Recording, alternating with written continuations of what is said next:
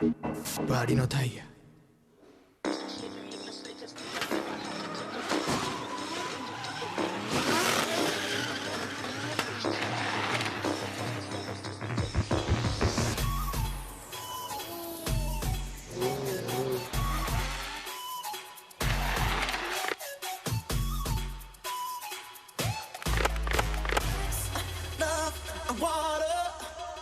To the things I wanna make love all night, all night, all night. Oh, so are you ready for this? Come on!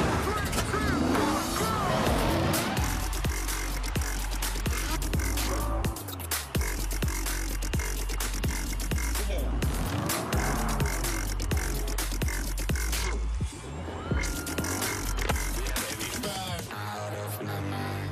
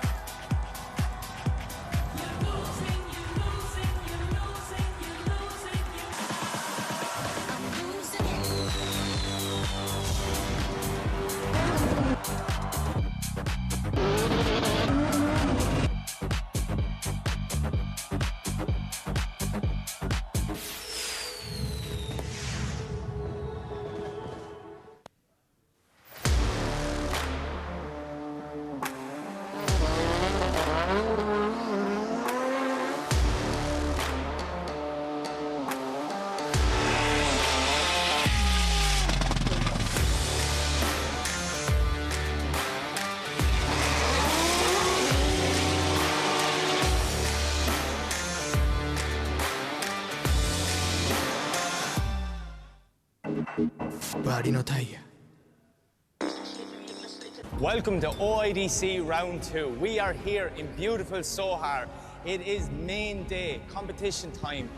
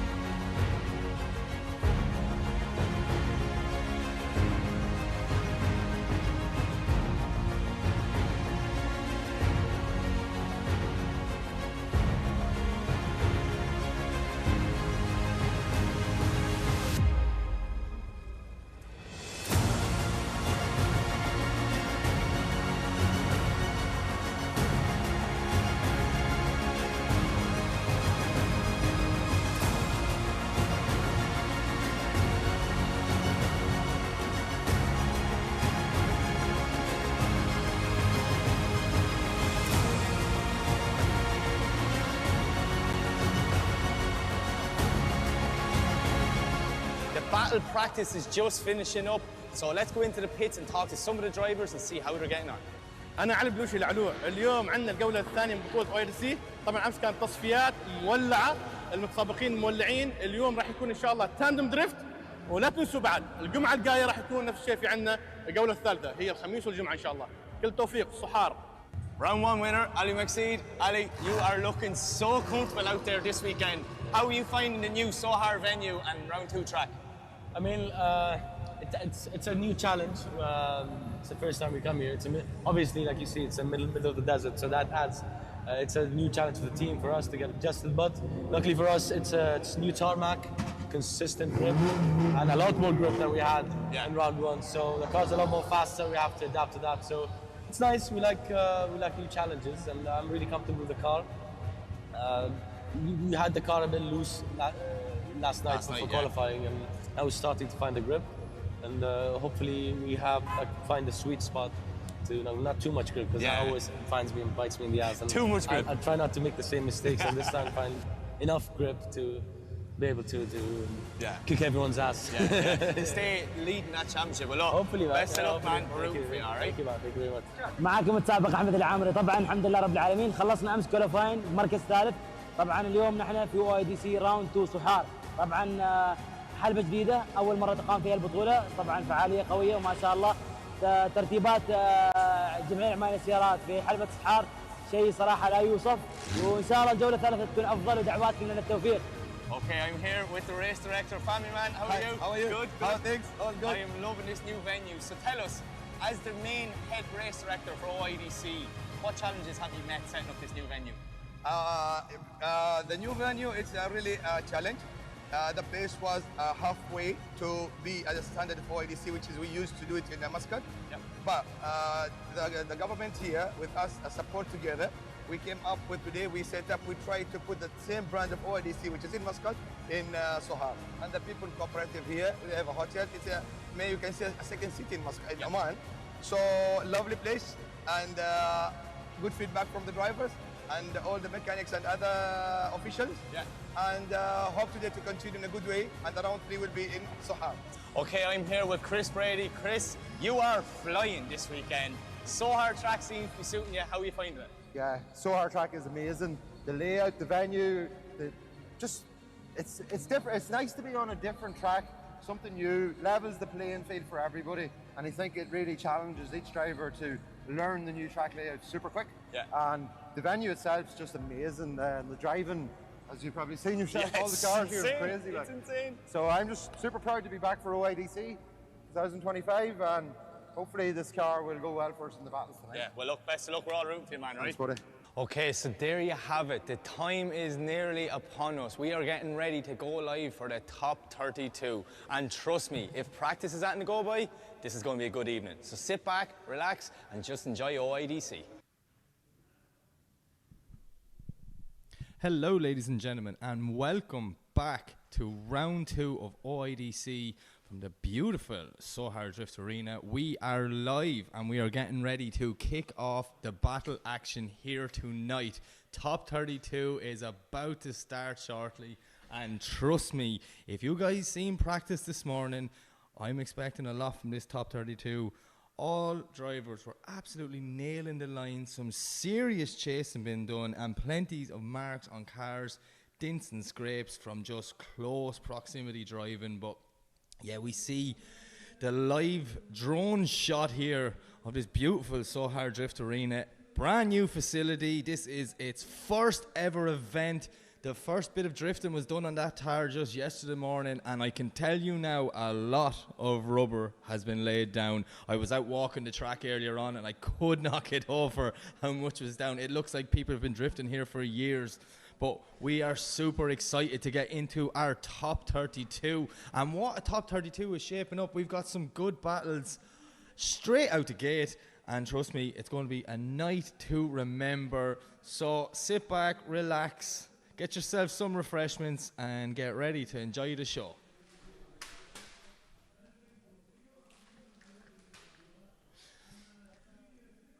We see our first cars heading into the burnout box, no messing around. We are ready to go, and it will be our top qualifier, Shabanoff, and he is going against Ehab. Ehab, you know, scraped in with the top 32. That back wheel just snapped and came off the car. Weird freak scenario last night, but him and the team worked really hard to get it done. But yeah, as you see, there's your top 32 there in front of you, and there's some crazy battles. Drivers from all over the world. Super excited to see what's about to happen here tonight.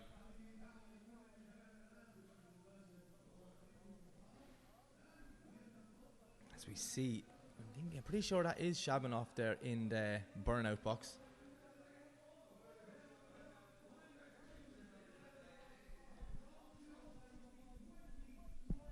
Crazy just looking at the drone shot over there. This is a brand new facility. Absolutely everything here is brand new. When you walk around, you really have to appreciate how far the guys go to put on an unbelievable show of OIDC. We picked the circus up, we moved from Muscat, we're down in Sohar, and you know what? It still feels the exact same, the same vibe, same consistency. The guys wanted to bring the same standard for OIDC no matter where it goes, and I think they've knocked it out of the park.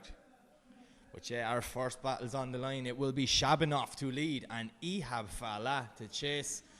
Toyota Supra, BMW E46, top 32 is about to go. Let's get it on. So we see both guys fast out the gate. Look at Shabanoff in a beautiful Mark IV Supra. Nice initiation, both drivers. Ehab is small being inside the track, but he's using as much of the track to close the proximity, get right up on Shabanov's door as they work their way through now to the first transition.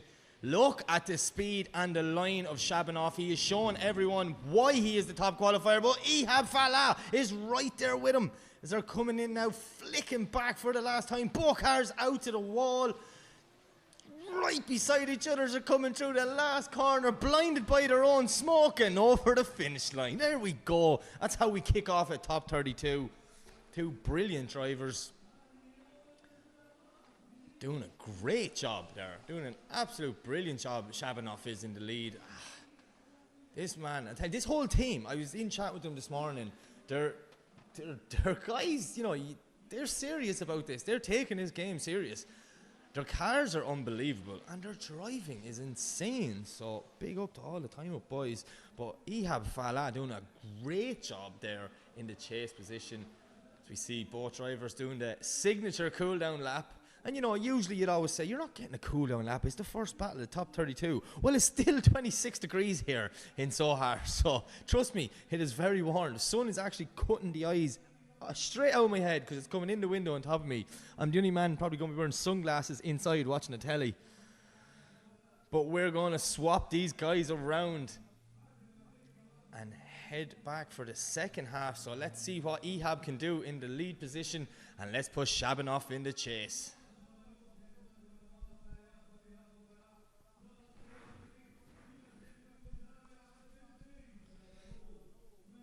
These live drone shots are just class. Look how good that paddock looks. So professional. You see the time up boys there, I'm telling you. Them boys have some setup. And there is the remaining of our top 32 paired up. All the drivers, teams, crews doing the final checks, adjusting tyre pressures, setting in the shock dampeners, and then it's down to the drivers. But yeah, we're going to head back to the line. So we have Ihab Falah, but we don't have Shabanov. So I'm just have a look out the window. I can't see him. Maybe he's just gone in to turn around in the burnout box there, be on the way back out. But what a first half to this battle. Great way to start our top 32.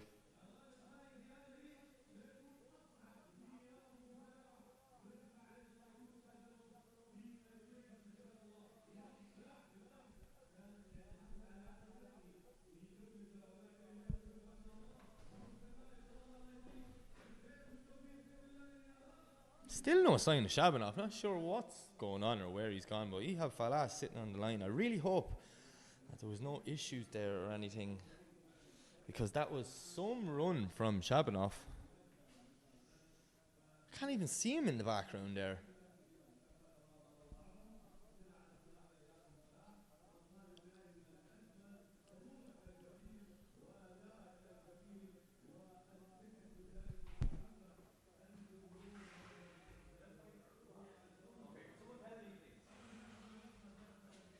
Okay, so I have been informed that Shabanov is after calling a 5-minute rule, so we'll have to wait till we see the second half of that. You only have one 5-minute rule in competition, and you do not want to be using it up in the first battle of the top 32, but obviously there was some sort of issue with that car. I don't know what, because, to be honest with you, he was flying. That was a brilliant lap that was. But yeah, we see our recovery vehicle making its way out, obviously to tow Shabanov back to the pits, and then we're going to head back to our next battle, which will be Shabanov's teammate Schneider in that class JZX90, and he's going up against Salam Al-Sarf. Salam in that unbelievable S15 twin turbo V8 crazy car, and if you've seen the flames that were coming out the wastegates out the bonnet in this car this morning, I just went up to him. I was like, your car nearly looks like it's on fire. He laughed and said, I know, it's cool, right? My man Salam. But yeah, as we see Schneider making his way out, and Salam Saraf heading into the burnout box. Nice little burnout box there. Look at that. Like, this is what I mean. This place is custom built. They have built this for events like this, so perfect. Entrance to the pits, burnout box, onto the start line. That's exactly what you want. If you're going to build it right.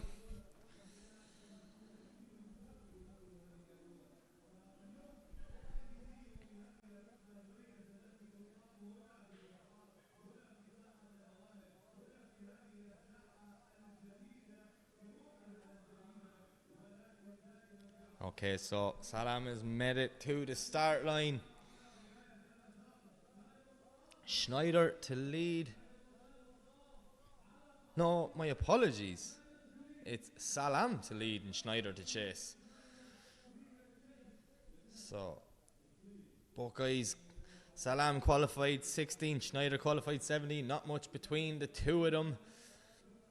Two very good drivers, but unfortunately only one of them can make it to the top 16. And who's it going to be? Well, we're about to find out. Two cars leave the line. Way to go.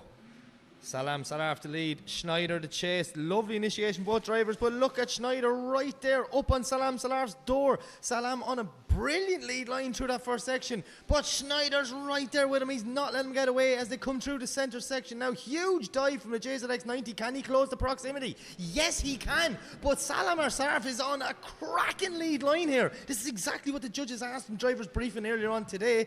And Salam now, oh no, maybe just dropping one wheel there. That's the first mistake. Schneider's doing whatever he can just to stay with him, but Salam Salarf is so fast around this circuit. Absolute new man this year. Look at this initiation. Lovely job. Schneider doing a great job in the chase though. That was a very good run. Some top battles straight out the gate here in the top 32. We're only getting started. I was expecting that dive of Schneider now. He was doing these insane dives in practice that he could push in a lot faster. Did a great job though to close the gap. But here you see Salam maybe got lost in his own smoke. Probably dropped one wheel there, I think, just as he came off the wall. So we'll have to wait and see what way the judges are going to look at this one. So yeah, we're going to swap them around.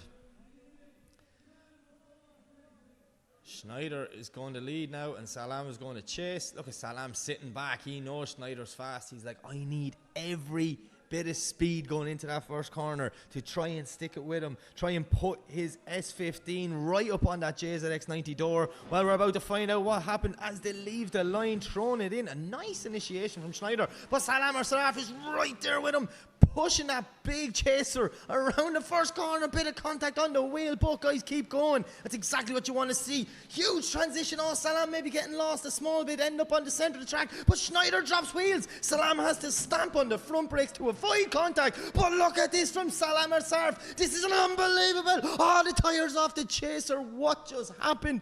And we are only in the top 32. I should not be this excited. Woo!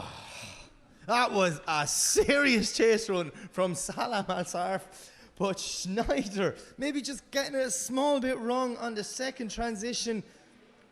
Show me a replay. I need to see what happened there, because I was just so excited that the S15 was pushing him up.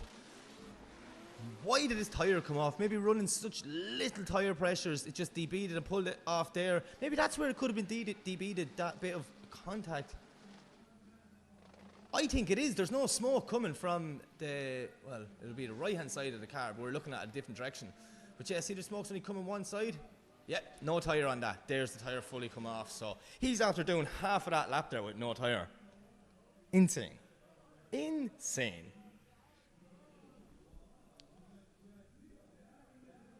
So we're just looking at a replay. See there? That's the contact. That's where it happened. That's where the tyre was debeaded. There's very little tyre smoke coming from that side after that bang there. So already, look at this. The judges are snapping and looking. I think we're looking at judge cam here now to see what they're looking at. I couldn't really say Schneider was too slow or off throttle or anything there. Was it maybe Salam was too aggressive? I don't know. Yet again, I am not a judge. I'm just going to confirm that now. I am not a judge. I am an excited drift fan who has a microphone talking to all you guys at home. That was just insane. Look, the flames come out the bonnet of the S15, both sides. Bang. So cool. Like, so cool. Look at that. That's unreal. Bit of a tail light gone off a JZX90. And then losing the all-important tyre, which would have been off the rim for a bit of the run. Anyways.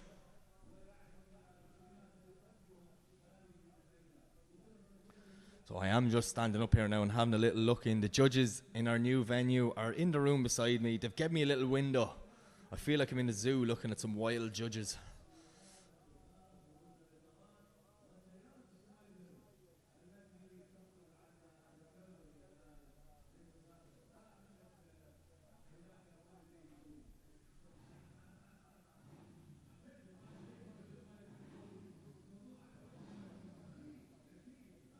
I'm just watching the replays like all you guys at home here going, I'm not really too sure what happened. I'm sorry, I know what happened, but I think the thing we're trying to figure out is, was it too aggressive from the chase driver? Or was the lead car a little bit slower? In my opinion, it didn't look like he was slower, but it was a real risk reward for Salam Saraf there. He knew Schneider was fast. Everyone knows Schneider's fast. Some of the runs he was putting in last night and tonight was just unbelievable. So maybe Salam was like, I have to throw everything at this. And I tell you, that is exactly what he did. So yeah, tilt and slide truck is out there now just picking up the JZX90. So we need to get a decision.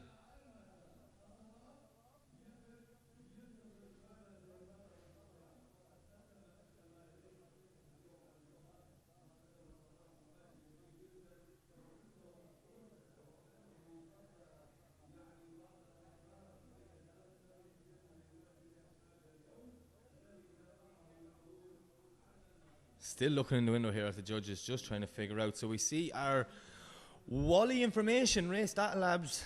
Michael already has the goods up on the screen to show us what the Wally has recorded from this. You see the yellow device there on the JZX90 roof.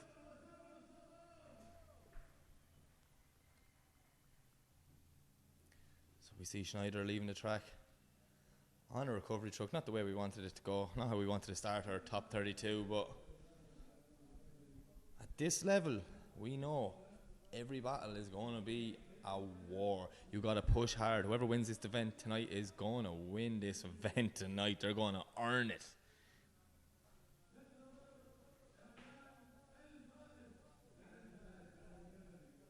Look at that sportsmanship.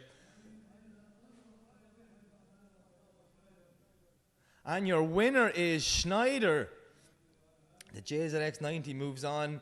I'd say it's fairly obvious that the judges, same as me, and the Wally technology said maybe it was just a little bit too aggressive by Salam Al-Sarf in the chase. But do you know what?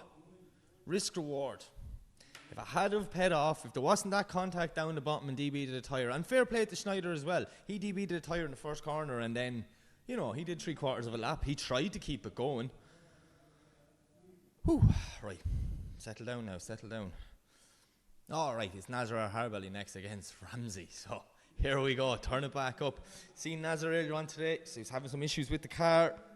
The car just wasn't playing ball with him today. Nearly, a lot of guys said that to me actually this morning, that it's like, it's just a different grip level, surface, everything since last night. Just trying to figure out the forever changing grip levels here in Oman. So it's really warm during the day, which means the track heats up. So the practice is on early in the day. Then we stop for a break to repaint the track. And then the temperatures drop. So therefore, the grip levels change. So what you see now will be a completely different track once we get to the final four later on tonight. But that's drifting. You just got to adapt. So we're going to move back to the start line, and we see Nazar Harvali making his way in to the lead position, and he is going against Ramsey Ahmed. See Ramsey in the burnout box there, just scrubbing them front tyres, getting as much heat into it.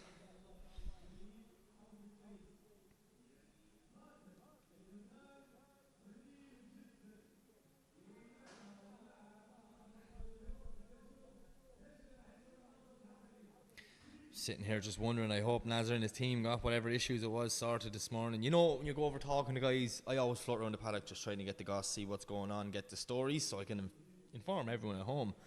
As soon as I walked over, he just shook his head and he just went, it's not working. And you know, I get it, I understand that when cars don't play ball, they don't play ball. They can break your heart. Yeah, so Yeah, so we're going to head back to the start line. It is Ramsey to chase in Nazar Harbali, and Nazar, listen to this pop, bang, screams at that 370Z. Oh, Nazar's gone wide, possibly dropping 2 wheels, maybe 3 there. Let's see what he can do. Can he salvage the rest of his lap? The absolute speed in Nazar Harbali. I don't think Ramsey has an answer for the pace, as we see Ramsey now starting to come off the qualifying line, cutting the track a bit just to try and close the proximity as they come back through the centre section. Huge transition from Nazar Harbali, full throttle. An absolute no mechanical sympathy for that 370Z. So we see them now heading into the last corner, second last clip, and over the line. Nazar is fast, but how many wheels did he drop here at the start? 1, 2. 2 definitely, and the front wheel on the driver's side was actually on the white line, so that doesn't count if it's on the line.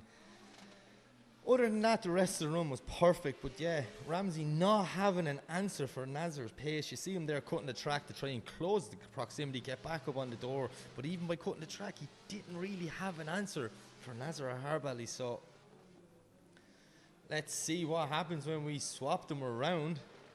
Now this is just a replay again.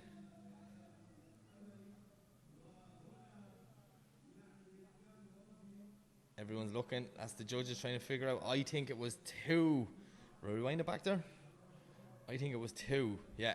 See, the front wheel is on the line, but it didn't actually go over it. So for it to be 3 wheels off, you'd want like on the yellow and blue. You get me? Not on the white line.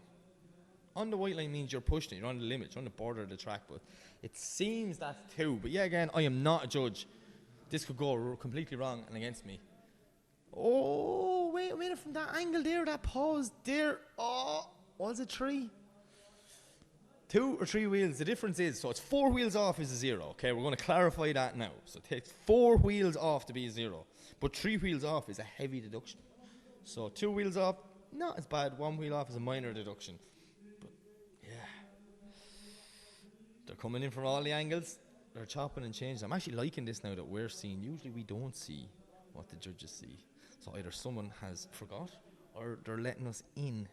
Maybe we're in the cool kids club now. We can see what they're looking at, which is great because then I can interpret it a bit more and I'm not really speculating. So, right, okay, the judges are happy. We're going to send them for the second half. Ramsey to lead, Nazar the chase, Nazar the clear, faster car. So what's he got to do is not hit the lead car. Ramsey doing a nice initiation now. Nazar Harbali just sitting there lovely behind him, not letting him get too far ahead. Nice transition from Nazar, but Ramsey was straight the whole way through that transition. Contact, Ramsey going wide now, dropping the wheel, but Nazar doing a great job there. He could have like really damaged his car by hitting into the back from him. So I want to see them come around the last corner now, but I think Ramsey's big straight there, not having the proximity, maybe will be enough mistakes to give Nazar Harbali the win. Listen, man, that's lovely. That's so intelligent. He's close, but he's not too close. So he's still risk reward, and he knows he's fast. Now here, look, Ramsey, straight. Nazar flicked. He was on angle. It was like, and Nazar had like 4 wheels locked as well. So great job there to avoid big contact from Nazar. Yeah, maybe Ramsey just not having the pace, knowing Nazar was fast. Maybe the noise of hearing that crazy 370Z chasing you down.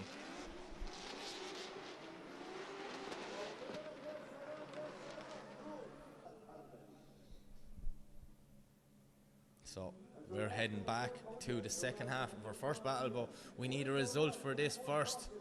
Who's it going to be? Ramsey, Nazar Harbali. And the winner is Nazar Harbali. Nazar gets the win. He moves on to the top 16. And unfortunately for Ramsey, that will be the end of his night, but we will see him back here next week.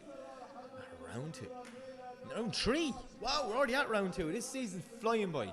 I don't want it to be over. I'm enjoying every minute of OIDC 2025. What a championship. So much fun. So happy to be involved with it. Oman is nearly like a second home for me now at this stage. But yeah, Nazar Harbali moving on to the top 16. And now we're going back to the second half of this. It is Shabanov versus Ehab. Ehab to lead. Brilliant run from both guys. Shabanov did a savage lead run the last time, but then whatever happened, his car broke down. He had to call the 5-minute rule. So let's see. No big advantage in my opinion either way. It's probably fairly close, so it could all come down to this run and if Shabanov and the team have got that Mark IV Supra fixed. Okay, so thumbs up and away they go. Look at Shabanov, how far he sat back. Oh, and he's not long catching Ehab, throwing it in. Ehab going very wide there. Shabanov straightening up, not drifting the first corner. Mechanical gremlins maybe into play with this car. What's going on? I'd love to know. Our top qualifier not looking as strong as he was in the first half of this battle, and neither is he looking as strong as he was last night. Doing a good job now to get back up, but Ehab fella doing, man, that's a nice lead line there. Oh, why did I say that? I just jinxed him. I just jinxed everyone.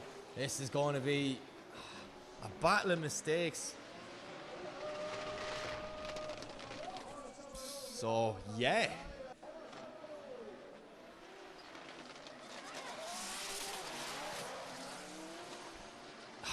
The question is it a zero for how straight Shabanov drove? He did drive nearly half the first corner straight.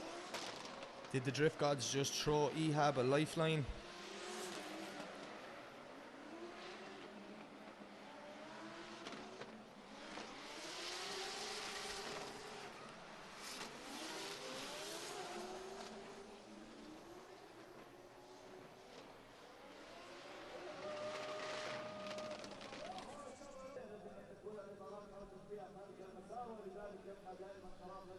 Oh, it'll be a nervous wait, so the judges are looking at some replays. I'm kind of trying to be like a fly on the wall here, looking into the judges, see can I read some lips and see what they're saying or thinking.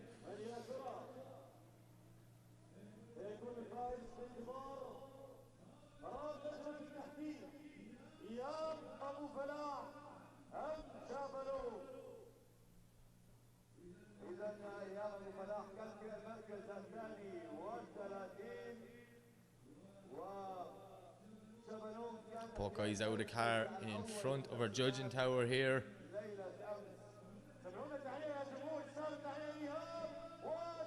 Oh, I think Shabanov made the hand signals to say he needs to be told in there. Whatever happened there, that's my big one, because look, we all understand drifting. If you're watching this, you have to keep the car sideways. That car was not sideways. That is not driving sideways, that is driving straightish.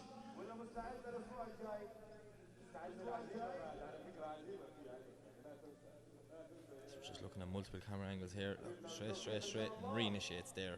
I'd love to know what went wrong in that Mark IV Supra, because it was flying last night, it was flying in practice this morning.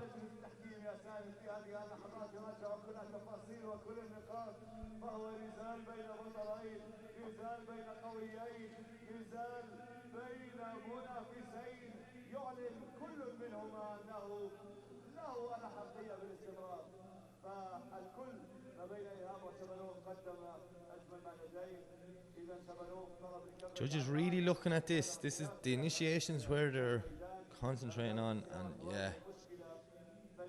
Even though I see the way the car's leaning there and jumped, not sure what's going on with the left-hand side of that Supra.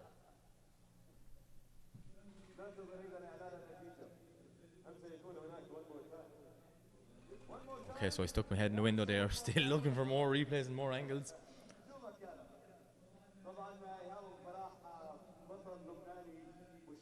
So Ehab was wide there in initiations. You can see that. Look, one wheel off, yeah? But I don't think that's enough.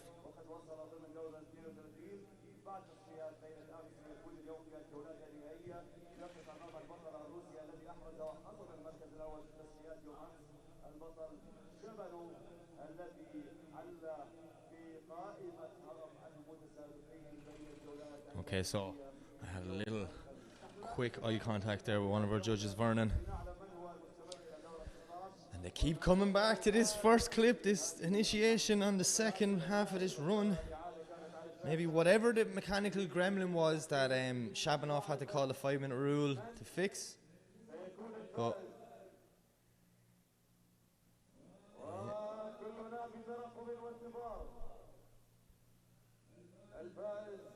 oh, it's a nervous way for both of them guys. It's a nervous way for us at home. This is still the top 32. We're only getting started. It's going to be a night of it. Sit back, relax. Ehab there calling the one more time signal. Shabanov's body language now, he's very just, yeah. Ehab Falah gets the win. Ehab Falah gets the win. And our top qualifier, Shabanov, is bowing out of competition. We will see him back next week. But yeah, Ehab Falah moving on to the top 16. And I can confirm it was because Shabanov drove straight the first corner. You have to keep the car sideways. Just that's doesn't need an explanation. It's drifting. So yeah, whatever the mechanical gremlin was, obviously they didn't get it fixed. But look, that is not Shabanov back on the line. That is his teammate. That's Matsovic. So we've got Taruk Al-Shahani representing Oman. Matsovic in the Mark IV Supra in the chase position. These time up boys. Telling you, here to make a statement this weekend. As we see one Supra leaving the track and another Supra coming to the line, huh?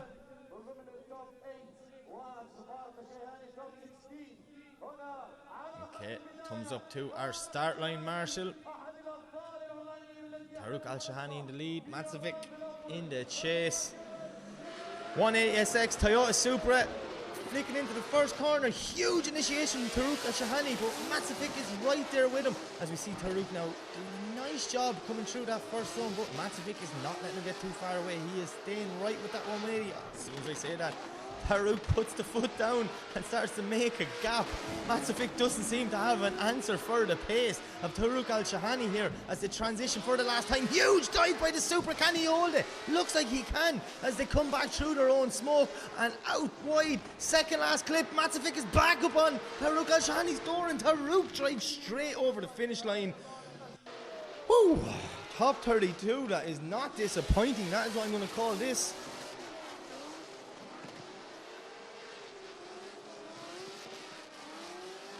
That was insane. See there now, big gap there. Taruk Al-Shahani just put the foot down and started to open up the gap. Matsovic has to just come off the qualifying line a bit. Look at this dive here though. I thought he was going into the wall. Taruk was a bit shallow, not getting out to that wall clip. And then here, see they're coming back through their own tyre smoke as well. I wonder, are they blinding them out? But what a run. Every one so far has just been drama and fireworks. I love it. This is only the fourth battle.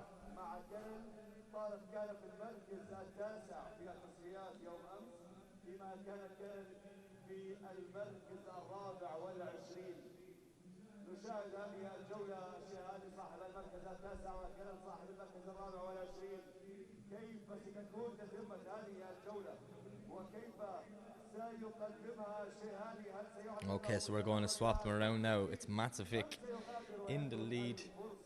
Taruk Al-Shahani in the chase.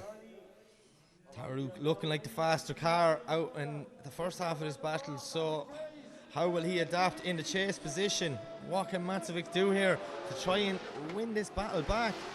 Nice initiation from both guys. Matsovic on a lovely line through that first corner, but Taruk Al-Shahani is right there with him, getting up close and personal with that Toyota Supra as they're coming through the centre section transition. Oh, Taruk just ends up on the inside of the track, maybe getting lost in Matsovic's tyre smoke.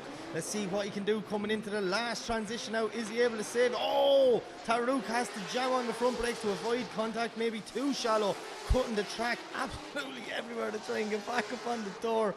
But Matsovic doing a nice line now and bringing it over the finish line.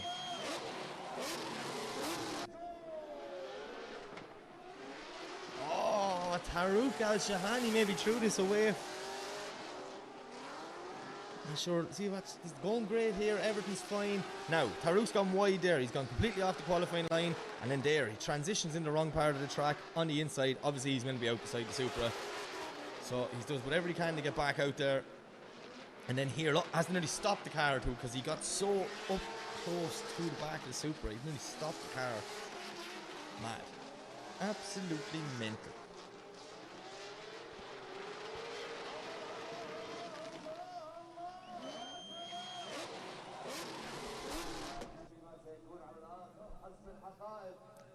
High fives from both guys. Both of them, you know, made mistakes in both runs, but the question is whose mistakes were bigger.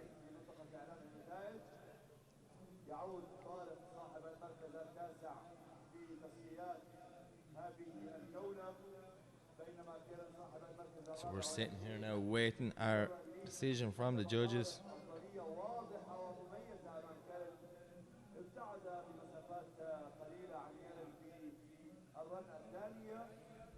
Here's a replay.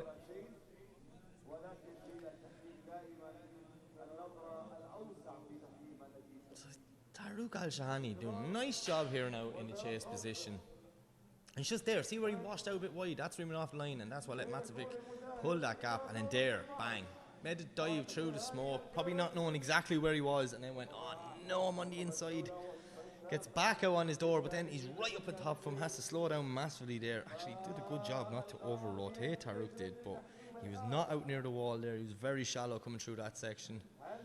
And that's what let Matsovic just put a bit of a gap down.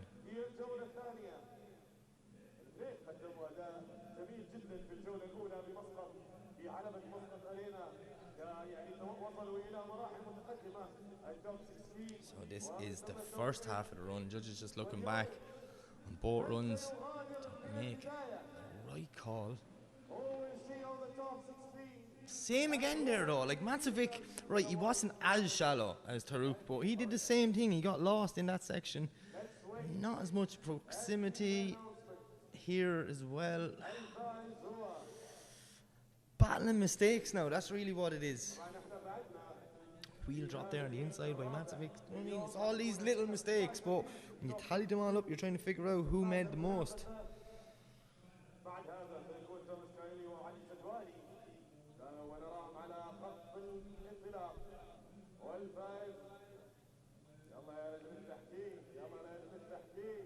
One more time.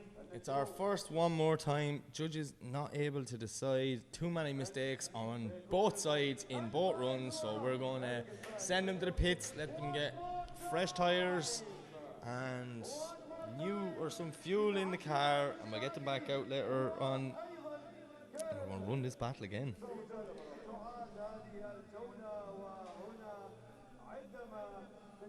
So we're going to head back to the start line, and up next it is Tomas Kiley, and he is against Ali Shawani, 180SX IS 300.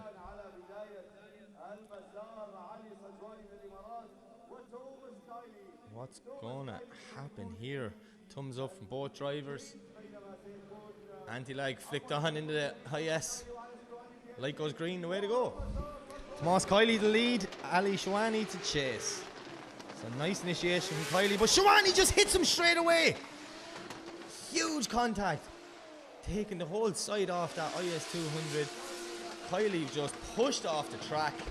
You could nearly see that from the initiation. Shawani knew who he was going up against, but he threw that in hot there. And now Tomas Kiley is stopped down in the bottom corner. Oh, drama in the top 32.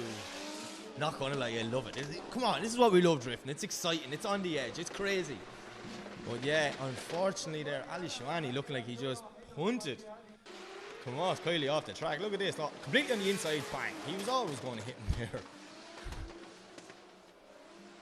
I think from looking at it there first glance, it did look like Kiley had nowhere to go. Once he hit him, he just sent him straight out to the front, and oh, I see a recovery truck driving by the window down to the bottom corner, which means Kiley probably has some damage, and it's going to be front end damage, so it's on the steering of that 180SX.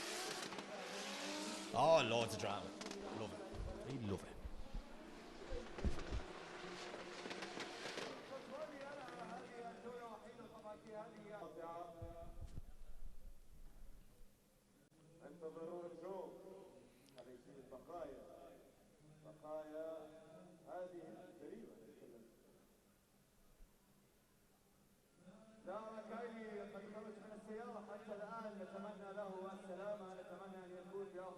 So yeah, Kylie waiting to get recovered there.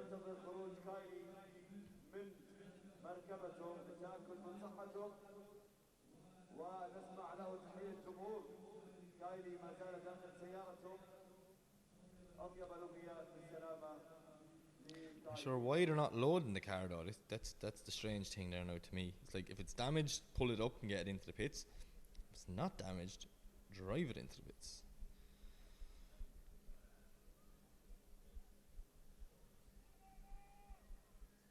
هنا في ساحة المواهب وفي صحار، واليوم سيكون الافتتاح الرسمي لهذه الحلبة الجميلة بتصميمها. Okay, so they're just checking it out there now. Wheels are straight. It looks like it's steering a bit. No, I think his wheel's getting caught in something, is it?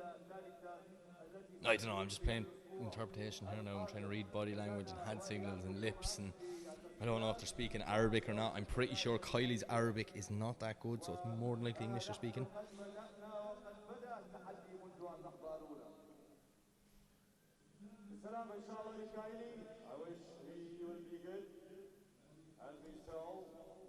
Having a great discussion down here, like it's either it drives off or it goes on the lorry, but either way, lads, oh, there we go, he's heading driving. So I say either way, you can't stay there.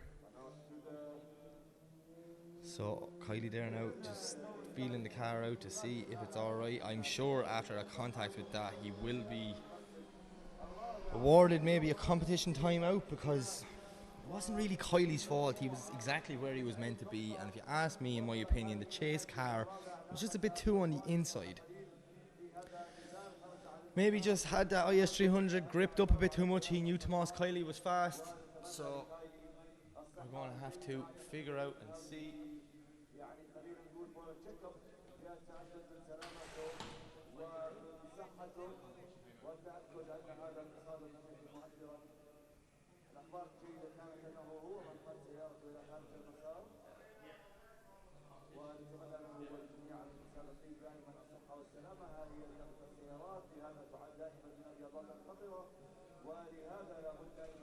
Right, so I've just had a quick chat with our judges there, and Tomas Kylie has been rewarded a competition timeout.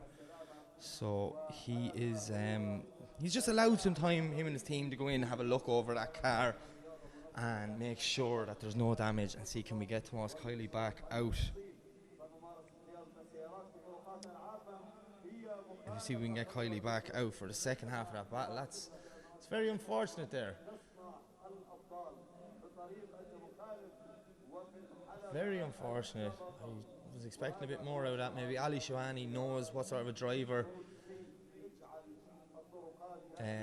knows what sort of driver he was going up against. He would have been watching Tomas Kylie, and yeah, just my opinion. I just the judges are saying the same thing. I didn't get too much into it. I just wanted to know if he was a 5 or a competition timeout, because that's the difference in 5 minutes or more.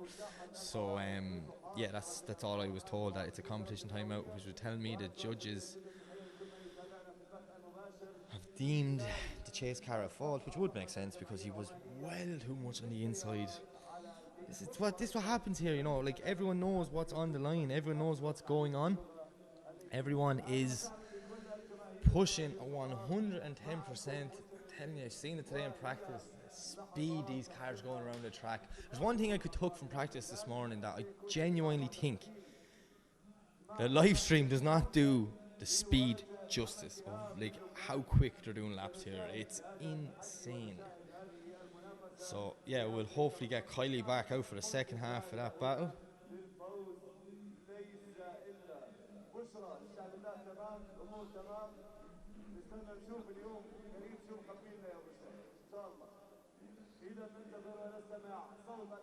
So we're gonna move on. We're just fixing a few little cones and things down the bottom of the track there from where the two guys went off, and we'll be heading to our next battle, and it is Mohamed Sieb versus Sebastian Fonten.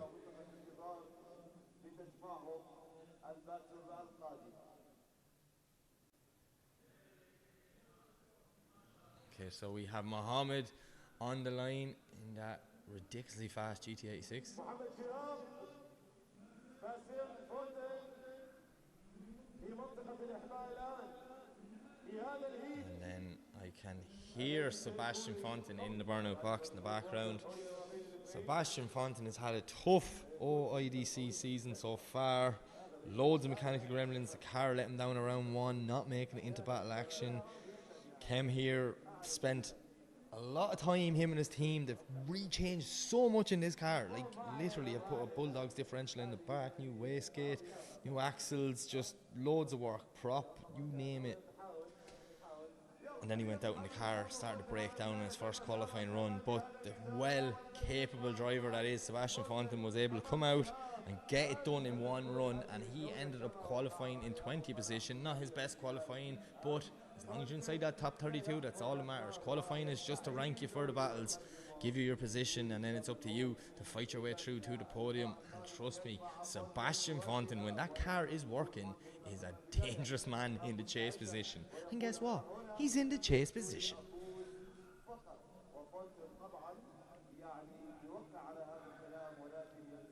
Okay, Mohamed Sieb to lead, Sebastian Fonten to chase. GT86, E36, let's go! See Buckeyes coming down, lovely initiation, but look at Fonten, he nearly initiated before the lead car, getting right up on Mohamed Sieb's door as we see them coming through the first inside clip now, getting ready to transition for the first time. Does Sebastian Fonten have a huge dive in him? He needs to close that proximity, he needs to get up on his door, coming off the qualifying line just to close the proximity as they come back in to the centre section. It's a nice lead run from Mohamed Sieb, but Sebastian Fonten right there with him, knocking on his door as they come through the last corner, second last clip, and over the line. It's just, I'm sitting here now going, I wonder is that car of Sebastian still have some little gremlins in it. Huge initiation there from Seb. He initiated before the lead car. Like that's a skill in itself. But yeah, see there now, I'd be expecting Fonten to be right up on that door, putting some tyre marks on the side of that beautifully white GT86.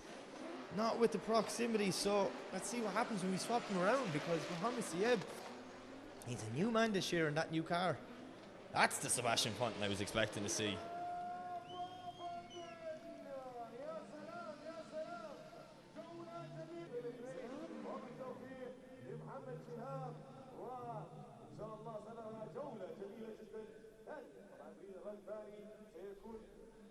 Okay, so we're going to swap them around for the second half.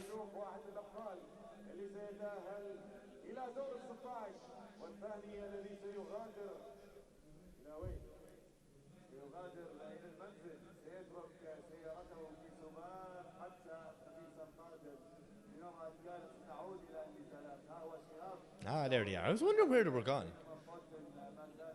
Right, okay, so I can see what's happening now. That one camera angle has explained so much to me.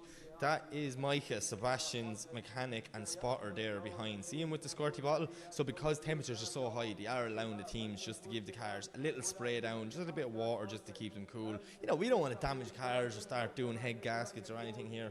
So, you know, it's okay, we'll take the time, give them a minute to cool down, let the drivers cool down, let me cool down, but now we go again. Sebastian Fonten the lead, Mohamed Sieb the chase. Lovely initiation from Seb there. Mohamed Sieb is just a little bit wide, maybe dropping 1-2 wheels, can't really see with Sebastian smoke. You see them now coming through, and oh, Mohamed Sieb washing wide there, which lets Sebastian Fonten put the foot down now, open up that gap. Look at the lead line there from Fonten. Nice job through outer zone 2. As we see Mohamed trying to cut the track just to get back up close and personal with Sebastian Fonten, but he doesn't seem to have an answer for the pace of that BMW E36 of Sebastian Fonten, and they come over the line not too close. Oh, watch this, watch the angle Fonten throws it on. Boom. Real Japanese style of driving in a German car, so from a guy from the Netherlands. That's a mix. Yeah, look, Mohamed there not having an answer. Sebastian, right, there was a bit of proximity when he was chasing, but there wasn't that much. So I think I could see which way this is going to go, but we will wait for the official decision.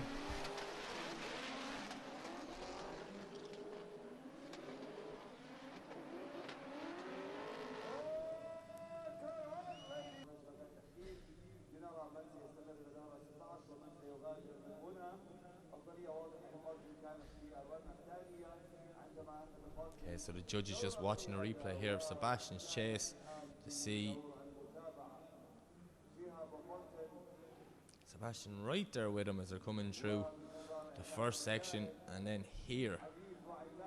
Yeah, there was a bit of separation, but I think Mohammed had more. So we will see what way the judges look at this one.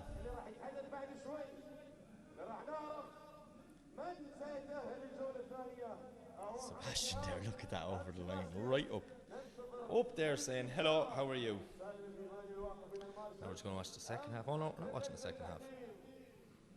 Yeah, I'm like on the same wavelength as these judges. That was the biggest thing there. That separation in the centre section. They both had separation, but Mohammed was well further back and he couldn't close the gap where Fontaine did. By the end of it, Fontaine was right up on his door here, pushing him over the line, but still maybe 1-2 car lengths between. As my screen drops, oh, it's back. I nearly went running there, quick. Every time Matten drops here now after last night, anxiety kicks in, but touch wood. So yeah, this, yet again, looking at this centre section, so let's see what happens. The graphic's going to come up. Sebastian Fontaine, Mohamed Sieb. Two really sound lads. Two very good drivers. Probably a shame they met this early in the competition that one of them has to go home, but unfortunately, that's what drifting is all about. We can only have one winner, and we have to knock out 31 other lads before we get that one winner.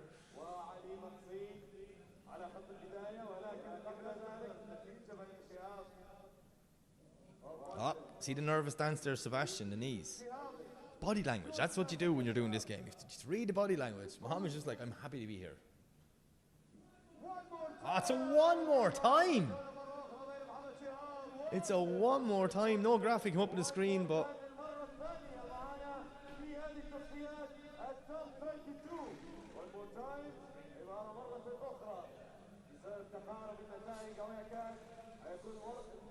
okay, so it's a one more time. One more time. I'm just trying to figure out there if the live stream or why it keeps glitching or what happened. Is it just my one or is it everyone's? I'm looking at the big screen on the bottom. It's not happening there. So we have another one more time. It's two one more times. And still the second half of that Kylie and Ali Shawani battle. But we're going to head back to the start line. And next up it is Ali Maxid versus Ali Al-Shahani. Kuwait been represented, so is Oman in this battle. Ali Maxid won the first round. He's currently leading the championship. Oh, what's going on here now? Sebastian Fontaine. Ah, no. What? It's just the top 32 that keeps on giving. That's what this is.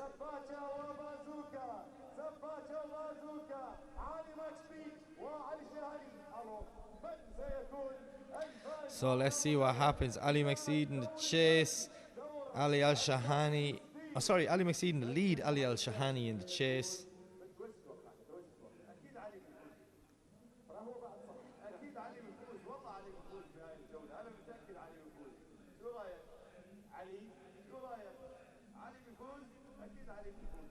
Ali versus Ali. Before we send them off, we're going to have to get Sebastian Fontaine. You can't really see it. It's out of the camera angle there, but it's right down in front of my window. Yeah, Sebastian's just getting hooked up to our tow vehicle and been removed from the track. Really hope it's something very, very small that's stopping Sebastian from driving off the track. So yeah, you see the Jeep just starting to go away, bringing Sebastian Fontaine with him, and that means once he's up and beside the start line, we will be able to release these two cars.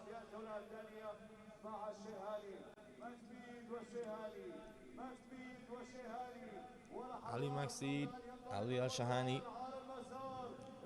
Here we go. Thumbs up from both drivers and off to go. The just screams of Al Shahani's car, but look at Maxid as he throws in nice initiation, puts the foot down now on a beautiful lead line as Ali Maxid. He is starting to pull a bit of a gap. Ali Al Shahani doing whatever he can to try and stay with him, maybe getting lost in the smoke. Big straight in there for Al Shahani, ending up on the inside of the track. Ali Maxid doing a great job here as they come in to transition for the last time, bringing it out to the wall. He does get out to the wall, through his own tyre smoke, and back over the finish line. Oh! Ali Al Shahani straightened, came off angle just before the finish line. Interesting. Maybe he just got a little bit lost behind Maxid's smoke. Look at that there, big straight of Al Shahani, ends up on the inside of the track. Ali Maxid doing a great job.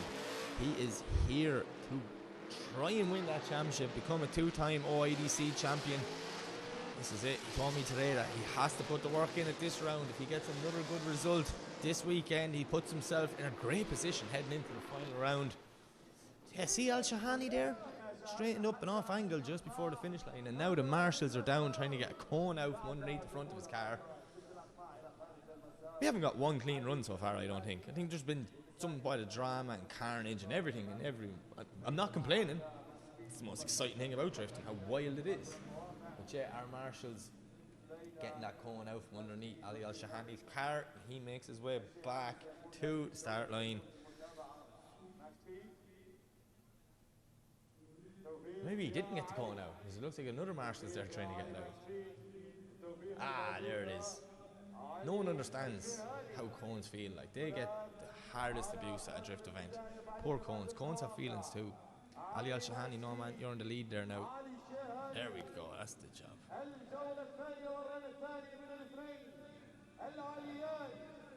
GT 86, Nissan Silvia S15. Toyota versus Nissan, the greatest battle known to man.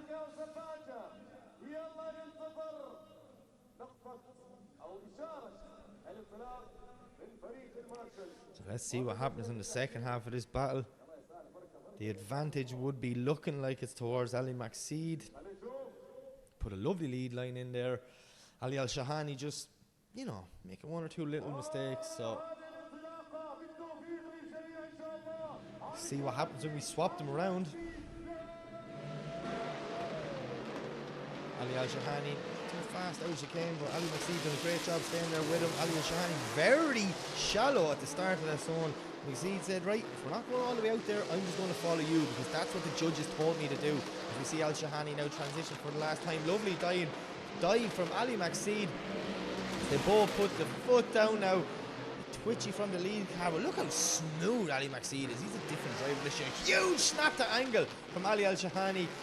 Ali Maxid has to dial off because he ended up in the complete wrong part of the track as they make their way around the last corner and over the finish line.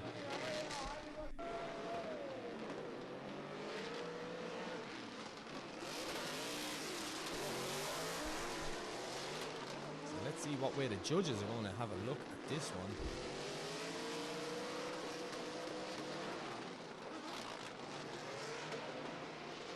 The lead car here, see how much like correction he's done, how twitchy it is. Look at Ali Maxid, he's just so nice and smooth behind him. There, that was it. It's just Ali Al Shahani went for a big snap to angle and it didn't work off. Look, he did a great job not to over-rotate the car or make contact with Ali Maxid. Yeah, I think there's been one or two little mistakes. So, yep, there you have it. Ali Maxid gets the win and he moves on to the top 16.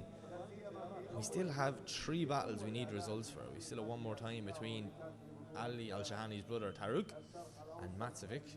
We need the second half of Kylie and Shawani. And then Mohammed Sieb and Sebastian Fontaine. It's grand. I'm happy enough. More drifting the better. It's like, oh no, we have to watch another battle. Said no drift fan ever.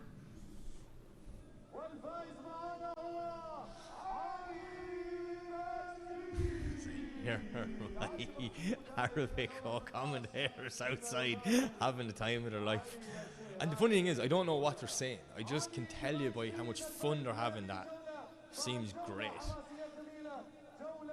But yeah, we're going to head back to the start line, and we see the Cherba fighter making his way to the start line, and Grossman Maxim, another Mark IV Supra from the time up, boys. He is going to chase in Benedictus Sherba. So it's going to be thumbs up from both drivers.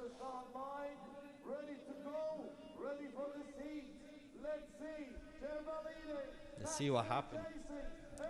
Cherba in the lead. Grossman in the chase. Lovely initiation from both guys. Cherba doing a great job, but Grossman Maxim is right there with him, putting that Supra right up on the door of the Cherba fighter. As we see him clipping the cones. Oh! Supra ends up in the wrong spot. Makes a huge dive though, as we see Benedictus Cherba now putting the back wheel right in that line, but Grossman Maxim is right there with him. As they transition out for the last time, out to the wall, start to enter the last corner. Look at the proximity. Maxim is right there pushing Cherba over the finish line. I enjoyed that one. Look at this. Benedictus Cherba doing a nice lead line, but Grossman Maxim making a name for himself here this weekend at OIDC. That was absolutely epic. That's the only thing there. He ended up in the wrong part of the track. He was meant to be over the other side where Benedictus Cherba was, but he made some dive to get up on Cherba's door. Same as that transition there. Cherba right out to the wall. Oh yeah, that's nice. Now that's nice drifting, that is. So I'd say Cherba's spotter is telling them, more than likely not in English, but he's telling them you need to stick it on his door for most of this run, because he was there. One or two little things. See, look, Maxim dropping a wheel there on the inside, and there, that's the big one for me. He's on the complete wrong part of the track. So as close chase driving he did, that first transition, watch, because where Cherba goes is where he's meant to be, okay? Come through the inside clip, see, Grossman goes on a bit too much angle and ends up in doing a wall run. So he should be at the clipping point on your right hand side here. This clipping point here right in front of you, that's the shot. Come on, show us that. Oh, look at this. Drift technology. Yeah, see there? So he should be out to this clip. So he missed that section completely. Little things like that, that's the difference maker here, especially at this level. You know, you bring all these unbelievable drivers from all around the world to the one place, the one time. It's going to be tough battles. But yeah, look, the Supra. Boom. No, he kept it sideways. He didn't straighten. He did the best he could, but he was in the wrong part of the track.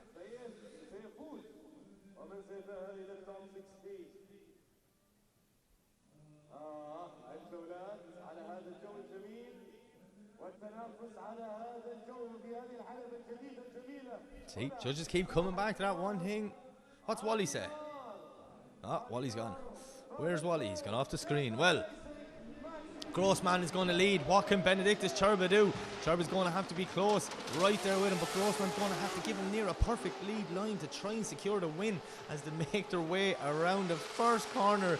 Absolutely lovely job from both guys. And Benedictus Cherba get up on top of him, get as close as possible. He can. Look at the proximity from Cherba. But Maxim is doing a nice job now, putting the foot down in the Mark IV Supra, doing whatever he can to try and pull a gap. And he does pull a gap. Not sure what happened to Cherba there. Cherba dropping back, maybe getting lost a small bit in the tyre smoke as they come around the last two clipping points. And over the line, Benedictus Cherba got back in there. But was it enough? Oh, is it going to come back down to that? You would call it a mistake. He was in the wrong part of the track from Maxim in the first lap, but Cherba not having the proximity that I was expecting there. Usually he comes alive in the chase position.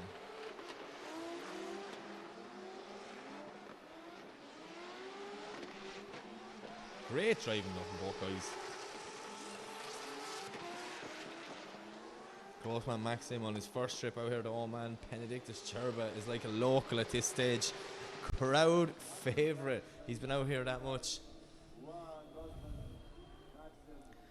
But the question is which one of them will move on 2. The top 16. Will it be Grossman Maxim? Will it be Benedictus Cherba? Mistakes on both sides. Will we get another one more time? Who knows? Well, actually, I tell you who knows. There's 3 men in the room next to me. They definitely know. Or they're trying to determine what happened. But the shrug of the shoulders from Cherba basically says, I don't know. I don't know what way it's going to go. And there you have it. Grossman Maxim gets the win. Obviously, his proximity and aggression was enough to benefit Benedictus Cherba. I never thought I'd be saying this, but Cherba bowing out in the top 32. Huge upset here for it's a huge upset for the championship. But look, we will see the Cherba fighter and Benedictus back next week for anti-lag or what? Love it. Right, I see Tomas Kiley back on the line.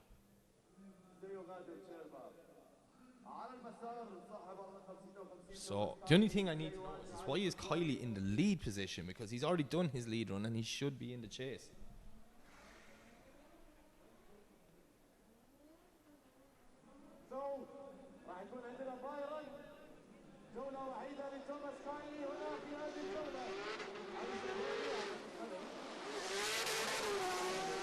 Okay, so I've just been informed that Kiley looks like he's getting a bye run here. He's going to use this lap just to explain. Washing very wide there, smart Kiley. So I have Kieran Hines come up here. Can you explain to us what's going on? There you have it. So Kieran Hines just explained the other driver, which was Ali Shawani. My apologies, I had to look back at my list there trying to remember who it was in that IS 300. He had a mechanical issue as well after the contact. So he had to call a 5-minute rule, and unfortunately they couldn't get the car fixed, so he bows out of competition, which means Tomas Kiley just had to initiate to secure the win there and send himself off to the top 16. And we are going to head back to the start line. And we're going to the other side of the bracket. Okay, so on the left hand side of the bracket we still have 2 one more times. Mohamed Sieb, Sebastian Fontaine, Matsovic and Taruk Al-Shahani. But first we are going to Ahmed Daham, our second place qualifier from last night. Daham absolutely killing it all last night. Then today he had some mechanical issues, so the car not really playing ball. He didn't get much practice in, but Ahmed Daham is a well capable driver and he will be able to put a lap in, even though he had very little battle practice. But he is going up against an on-form Riyad Al-Masalbi in a Mark IV Supra. GR86 Mark IV Supra. Both cars leave the line. Riyad is gone out the gate, nearly passing Daham out. Daham doing a nice job as we see him putting a lovely lead line on. But look at Riyad right there with him as they're coming through the inside clip now. Daham starting to put the foot down and making a huge gap. Riyad did some dive there, but still not enough to close the proximity. Look at the speed of Ahmed Daham. No, what happened there?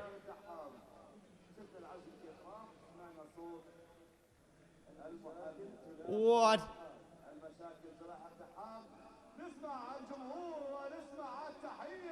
Oh no, Ahmed Daham out of the car, shaking his hand. Done.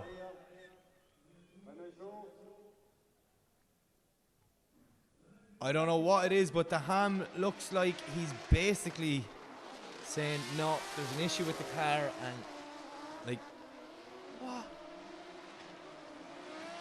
And do you know what? He was flying there. This is the best I've seen Daham drive in this new car. He told me yesterday, he says it's working. It's just miles ahead against his S14. But there, just shuts down, pulls off the track.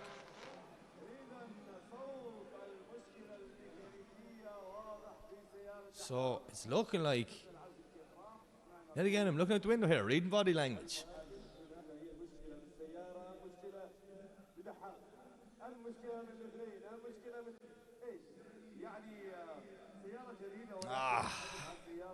The top 32 that keeps on giving. Someone said to me earlier on today, I was like, who do you think's going to win? And I actually said, I haven't a clue. I was like, the way it's going, the way everyone's driving, any man can take this today. It's just about who can get the job done. But yeah, the Ham not even going for the towing option. There looks like the lorry's coming out to lift them up. So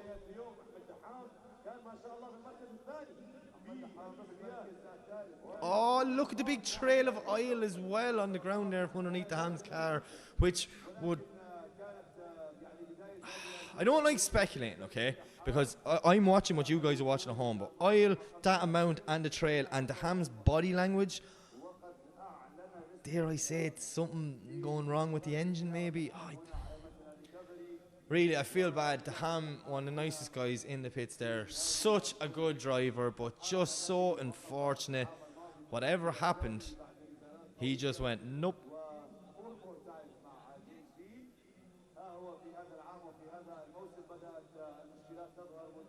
And it's looking like Riyad Al-Masabi will move on to the top 32. Or the top 16 out of the top 32. This is literally the competition that just keeps on giving.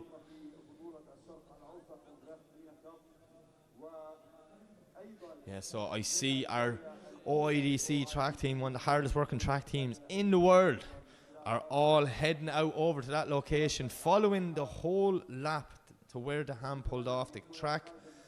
And they have some granules and oil soak. So, yeah, it's just here in front of me, which is just past the end of clipping zone 2. There seems to be a trail of oil that's going a good bit around the track. So we're going to have to clean this up. And yeah, right, I'll be back with you guys in a minute. I'm going to run see can I find out what happened to Ham there. I might go talk to some of the marshals and see, but heartbroken for the Ham.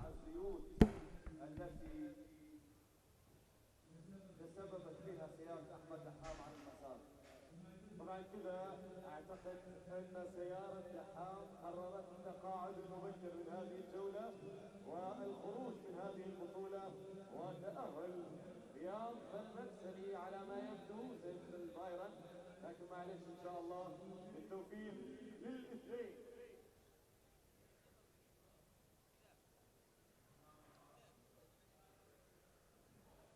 طبعا دحام اليوم يعني كان هناك محرك جديد على سيارته ويبدو ان هذا المحرك الجديد لم يرغب في ان يكمل مع احمد دحام.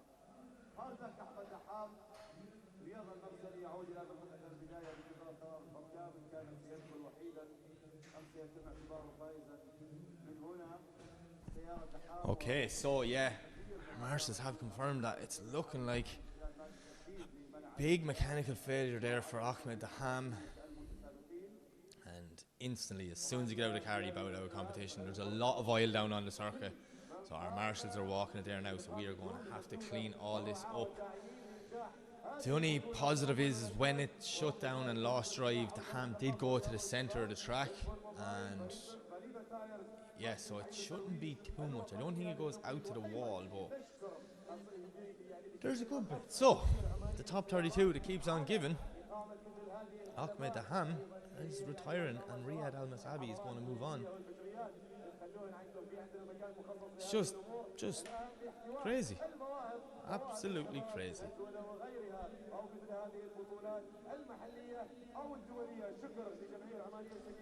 So yeah, as we see the sun's going down and the grandstands are starting to fill up here in Sohar. It's a brand new facility. I'm just going to overemphasize again, like this is the first ever event to happen here. I am the first man to sit in this commentary booth. I'm honoured.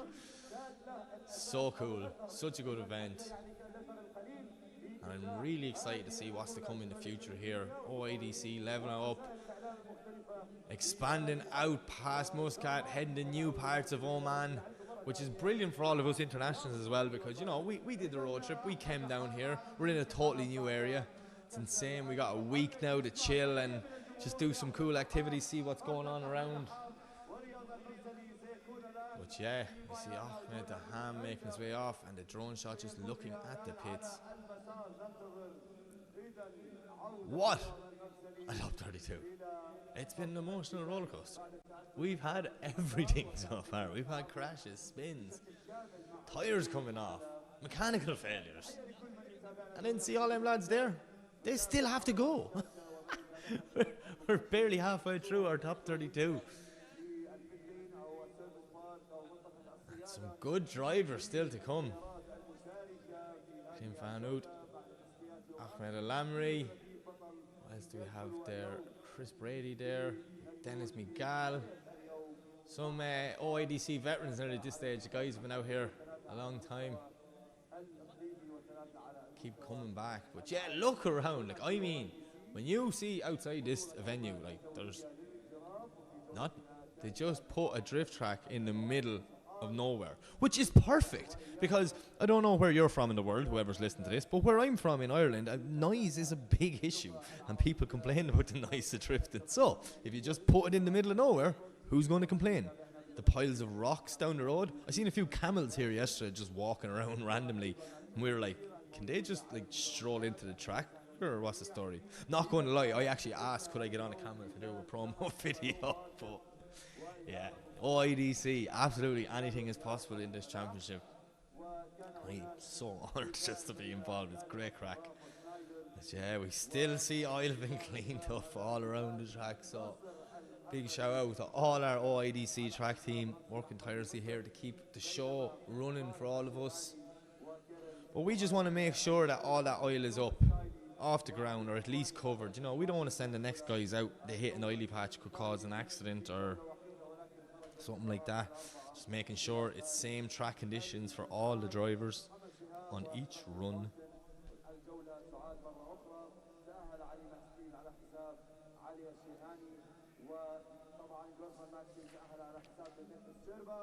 So yeah, just looking at my sheet here, so we have some top 16 battles confirmed already. We have Ihab Fala versus Schneider.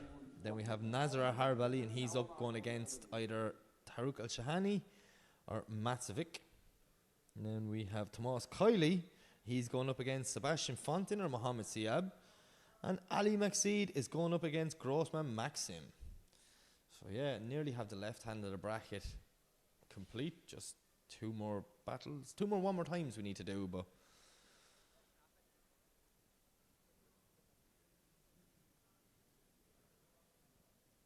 we see a lot of the drivers there just chilling in the pits, just relaxing, trying not to think about what's coming up. Just Clint Fanout, Chris Brady having a chat. Tomas Kiley in the background there. Probably him and the team working tirelessly to make sure that 180 is ready for the top 16.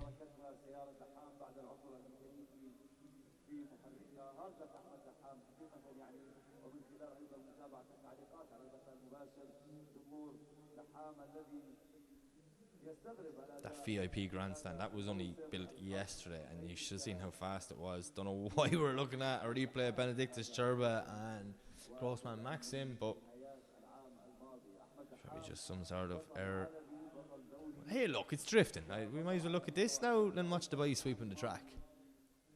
Well, it does look like they're just all walking, doing one more inspection lap, but it does look like they are heading back to their marshal posts, which means we could be getting this top 32 back underway very shortly.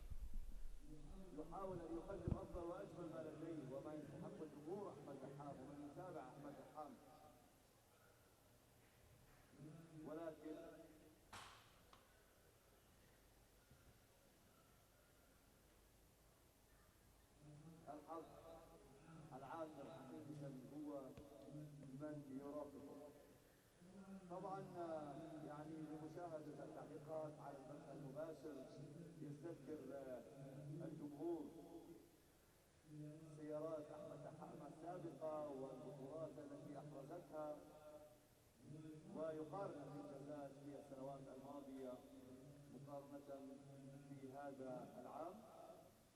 أحمد دحام بطل يرضى دائما بالنتائج، يؤمن تماما أن اللعبة دائما هناك من يفوز ومن يخسر.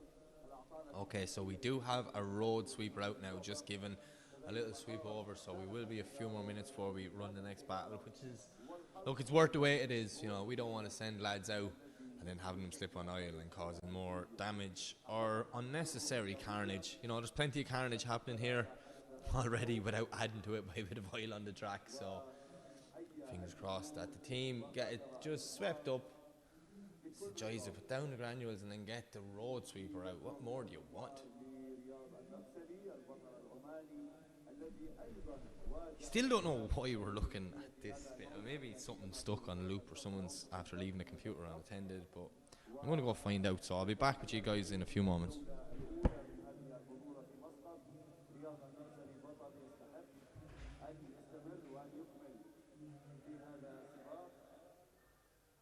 بطل له جمهور عريض ايضا في عمان وفي الشرق الاوسط. هنا في هذه البطوله كل الابطال الموجودين هنا ابطال لهم جماهيريه واسعه وكل منهم يستحق ان يصل الى البوديوم.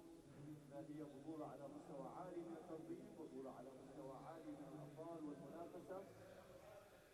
وها هي سياره المرسلي ما زالت تنتظر اعلان جاهزيه المسار للعوده والدخول مره اخرى وتقديم الجوله المنفرده ليعلن ختام الجوله وفوز بها. شكرا لكل الجهود المبذوله من الفرق في الميدان، شكرا لمصر مارشل وكل العاملين على السلامه العامه للسابقين والجمهور والمنظمين. شكرا لفريق مسقط الطبي لرياضه السيارات.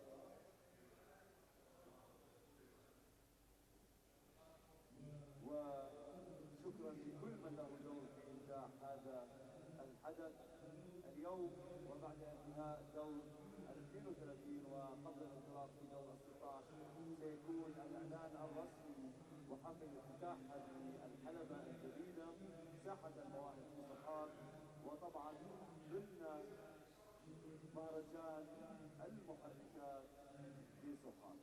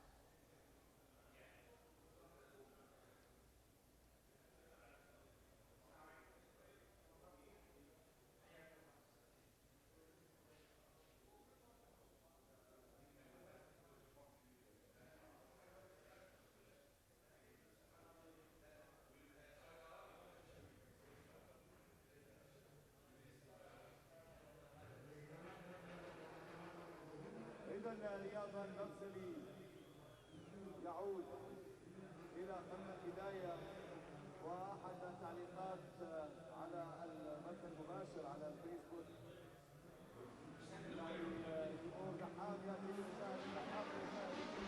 Okay, so Riyab Al-Masabi is leaving there for the second half of this battle. He just had to initiate, but he nearly went into the wall there. It was more, what? So yeah, that's just to confirm Riyad's spot in the top 16. And unfortunately for Ahmed, the ham just, not working out for him. So we will get the next battle lined up and ready to go.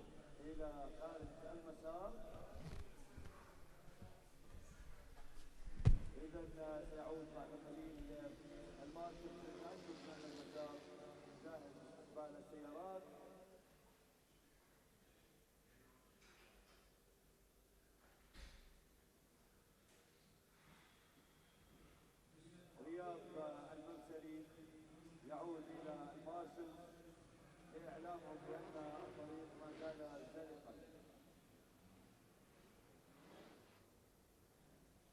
ها هو رياض المرسلي على مدرسة السوبرا يغادر الميدان متجها متجها إلى منطقة الصيانة فيما يستعد في منطقة الإحماء للمواجهة.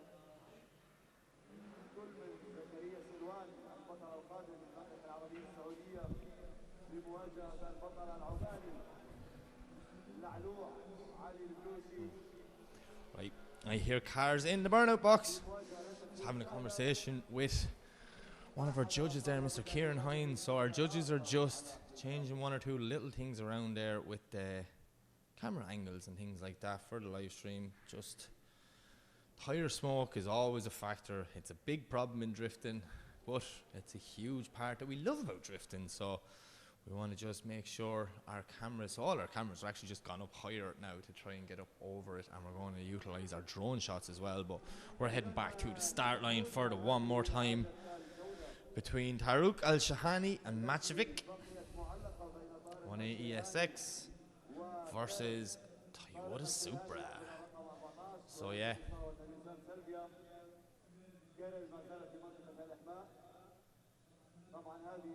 just waiting on Macevic to make his way out, and we will get this battle underway, get the competition going again, and start getting them last few places secured in the top 16.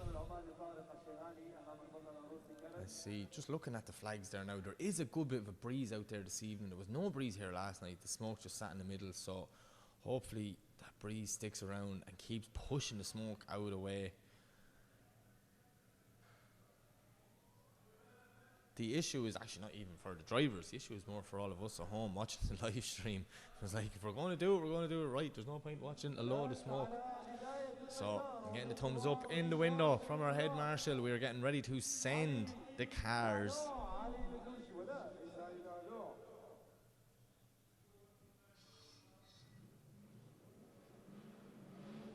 Away they go, Tarouk Al Shahani to leave. And we have huge initiation there from both guys. Al Shahani gone very wide and nearly 3 wheels off. As we see Macevic now sitting there right behind him, doing a good job not to make contact, sticking with the proximity as they come through the centre section, transitioning for the first time. Tarouk Al Shahani on a lovely line, but look at Macevic doing a great job there. Not make contact as they transition now, heading back out for the wall. Working their way around the last corner, and Macevic is right up there with Tarouk Al Shahani. Tarouk putting the foot down now, just concentrating on speed so much there, but yeah, I think that might have been 3 wheels off. Macevic did a great job not to make contact. Look at this, lovely through that section, maybe 1 wheel drop there for Macevic, and then he ends up a small bit on the inside, has to stall the car to let Tarouk get back on power and pass him out. Very good chase driving there not to make contact, because them guys are coming in through that first transition at some speed. The live stream cameras don't do it justice how fast they actually are going. But yeah, nice job from both guys. Not as bad as the first one. So we'll swap them around now and see how they go for the second half of this battle.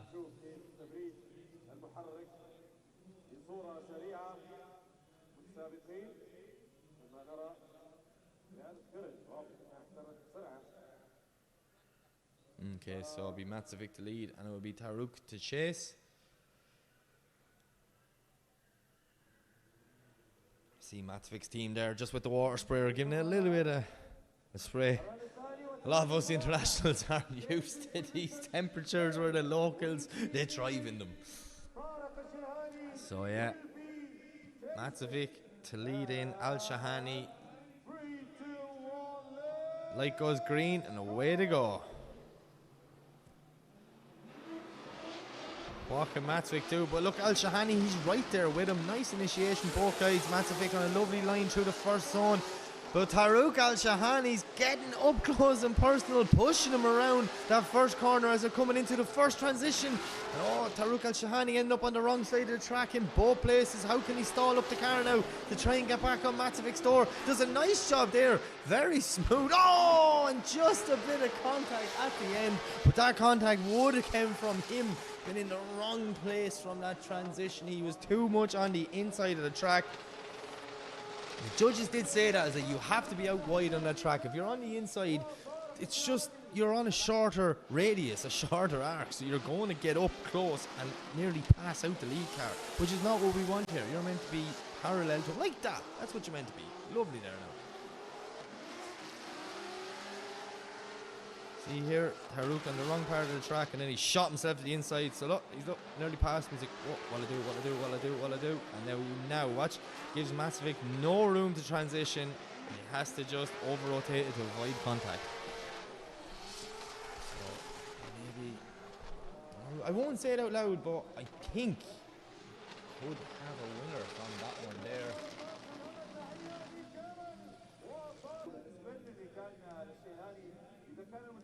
So just looking back at the replays.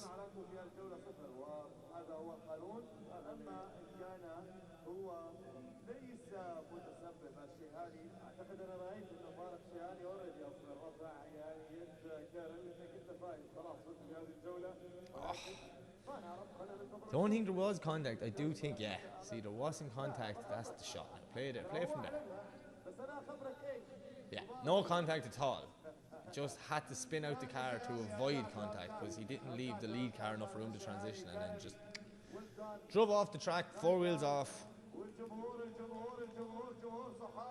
all came from spin on the wrong part of the track there. See the way he just came up too close to him, and then no room for letting the lead car to transition. You have to let the lead car do its thing. Your job is to follow him and mirror him to the best of your ability, but you have to give him every chance of doing the best qualifying line that he can. So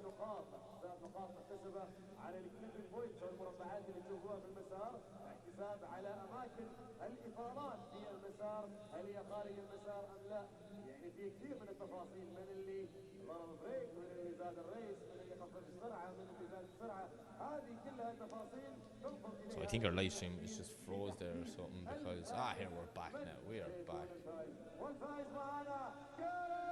And the winner is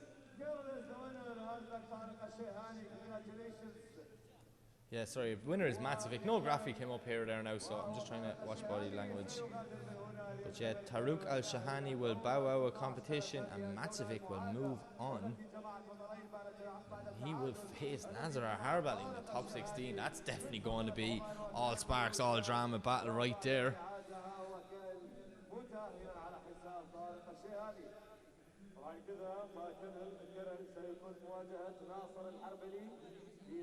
So we're going to go back to the other one more time, which will be Mohamed Sieb versus Sebastian Fonten, but I don't see Sebastian Fonten. I don't see him in the burnout box, I don't see him on the start line, and I don't see him coming out of the paddock. And the last time we seen Sebastian Fonten, he was being recovered off the track, so I really hope it's not more mechanical gremlins for Seb. E36 just not playing ball on this trip over to Oman. And usually his car is bulletproof. Usually it never lets him down. So fingers crossed. I'm hoping now he comes driving around the corner there now. That would make my day. Oh.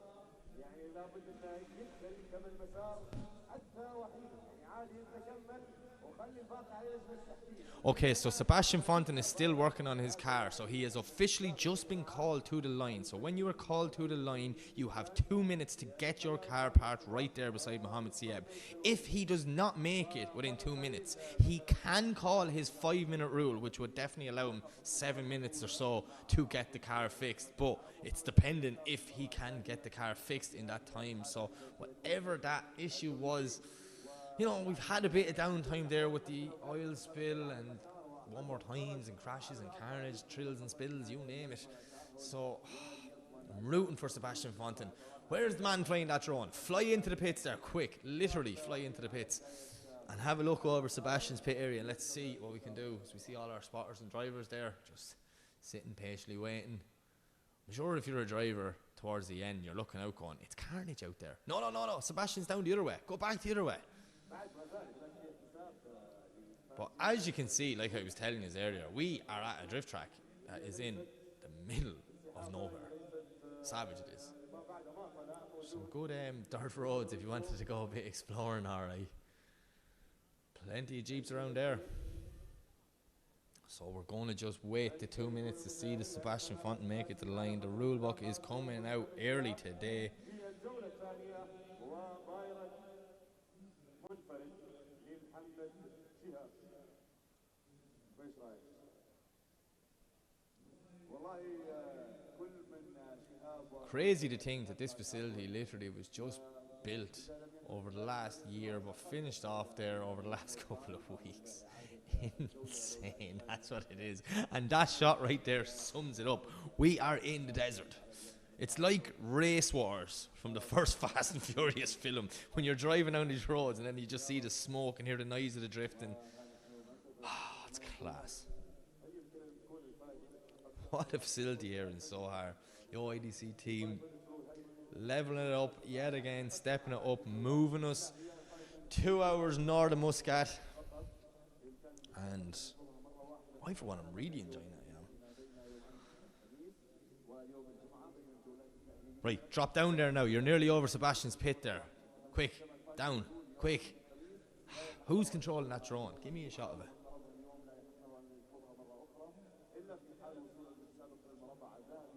We will see Sebastian driving out. If he does drive out, I'd say now there's a lot of people underneath that car fixing whatever issue it is. انظر الى جمال الحلبة في الشاشة، جمال هذه الساحة، ساحة المواهب الهندسية طبعا بهذا الاسم يعني مكان الاحتضان، ساحة لاحتضان مختلف الأنشطة والفعاليات التي تقام في المنطقة في هذه المحافظة، محافظة شمال الباطنة، ليست فقط لرياضة المحركات ولكن ستحتضن مختلف الفعاليات، سواء كانت الفعاليات الرسمية أو الفعاليات الشبابية الأخرى الرياضية أو أي كان. ما شاء الله بسم الله. وأشوف الجمهور، كيف الجمهور الجميل متواجد معنا اليوم. Right, so I was just getting an update there, so it is looking like Sebastian's going to call the 5 and do whatever he can, take as much time as he can to try and get that car fixed and back out. Poor Sebastian, he's had a real tough 2025 season so far, running at round 2. So rooting for him and the guys. He's got 2 unbelievable mechanics there with him.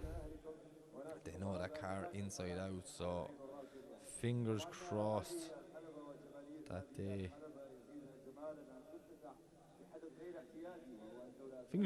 can just get it done and get him back out and give him a fair shot. Feel bad for poor Mohammed Sieb, just sitting on the start line there waiting. It's a nervous wait.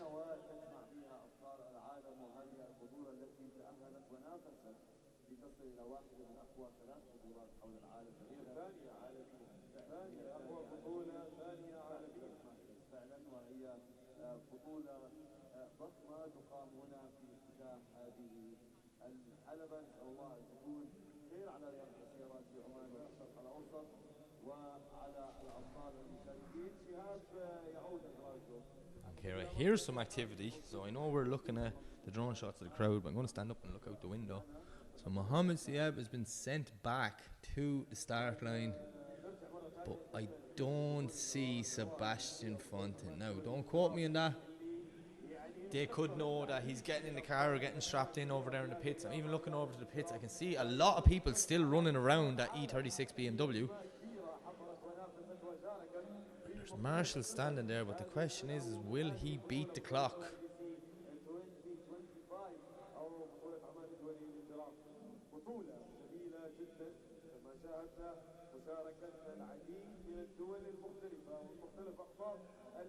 Nervous wait. I see a brake light on in Sebastian's car. I'm just waiting to see it roll, but Mohammed Sieb is back on the line after rewarming his tyres. So we're going to have to wait and see if Sebastian...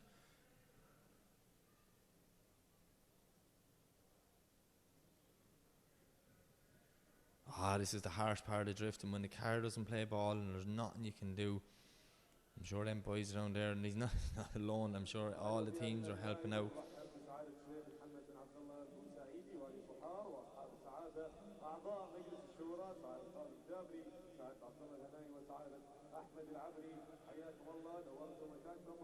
Oh, I'm looking out the window. Someone left that area in a car and they're working their way straight up the queue. words now if it was someone who was just pitting behind Sebastian or beside him. الساحة الجميلة ساحة But المواهب. مرحبا بكم، مرحبا بكم وسهلا. راح تكون افتتاح اليوم. oh, I'm nearly falling out a window here. I'm trying to look into the pits to see, just to see what's going on. سعادة محمد الكندي. انتظر حمد شاب وايضا سباستيان طلب ال5 minute rules. اعتقد الوقت المتبقي دقيقة واحدة وممكن 5 دقائق. خلينا نشوف نترقب I still can't tell if that was him or not. Oh, I'm just still. It's real awkward to see the start line area. I can just barely see the frame from where I'm sitting, so I can't see the pits over the grandstand. But I still only see one car sitting there. وبمشاركة كبيرة ما شاء الله بعدد ما يقارب 45 متسابق كانوا معانا هنا من ما يقارب 17 دولة مختلفة موجودين في التصفيات.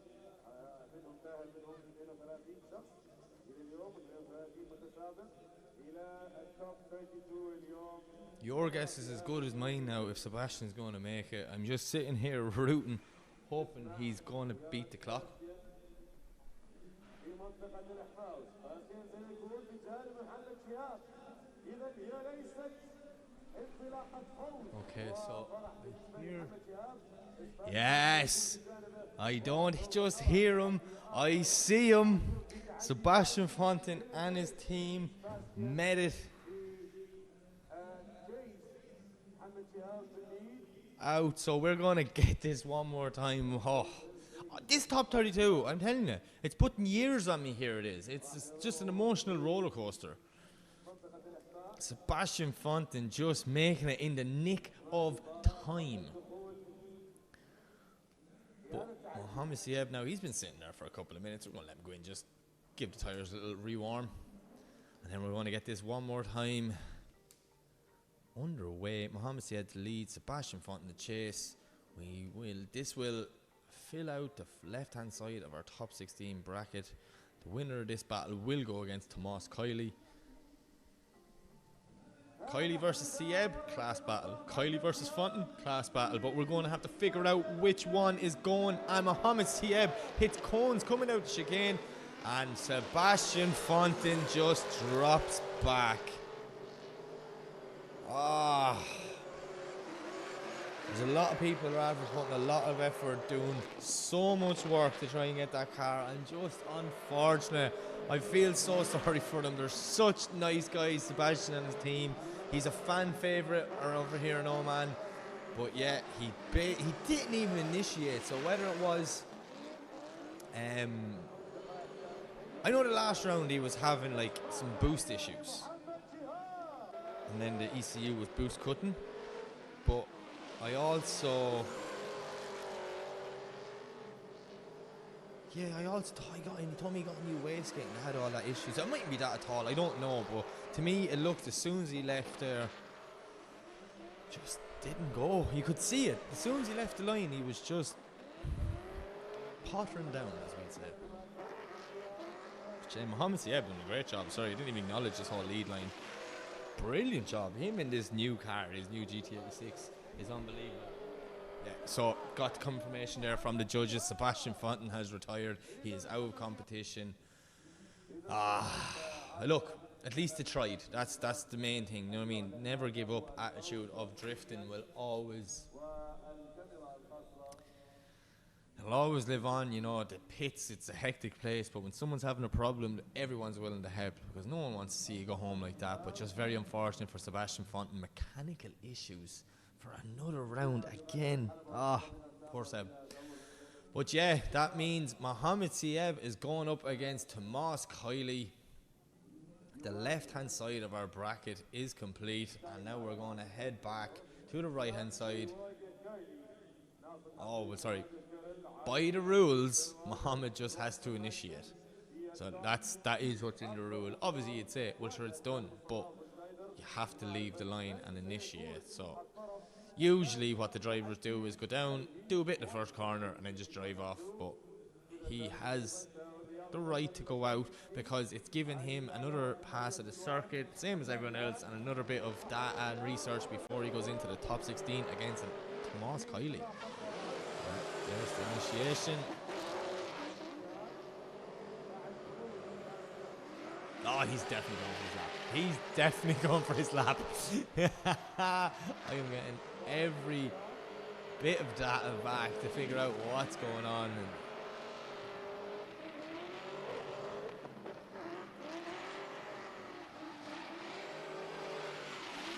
So yeah, Mohamed Sieb doing a nice job there, but we're going to head back to the 9, and it is Ali Al-Boushi, Lalu, as he taught me. I was always saying Lalu. No, it's Lalu.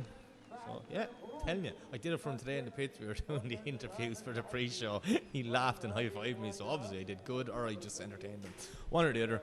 But yeah, it's going to be Lalu versus Zachariah Silwan. My boy Zach in an 180 SX, two 180 SXs actually. Two very good drivers, two aggressive chase drivers, so more fireworks or a phenomenal battle coming up.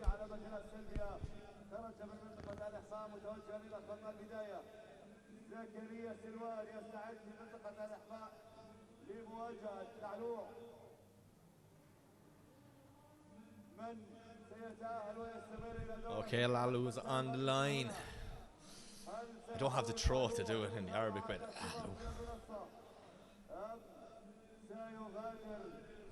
So we are just waiting for Zach to come around the corner.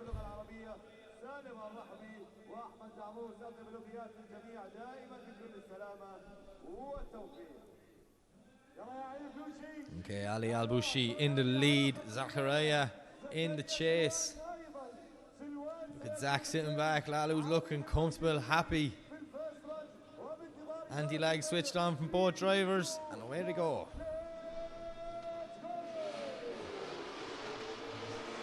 So Ali Al-Boushi doing a nice job. But look at Zachariah, he's right there with him. Ali Al-Boushi now on a beautiful lead line, putting the back wheel right on that white line, exactly as he's told to do. But Zachariah is there, stuck on his door, pushing Lalu around through the middle section. Huge dive there from Zachariah as he gets up close to Lalu.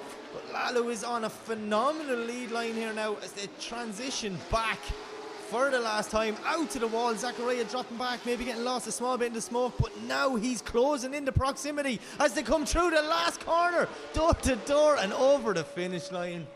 There we go. Brilliant chase from Zach, but come on, look at this lead run from Ali Al-Boushi. That's what we came to see. Look at that.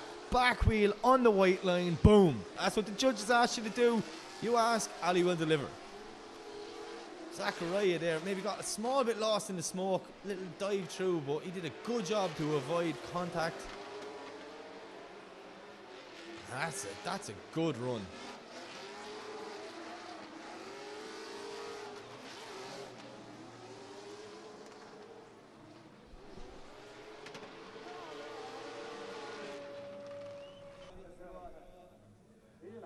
So we're going to swap them around. We're going to put Zach in the lead position and Ali Al-Boushi in the chase. Woo! This is, tell you, Alu did very well there now, if you ask me. His lead line was class. Don't get me wrong, Zach did a good job too. There was nothing wrong with that chase. That was a very good run from both drivers. So big expectations. Ali Al-Boushi's in the chase now. We got Zachariah in the lead. Light goes green, the way they go. Both guys screaming down the run in.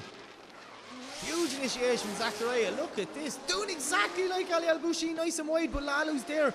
Up on his door, has to slow down a small bit, maybe a little bit faster than the lead car as they come through the centre section, transitioning full throttle, some commitment, some speed. Zachariah's trying to get a gap ahead of Lalu. Lalu's doing whatever he can to reel him in as they transition now for the last time, bringing out to the wall. Zachariah doing a great job here, but Lalu not having the answer for him in the chase position as they come over the finish line.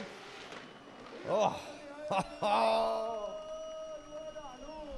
I don't know what way that's going to go. Lalu had a brilliant lead, but he didn't have as good of a chase. Zachariah consistent there, nice lead, nice chase, one or two small mistakes, but proximity is what it comes into. So here's the replay. Going that far back in the replay, we're even showing you the graphic again so you can see what they look like.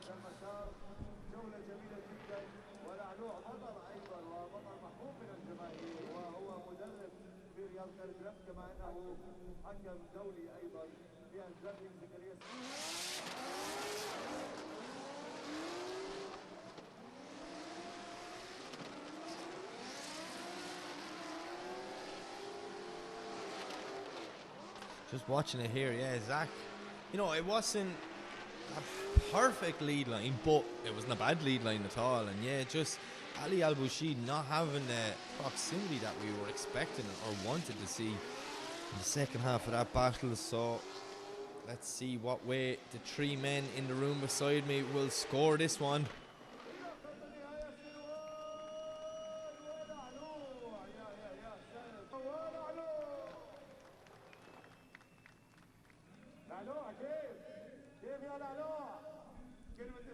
And the winner is Ali Al Boushid.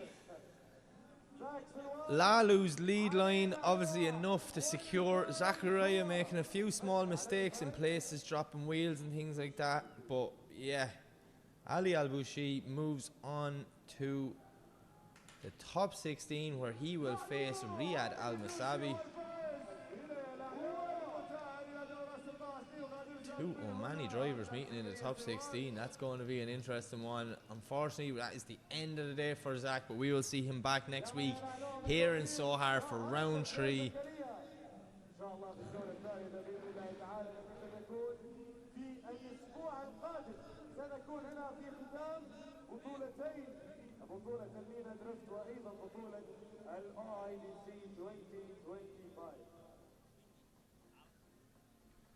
Okay, so we're going back to the line, and up next in the lead position it is Karam Mohammed.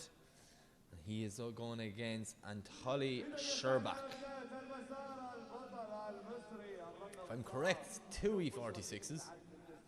I'm pretty sure that Sherbak's going to come around in a blue. Oh, yes.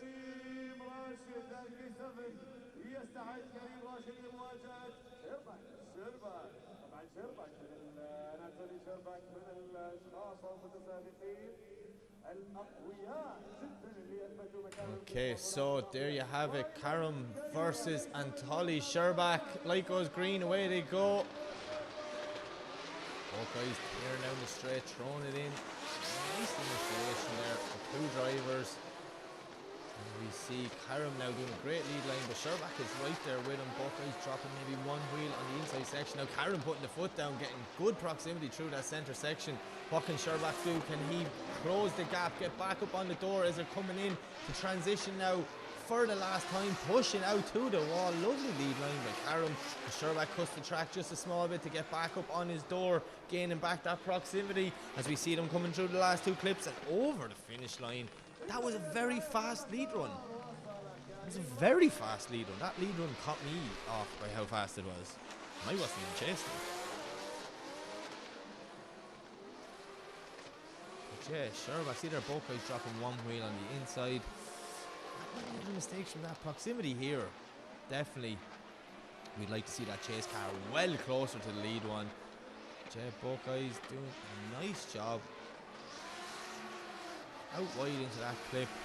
It's a good run.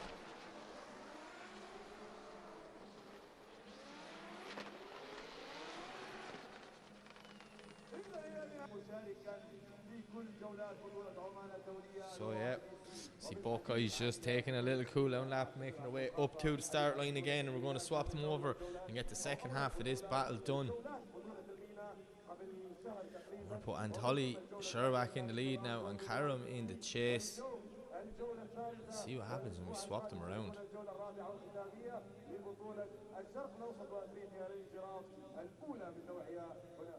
نعم فبطولة OIDC تجمع ثلاث بطولات البطولة الدولية على فئة الانترناشونال وبطولة الشرق الأوسط بطولة المينا وأيضا من ضمنها البطولة. See the teams there just giving the cars a little spray down. Drop down the temperatures. وإلى العودة إلى خط البداية. كريم جاهز ومستعد. شيرباك So, yep, 2 cars coming back to the start line. We're going to get ready to go. ويقول له كريم سأريك يا بشرى، ما يقولكش حاجة. طبعا أحمد بشرى هو الصديق والداعم الدائم لكريم. Okay, light goes green, away they go. Sherbak to lead, Karam to chase. Nice initiation there from Sherbak. But look at Karam right there with him. Up on the door of that BMW as they come through the first corner now. Buckeye's doing a nice job. A lovely line, but Karam is right there with him. Will he make the huge dive here? Oh, Karam gone wide. 1, 2, maybe 3 wheels. Oh, no, that little one mistake there could be enough. That could be all she wrote as we see them transitioning now for the last time.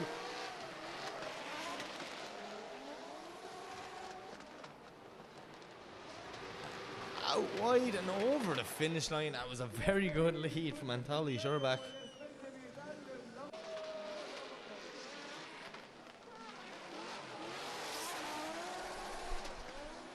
This point here, I was like, oh yeah, here we go now. This is it. This is going to be a cracker. And then, watch on the first transition, just Karam goes wide, washes out a small bit, 2, maybe 3 wheels off there, and then Sherbak just puts the foot down, starts making clouds and disappearing. So Karam doing whatever he can to try and get back up on the door.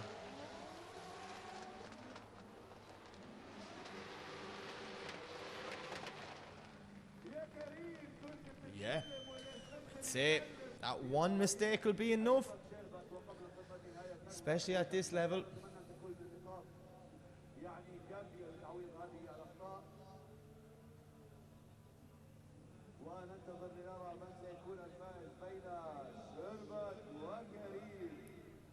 Massive respect there from both guys.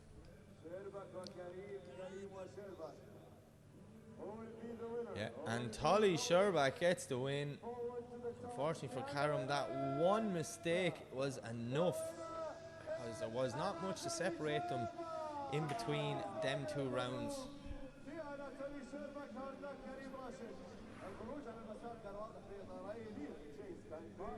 Okay, so there you have it. Anatoly Sherbak will move back to the start line and or move back to the paddock and move on to the top 16, and we're going back to the start line. And up next, you can already see him sitting there waiting. It's Clint Van Aert. And Clint came in 3rd position at the last round, just a couple of weeks ago. So Clint is currently 3rd in the championship.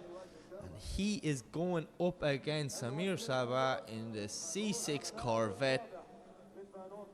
S14 Corvette, heading to the track very shortly.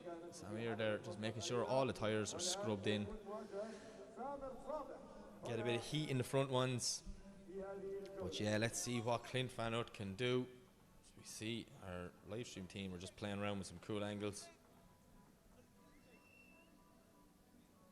Okay, thumbs up from Samir, thumbs up from Clint. Clint in the lead, Samir in the chase.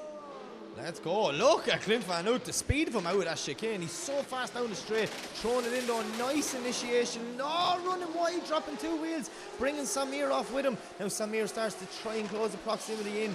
Clint Van Aert doing whatever he can to get a gap. It's the transition for the first time. Samir, no answer for the pace of Van Aert. He needs to get back up there. He needs to close the door. He needs to try and stay in this fight as we see Clint transition for the last time out to the wall. They come back around, entering into the last corner. 2 more clips to go. Clint Van Aert's on a nice line here, but Samir Sabah is right there with him.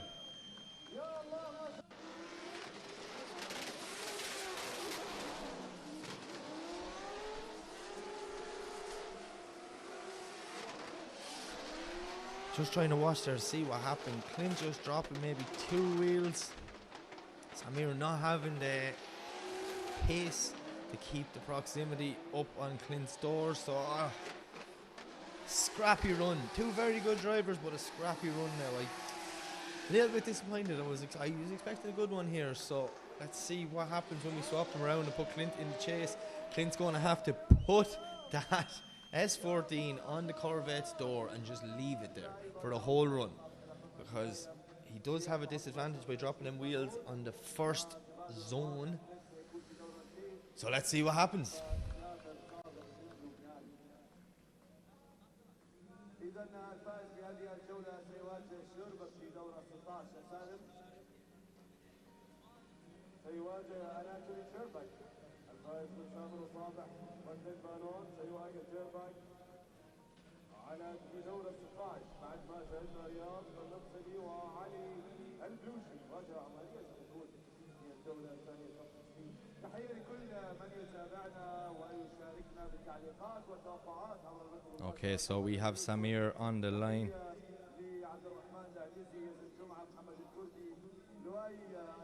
We're just waiting for Clint Van Hout, probably just giving that car a little bit of a spray down.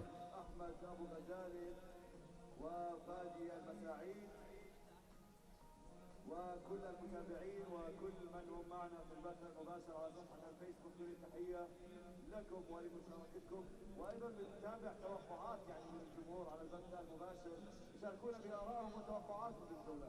طبعا البث معروف. Okay, there we go. We've Clint back on the line. Samir Sabat to lead, Clint Van Hout to chase.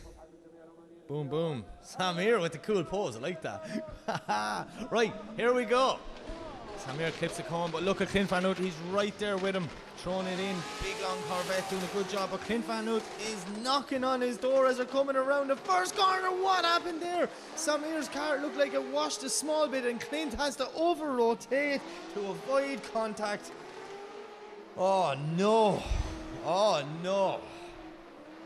I need to see that again. There was something funny with the front of the Corvette just before that happened, but Clint Van Hout.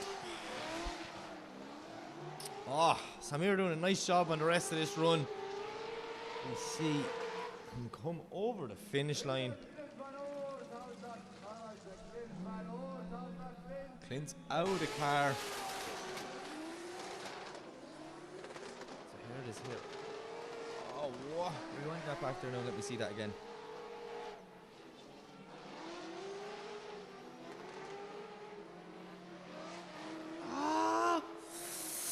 I don't know now, watching back on the replay here.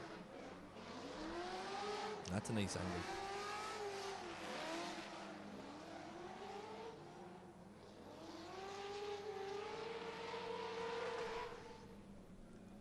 Oh, it's hard to tell. I might as well walk up to my little window here now and pick the judges' brains. I'm going to leave them alone for a minute because they're still in the middle of making a call, but I definitely want to see what they think and what happened there. So I have just been informed that I am looking at something completely different than you guys at home. So shout out to one of my boys there, good man Tucker. So you're looking at Clint, but I'm looking at what the judges are looking at, and I can tell you they are watching this replay back and forward, just rewinding that first section to try and see what happened, and it's very hard to tell. In first glance, I thought it looked like the Corvette, something washed in the front, but he was just on the front brakes, controlling the front of the car. So, Clint made the dive in, maybe looks a bit aggressive. Oh, it's hard to tell.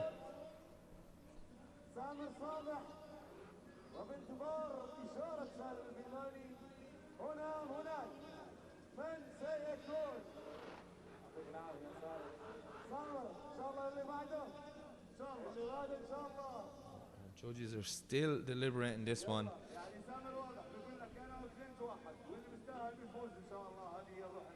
And they're just rewinding the clip from the first corner. I can tell you that now. I'm after watching that first corner and Clint's chase definitely about 35 times, 40 times, and about 10 different camera angles.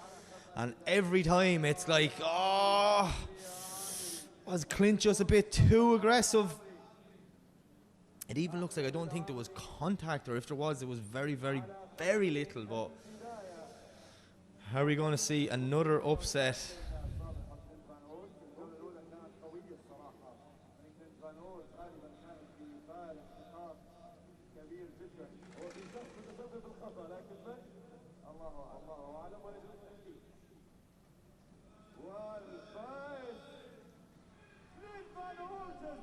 Okay, so there you have it. Clint Van Oud gets the win, and I just had a quick conversation with our judges. So our telemetry has come into play here, and Wally showed us that down in the bottom corner where it happened, Samir was off throttle. So yeah, Race Data Labs bringing the judges' aid into use here for this call and making sure the fair call was made. That Corvette was off throttle down the bottom, which in theory caused Clint Van Oud to spin. So Clint Van Oud gets the win, moving on to the next round. And all I'm going to say is, guys, Wally just saved the day, because at first glances from what I was seeing, I would have not thought that. I would have thought maybe a little bit too aggressive. So Race Data Labs absolutely killing it here, bringing us the best information in real time, and that was unreal. Well, not for Samir Sabah. Unfortunately, that's him out, but we will see him back next week. Now we go to the line. It is Ahmed Al-Amri versus Youssef.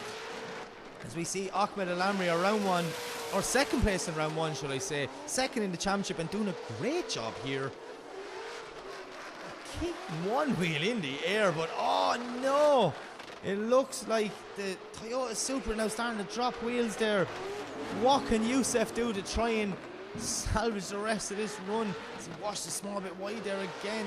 The last transition, Ahmed Al-Amri out to the wall, doing a nice job, but Youssef's getting back up there, pushing Al-Amri around as they come into that last corner and bringing it over the line. Oh, was there contact just after the finish line? I don't know what happened there. But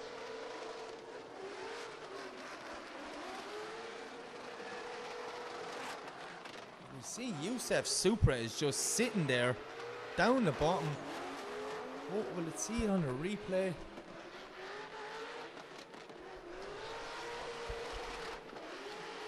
Marshall's down there as well.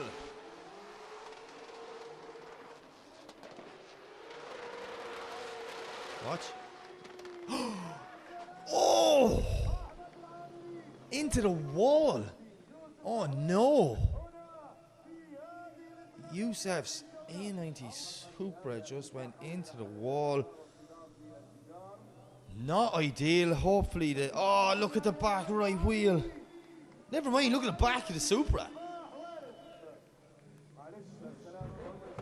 You see Ahmed Al-Amri making his way back to the start line. Look here, look.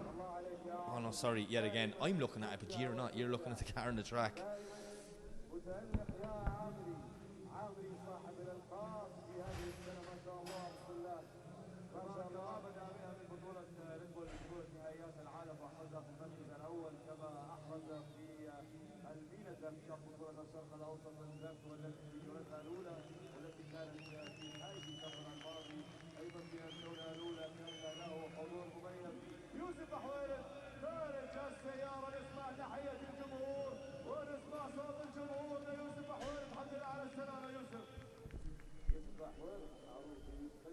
Okay, so I'm back there now. I just ran down to our live stream crew just to see can I get back up on the same level of watching with you guys. And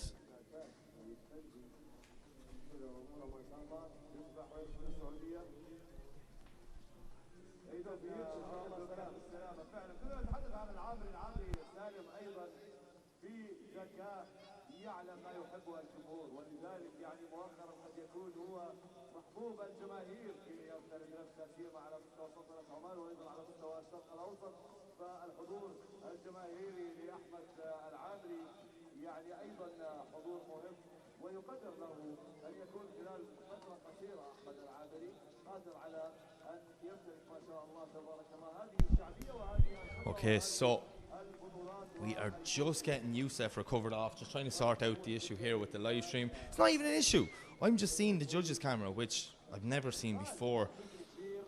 Man, the angles that they're looking at here is just crazy. But yeah, I see you guys now, because there's a big screen in front of me, are watching a drone shot of the crowd. So we're just going to get Youssef cleared up there, try and get my monitor switched over back to what the live stream was, and we will be with you in a couple of moments.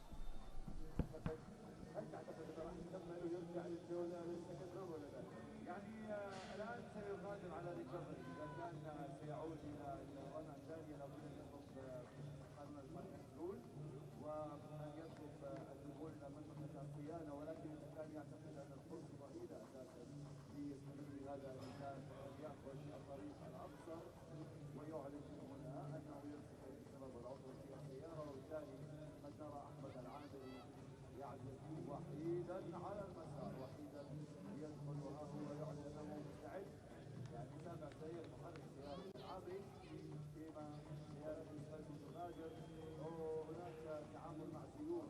يعني لاحظ طبعا الغريب في الموضوع أن الجولة كانت جدا قوية، التصادم حصل أيضا ما بعد خط النهاية. نعطيه ما بعد خط النهاية، يعني بما أنه هناك تعامل مع سيول، نشوف فجأة مارشل في الشيء في المنطقة التي حصل فيها الحادث، فقد يعني يكون الموضوع صعب فيما يكون سيارة الفرد، وقد يكون تحويل يعلن انهابه مباشرة بعد خروج السيارة إلى المسار. لا نستطيع الأحداث، ننتظر نشوف.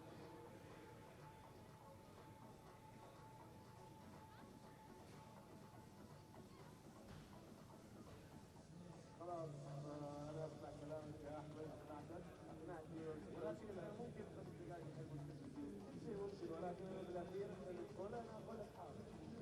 هو الأخير الثاني في هذا المكان، الثاني يعني تنفض، فبارك الله فيك يا أستاذ. إذا مع هذه الأجواء الجميلة هنا في صحراء فعلا جو جميل، ويعني أيضا المنظر هنا جميل في هذه اللحظات، لحظات التغيير، و26 درجة مئوية هي درجة الحرارة المسجلة هنا، ترتفع أكثر وأكثر على المسار بفعل الحماس والإثارة والتحدي. جماهير رائعة جدا هنا على المدرجات، نحن نتشرف بالوقوف أمامها جماهير رياضة السيارات في صحار، وايضا القادمين من المناطق الاخرى ولا سيما من الدول الاخرى. كل التحيه لكل الحضور وتحيه لكل من يتابعنا في البث المباشر من خلال قناه اليوتيوب وايضا من خلال صفحه الفيسبوك. معكم في نهائيات الجوله الثانيه من بطوله عمان الدوليه للاشتراك OIDC بنسختها في هذا العام 2025، وقد بدأنا في تمام الساعه 4:10 وما زلنا مستمرين الساعه 6:19 هنا في توقيت سلطنة عمان، وما زال الأبطال يستعدون.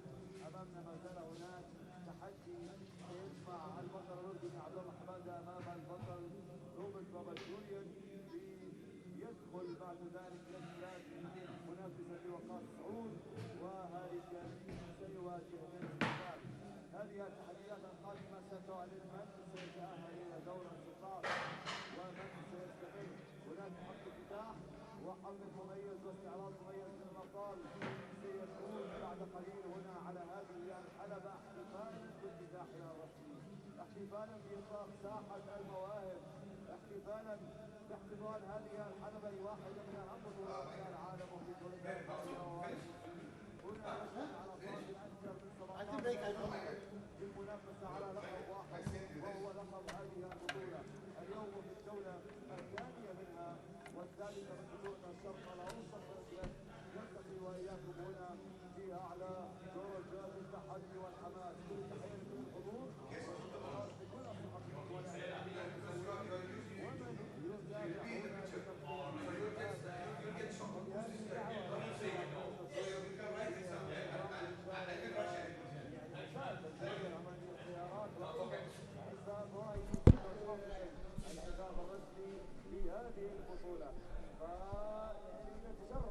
Okay, so I am back and I have the feed changed, so I am seeing what you guys see at home. I'm losing all my replays. I'm going to have to go back to my little window here and spy on the judges to see, but they have a nice big screen in there for their replays, so I can see that as well. I didn't realise I was commentating on something that all you weren't seeing until I looked up and seen the big screen, and then I was like, I don't have any graphics.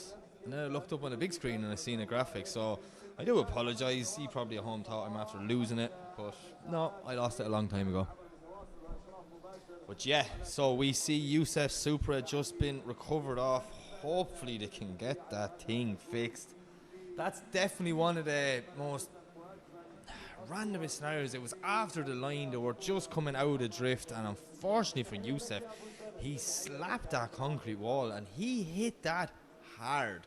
Like, I don't even know if it showed on the live stream, but I seen it with my own eye out the window, and that was a violent spin around for that A90 Supra. So I really do hope there's not too much damage done to the back of it. Yeah, we will be moving on to our next battle, and it will be, where are we now? The top 32 that keeps on giving. I said this earlier. So it's Abdullah Hamda, and he is going against Robert Babagulin. So let's see how we get on. Oh, look at the back of the Supra on the lorry. I'm no mechanic, but that don't look right.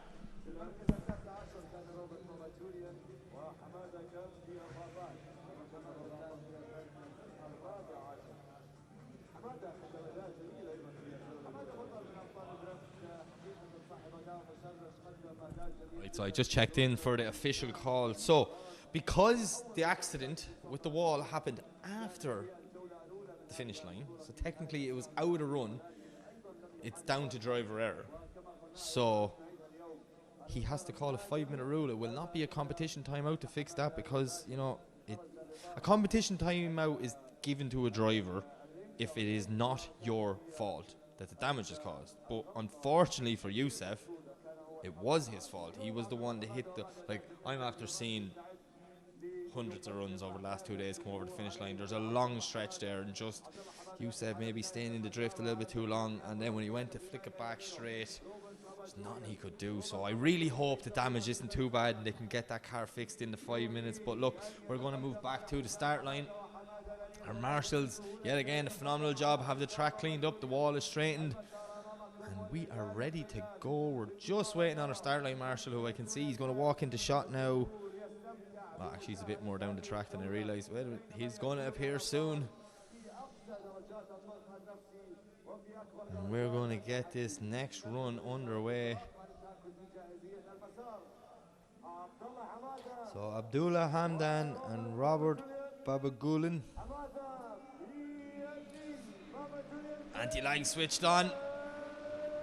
And away they go. Here we go. Next battle in the top 32. Abdullah to lead, Robert to chase. Throwing it in. Nice initiation, but both guys, as we see Robert doing a great job there getting up close to Abdullah. But Abdullah on a nice lead line now as they're making their way through that first outer zone. Transitioning now. This is a nice job. So you see Abdullah pushing lovely and wide. Robert now doing whatever he can to try and close the proximity and push that 350Z up on his door. But oh no, looking like Robert getting a bit wrong through that transition, maybe getting lost a small bit in the smoke. Over the finish line. That's not a bad lead run from Abdullah Hamda, but Robert now, oh, he had a great start to the chase. Like here, at this point I'm like, oh, alright, we're in. This is it. But then I think it's just with the first transition, maybe it's where it's all going wrong. Both guys dropping one wheel on the inside there. Maybe it wasn't the first transition, it's the second transition. My apologies, but that's very nice from both guys there. Maybe not the proximity we want to see, but yeah, see there, Robert locks the front brakes, reinitiates, do whatever he can, ends up on the inside of the track where there is a rear outer clip at the wall where he should have been, and he dropped two wheels there, cutting the track to try and gain back proximity. We want you to be close, but we do not want you to cut the track to get there. So let's see what happens when we swap them around, and can Abdullah keep the head, chase Robert, and get the job done here and secure a spot in the top 16, where he will face the winner of Ahmed Al Amri or Youssef.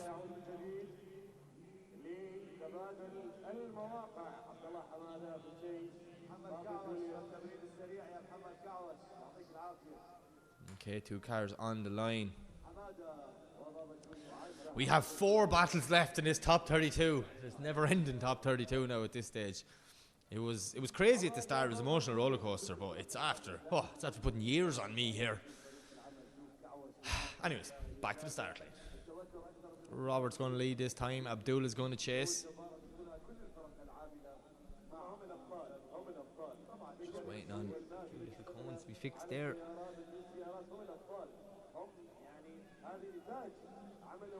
Oh, there's the anti-lag switched on. And away they go. Look at the speed of Robert.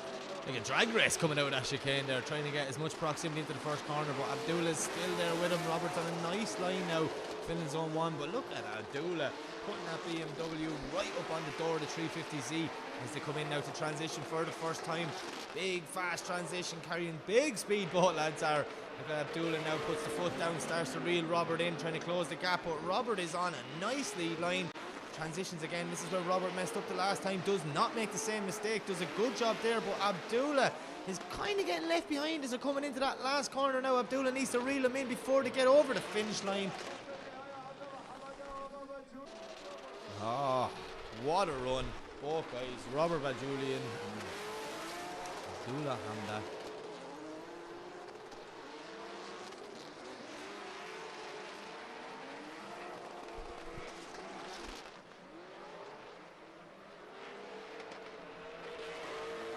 Do we have a winner is the question.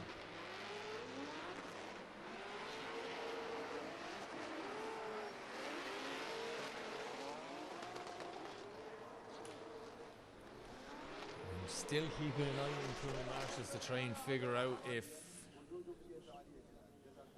the 5-minute rule there for Youssef. I'm a positive guy. Anyone knows me, positive thinking is a way of life for me. But man, the back of that Tupra took some slap.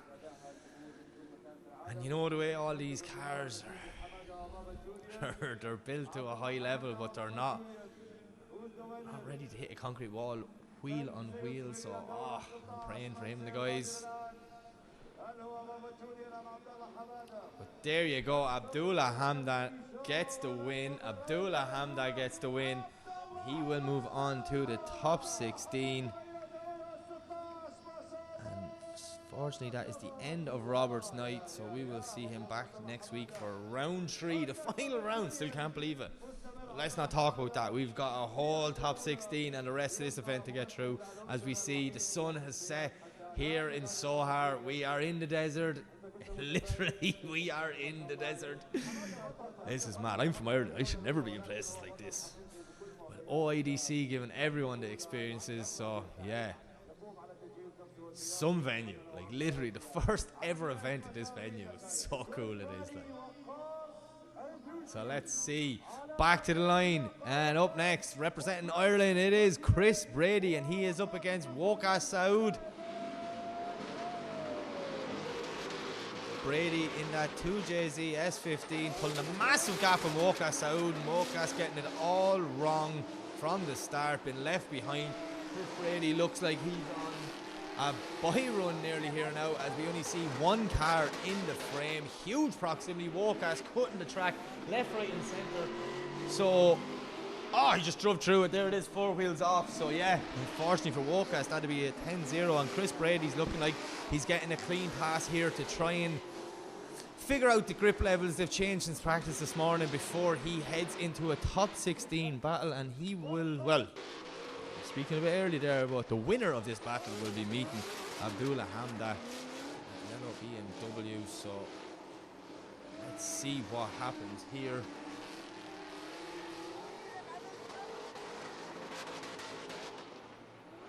Lovely line by... So yeah, lovely line there by Chris Brady. Doing a great job in the lead position, but anyone that really knows drift knows we're going to swap them around. And now the faster car has to chase the slower car, so there you see Wally showing us that Waqas just cut the track by literally driving through the centre of it. I'm surely it wasn't intentional, but yeah.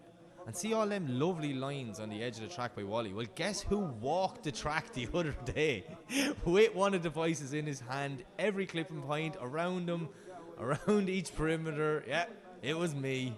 So see the way they're crooking all over the spot? Yeah, that's me.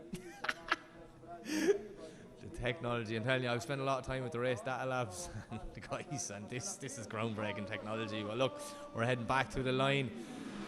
Chris Brady to chase in Waqas.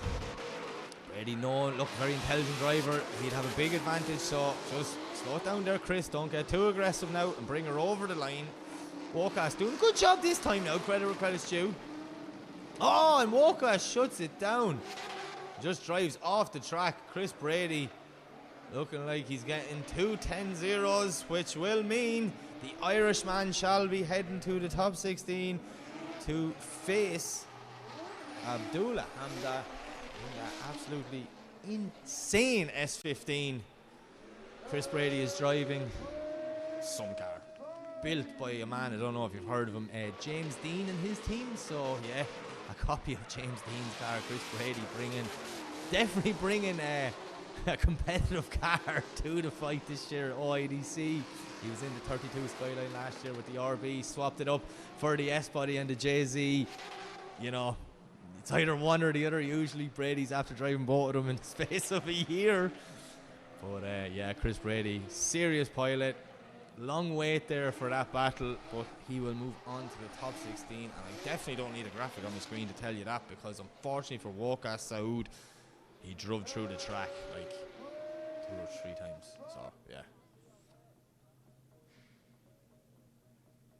The Walkeyes know it, and there you have it. No deliberation from our judges. Chris Brady gets the win, and he moves on to the top 16.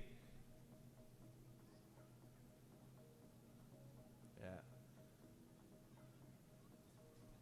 So, we're down to 2, okay? We've still have Youssef on the 5-minute rule, and I was just about to say, I'm going to stand up and look here now, but if I was a betting man, yeah, Ahmed Al-Amri's there. We do not have a Supra beside it, so this will tell me this will be a buy run for Ahmed Al-Amri.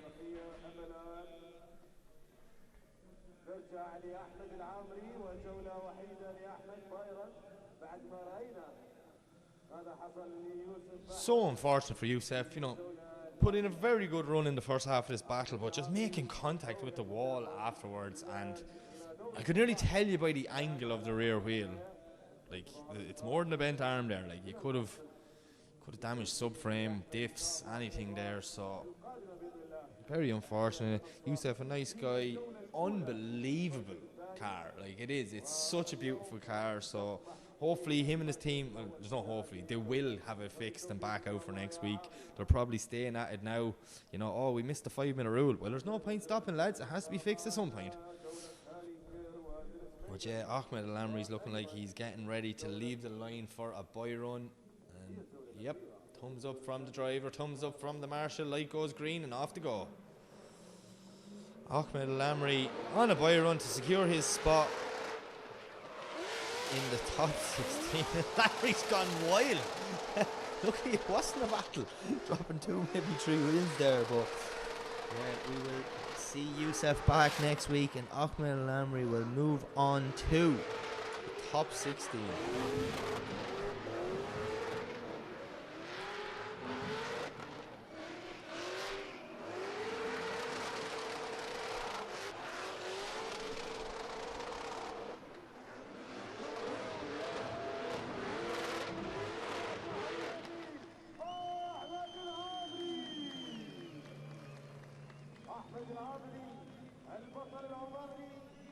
Okay, so Ahmed Al-Amri gets the win, making it official.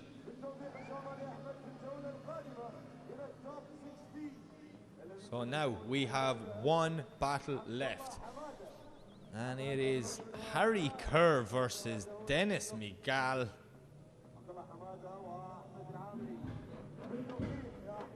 So yeah, I'm just looking through some of our battles here for the top 16, and I am telling you now, guys, the top 16 looks like it could be even more wilder than the top 32.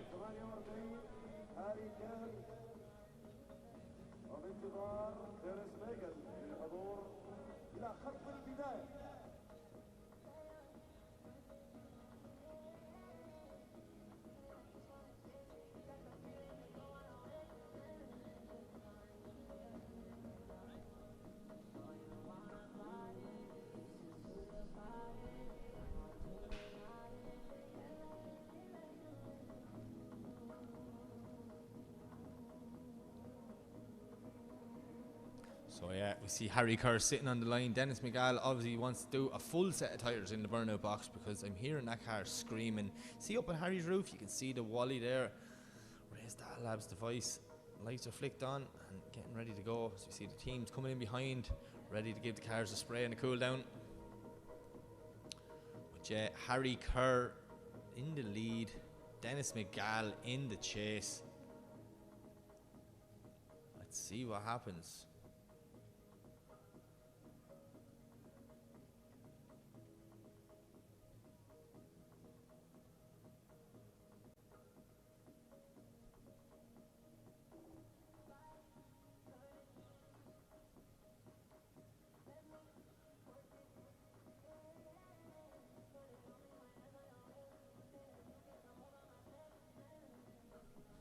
Stand up, look out the window, see. Wait, what are we waiting on? What? Come on, let's get underway. We're all excited. We want to see this last battle. This is the last one in the top 32.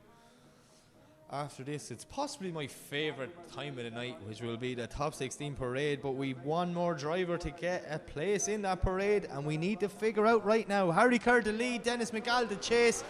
Two guys coming down the straight, throwing it in. Nice initiation from Harry Kerr. Dennis McGall trying to get up close and personal to him, but he's a bit on the inside of the track. Has to go on the front brakes now to stall up the car. Harry Kerr on a beautiful lead line here, putting the front of that car exactly where the judges asked him, right on the white line, the inside clip. Lovely initiation from Harry Kerr. As we see Dennis McGall end up a small bit on the inside. Harry doing a great job now as he puts the foot down, making his way through the centre section. Transitions one more time. Dennis McGall's right there with him, but Harry Kerr on a phenomenal lead line here as we see them coming through into the last corner. Dennis McGall knocking on the door of that E46, but doesn't have the proximity coming over the finish line. Woo!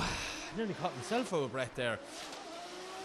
My 2 cents in this, I'm going to say it shout, I think that Supra's gripped up too much. Every time he let off, she twitched, she jumped, and just put him in the wrong place of the track. Watch. Let off, boom, straight into the inside. He's like, oh no, no, no, no, no, no. Back on the line. So Harry Kerr doing a great job there. Dennis McGall, 1 or 2 little mistakes in the chase. So let's see what way the 3 men in the room beside me think this one goes.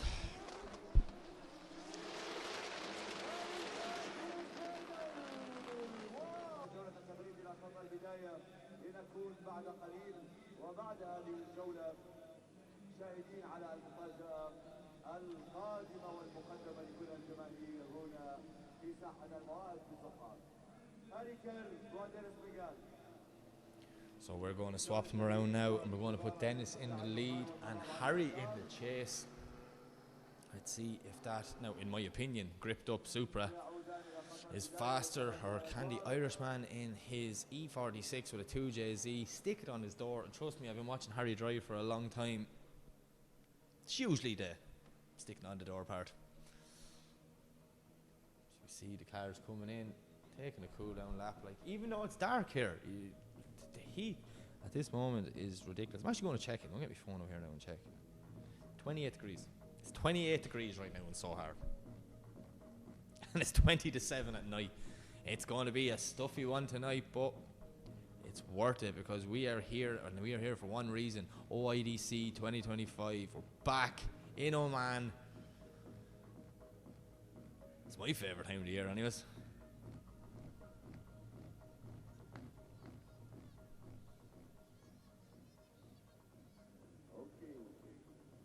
Okay, so we have 2 cars back on the line. Dennis McGall to lead, Harry Kerr to chase. This is it, the final battle of the top 32.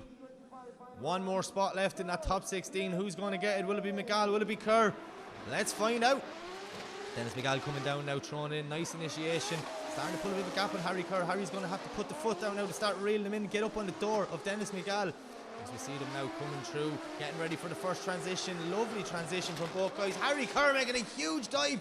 Will it pay off? It's looking like it does. He gets up right beside Dennis McGall now as they're coming through back to the centre section again. Transition again. How did it not make contact? Harry has to stall the car up there to let the Supra do its thing, and now they're coming around the last corner, puts the foot down, and Dennis McGall just driving away ever so slightly over the finish line. Oh! Let's see what the judges think of that one, but man, Harry Kerr maybe not having the power to give the proximity back that he used to do. But Dennis McGall, did make one or two mistakes in the lead, or my apologies, in the chase as well. It's a good lead though from Dennis. That was a good lead run. So another tight, awkward, tough call for our judges. So let's see what way this one is scored. بعد استراحة قصيرة للصلاة ومن بعدها سيتم استكمال دورة 16 وأيضا المفاجآت Okay, so we're just awaiting our graphic. We're actually more awaiting Harry Kerr to cool down. So I can tell you one thing, can confirm, because it's been a long 32 and we're going to have a quick 10-minute break now, just get everything reset, ready to go for the top 16 parade, a little toilet break for all of us up in the tower here. But the judges all went running out, so that tells me they have a decision. So let's find out who is it. And your winner is Harry Kerr. Harry Kerr going on to the top 16. Dennis McGall bowing out there. Unfortunately for Dennis, he cut the track too much in his chase, and just one or two little mistakes. So yeah, Dennis McGall will bow out here and Harry Kerr will go on. And look, I'm just after seeing something here. The last battle of the top 16. If you're an Irish Drift fan, you'll know Chris Brady, Harry Kerr. That's going to be carnage. But yeah, look, we're going to take a quick break here and I will be back in 10 minutes time for the top 16 parade. The sun is set, the lights are on. Trust me, this place comes alive at night time. Top 16 on. Let's get this show on the road. الفائزين كيف يتم احتساب من يغادر من سيبقى وما هو دور 16 ثم دور 8 وما الى ذلك. طبعا يعطيك العافيه بشكل مختصر احنا عندنا التوب 32 اللي هم ال 32 متاهل من اليوم الاول للسباق. زي ما خبرنا اذا الجمهور كان معنا امس القائد في المركز.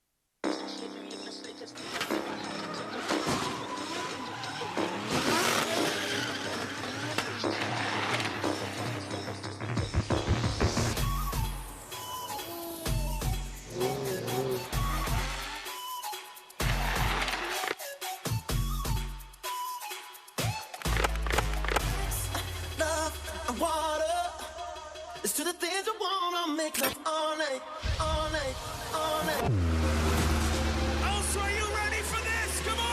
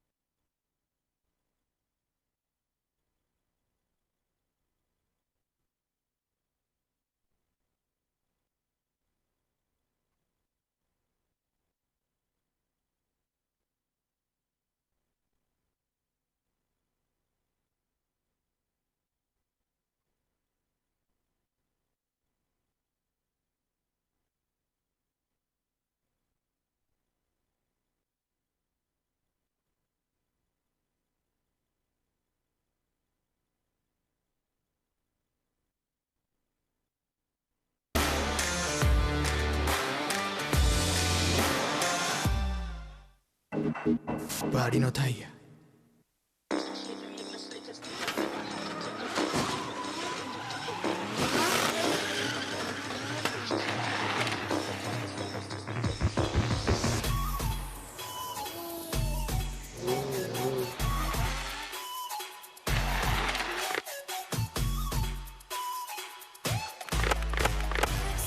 Love and water. It's to the things I wanna make love all night, all night, all night. Oh, so are you ready for this? Come on!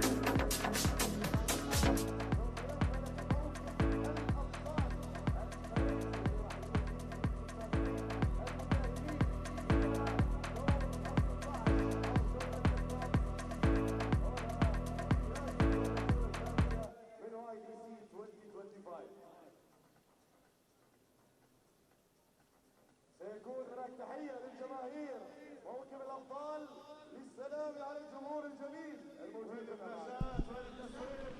تصوير الأبطال في موكب تحية الجمهور.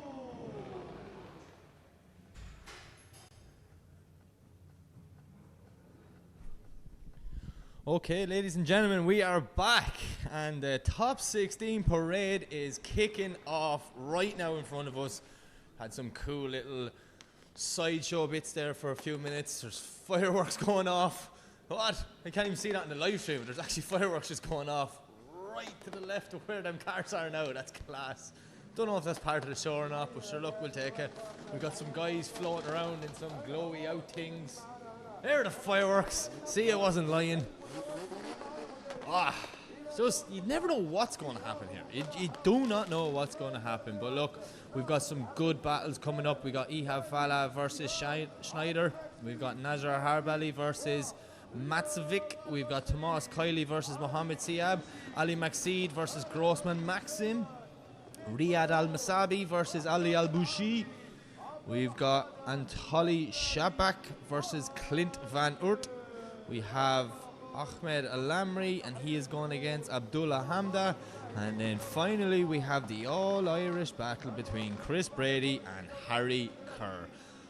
There's some good battles there now. Some carnage has happened in the top 16 or top 32. Not going to lie, it has been a very dramatic top 32. All these guys have fought very hard to get here. Some broken cars. That's not new in drifting. So yeah, we're going to finish off our top 16 parade, and then we will be sending the first battle very soon. Ihab Fala right there, and he has Schneider in that class JZX90. Still mesmerised by these fireworks that are going off. I'd love to just go in and go, was that planned, or did someone just start letting off fireworks? There's so much going on here in this new venue. It's so cool. Really excited to see what's going to happen for the rest of the night. I can tell you what it is. It's going to be all drama, all entertaining, and yeah, I cannot wait.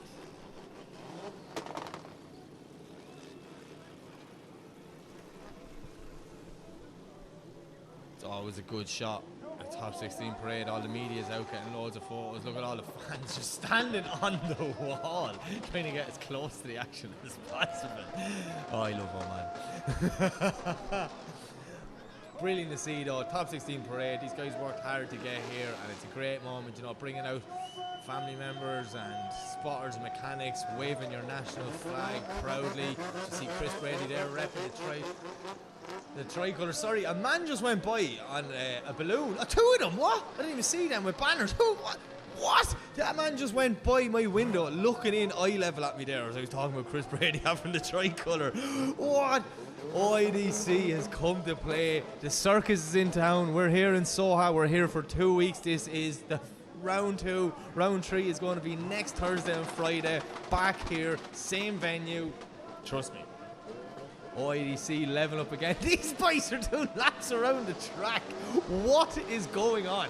And can I get a shot on one of them? Who do I have to talk to about getting a spin on one of them yachts? Because I could well do with that right now. Man looks like, I don't know, what? It's like a lawnmower engine with a big fan and a parachute. What? That is savage. It's really cool, the fact that they're eye level, but yeah, all the cars are parking up right in front of us. And man, the top 32 never disappoints. Oh, sorry, the top 16 never disappoints here. Them boys caught me off guard. I'm after losing my train of thought. I don't know what's going on anymore, but I have my phone out because I want to film them. Because coming down as low as you were the last time, yeah. He's gone well higher than me now. That guy is so high right now. All the anti-lag been flicked on. This is just some buzz. Can't beat a top 16 parade, but I'm telling you now, you can't beat a top 16 parade, no man. It is mental. So we see all the drivers lining up, jumping out of cars, big waves to the crowd.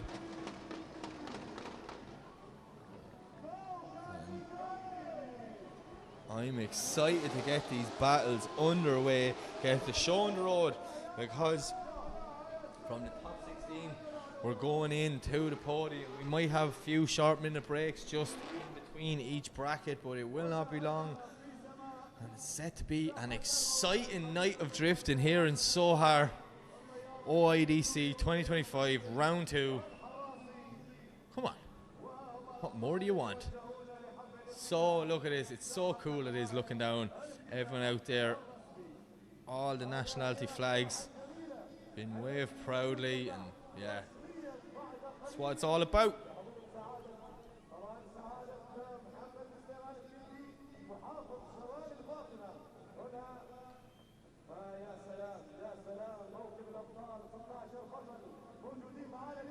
So there you have it, you see them all lined up. They're the top 16 drivers. These guys are ready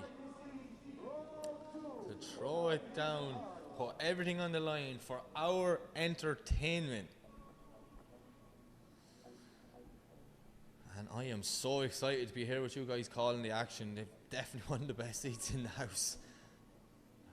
You're not even looking at the live stream there now. I'm looking out the window and I'm just admiring the standard of machinery. I wouldn't call them cars. They are weapons out there. The highest grade drift cars in the world are right in front of me. And yeah, they're going to absolutely send these cars for our entertainment. Deadly. Absolutely deadly. Oh, your man's coming down very fast in that shot. He's landing it. How did he land it that so quick? What? This is insane. I've never seen anything like these parachute things. And I will definitely be inquiring to see can I get a shot at him. You're right up there going around the light pole. Ah. Savage. But yeah, top 16 parade lined up, and we will be clearing the track very soon, and we're going to send these guys into the pits and get underway with our first battle.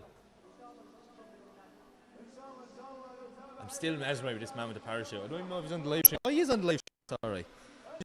Looking out the window here going, oh, that looks like some crack.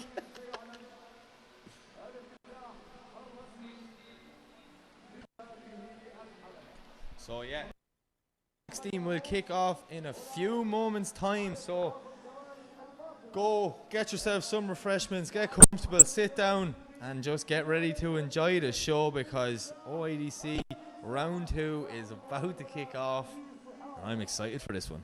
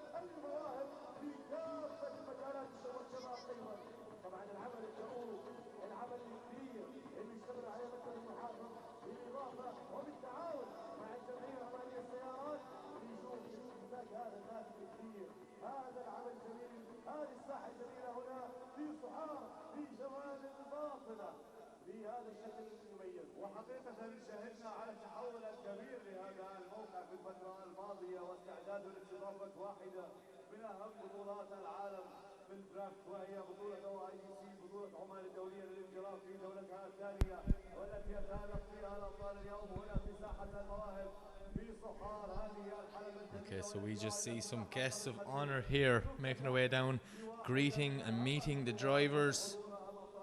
And then we will be getting the show underway. Same thing again. I'm just sitting here looking out the window going, what is life right now at the moment? This is insane. The cars on that grid, the talent on that grid, the drivers. This is what OIDC is all about. It's what we tune in for. I just cannot wait to get the show on the road.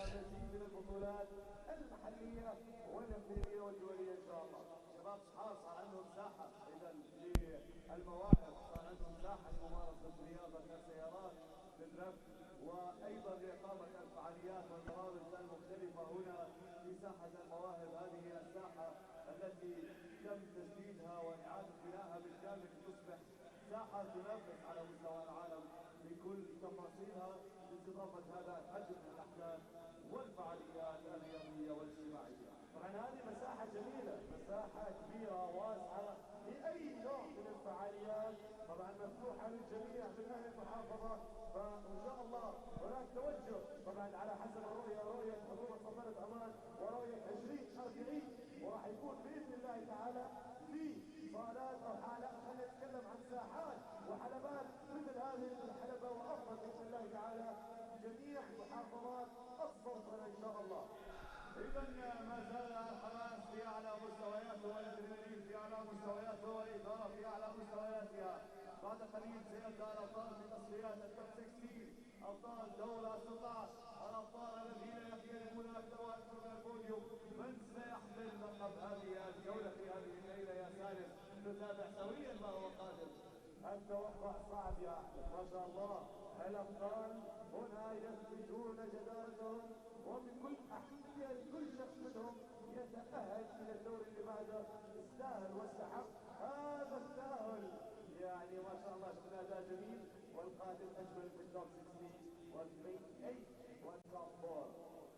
اذا هم الابطال الان في منتصف ساحه المواهب، وفي تحيه شاهدناها من خلال الموقف لكل الجماهير الحاضره في المدرجات والمتابعه عبر البث المباشر، وهم الان في لقاء مع سعاده المحافظ بعد اعلان اطلاق وافتتاح الحلبه رسميا.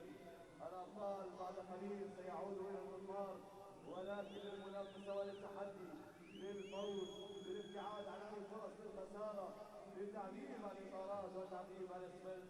سنشاهد ونتابع، سننتظر لنرى من سيكون صاحب اللقب. فريق التربه لطيران الشراعي شكرا لكم، الخليل النوبي ومازن الحراسي شكرا لكم، شكرا لمشاركتكم اليوم. عرض جميل ولا اروع، والحمد لله على سلامه الوصول تحت، فان شاء الله باذن الله نراكم في محافل اخرى باذن الله تعالى. شكرا مره اخرى. مازن الحراسي والخليل النوبي والفريق التربه للطيران الشراعي، يعطيكم العافيه وجزاكم الله خير. ابدعتم وابدعتم في الجو بما ما هنا الساحه تشتعل يعني تولع الساحه بهذه الوجبات الموجوده معنا. الساحه مولعه فيك يا سالم الرحبي، اجواء نسيمه يا سالم، ما شاء الله اجواء جميله جدا هنا بين الابطال وفي هذه الروح التنافسيه. راح يكون اعتقد صوره جماعيه مع المتسابقين معنا.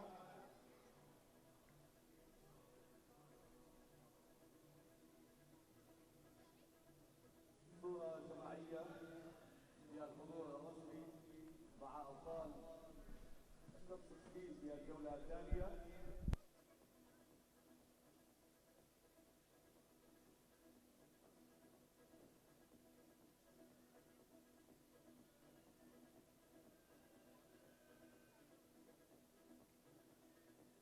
صورة طبعا مع سعادة محمد مسلم الكندي محافظ شمال الباطنة، وايضا اعضاء مجلس اداره الجمعيه العمانيه للسيارات هنا في افتتاح الرسمي ومع ابطال التوب 16 في هذه الساحه، ساحه المواهب. As we see all the champions, all the contestants on the top 16 are here standing in a line to take group picture. All the best to everyone. We're going to have fights. We'll be having great battles in few minutes on the top 16.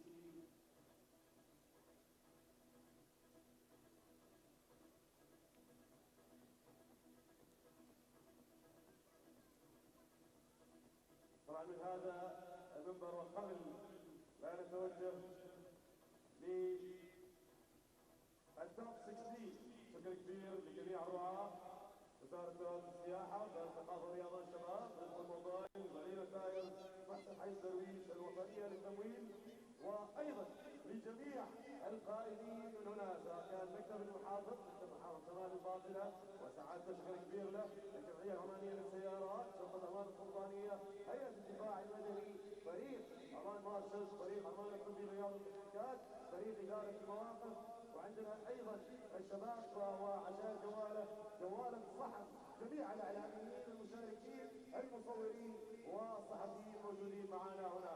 شكرا جزيلا للجميع على يعني انجاح هذه البطولة ووصولنا إلى المرحلة. فعلا هذه البطولة في مرحلة وفي مستوى مهم جدا على مستوى الزمن، على مستوى العالم، واليوم مع إضافة حلبة جديدة ومرحلة جديدة تضاف لهذه البطولة. فعلا نبارك لرياضة السيارات في عمان والجمعية العمانية للسيارات على تنشيد هذه الحلبة وهذه الإضافة الجميلة لرياضة السيارات. كل التحية لكل الجماهير، كل التحية لكل من يتابعنا من المدرجات والبث المباشر. معكم مستمرين وبعد قليل سنلقاكم في تتمة اختتام هذه البطولة.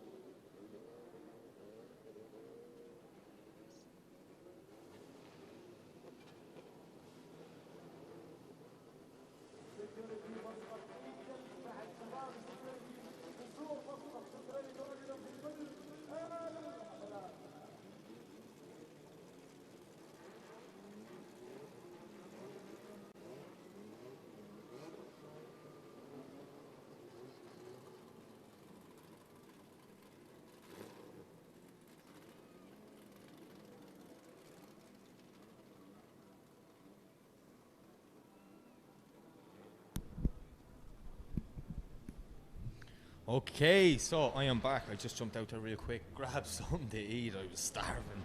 But yeah, we see all the drivers leaving. Huge group photos there with our guests of honours. That's just another cool thing that happens here in OIDC. But yeah, we're going to get this top 16 underway very shortly. Just getting the last of our cars and media off the track. And then we will be heading to the start line, and it will be Schneider versus Ehab. JZX90 versus E46. So let's see what happens there. But yeah, I see most of the cars are gone off now. That's our last one. Ali Al-Boushi is just making way there. Them two crazy guys that had the flying parachutes definitely caught me off guard. That was so cool. And yeah, like that, the track is empty and we're getting ready to get this show on the road. We're going to give this Sohar Arena a first event to remember. That's all I'd say. We've had everything. We've had some crashes, engine failures, just you name it, it's happened.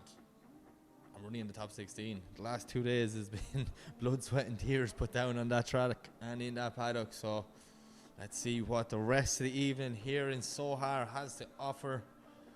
I, for one, am really excited. I just want to get the drifting back underway. Just, yeah, it's lots of drifting.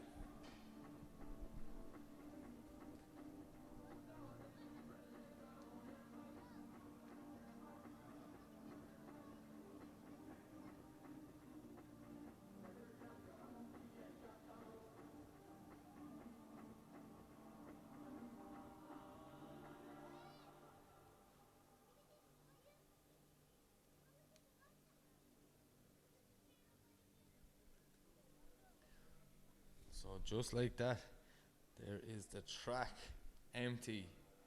There's a quiet feel. You can feel something big's about to kick off and start going here in Sohar, and it's just insane. We've had some crazy battles so far. We've had some good runs and some close ones. No one's getting it easy, but that's what we're all here for. huge shout out to all the OIDC track team. Them guys are like, you don't understand. They're here since like 6 a.m. the last 2 days, and I mean, midday today they were out marshalling in the full fire gear, and it was 30 plus degrees. So these boys, trust me, when you see them in person, they're the hardest working drift team in the world. They just do it. They get on with it and they get it done. So I'm just delighted to be a part of this team. It's so much fun. Everyone up here in the tower, like, it's such a good atmosphere. OIDC is the place to be. Definitely, I'd highly recommend it. For a huge drift fan, you travel around the world going to all these events, man, just put OIDC on your list. You know there's going to be no big events on. You know it's going to be roughly the same time every year, and it's definitely worth the trip over, because anyone that comes here for the first time, they're blown away. Like, even that thing with the parachutes, that sums it up. None of us in the tower knew that was going to happen. No one knew that was going to happen. And this lad just flew by my window looking in at me at eye level. And that's the only place that you could get that to happen, is out here in Oman. Such a cool, like, it's just unbelievable. The limits they go to, just the stuff they do to entertain is just brilliant. I'm excited now, but the thing we all wanted to see in the entertainment that has everyone in attendance and everyone tune in is about to kick off soon. I see they're just calling the drivers to the burnout box now, so we will be getting the first battle underway very shortly.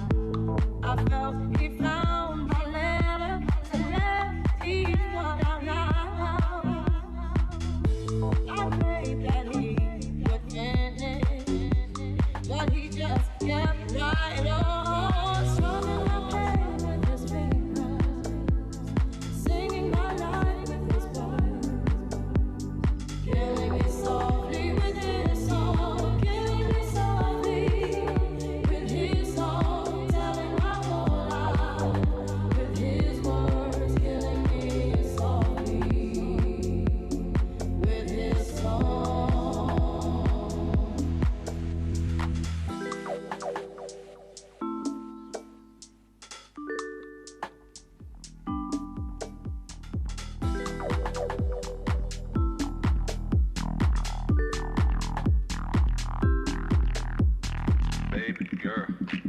I'm the man from the big BA. Won't you come play round my way? And listen to what I gotta say.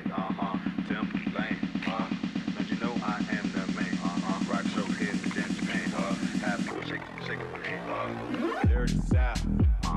Can y'all really feel me? Feel us. East Coast, feel me. Feel us. West Coast, feel me. Say what? Dirty South. Here we go.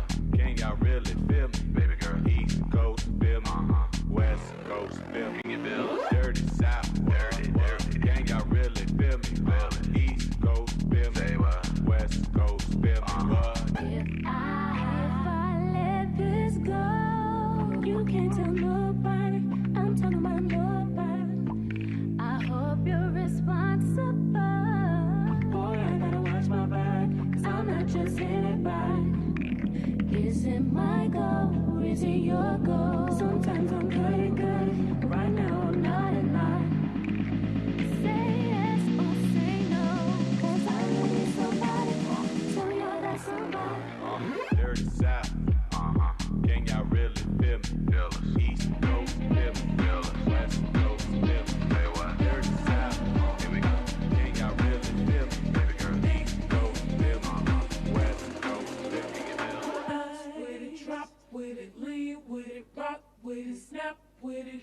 All my ladies, pop your backs with it. With it, drop with it, lean with it, rock with it, snap with it.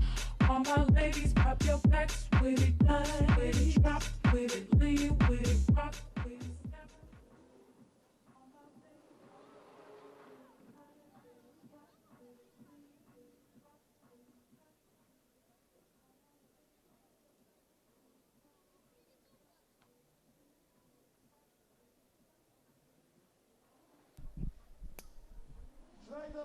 Okay, ladies and gentlemen, we are back. Sorry, we had a bit more technical issues there, so we just had to get a few things sorted. But we do have our first battle on the line. And here we go, we're getting excited. It's going to be Schneider in that JZX90, and he is going up against Ehab Falah. So we're just waiting on Ehab to leave the burnout box.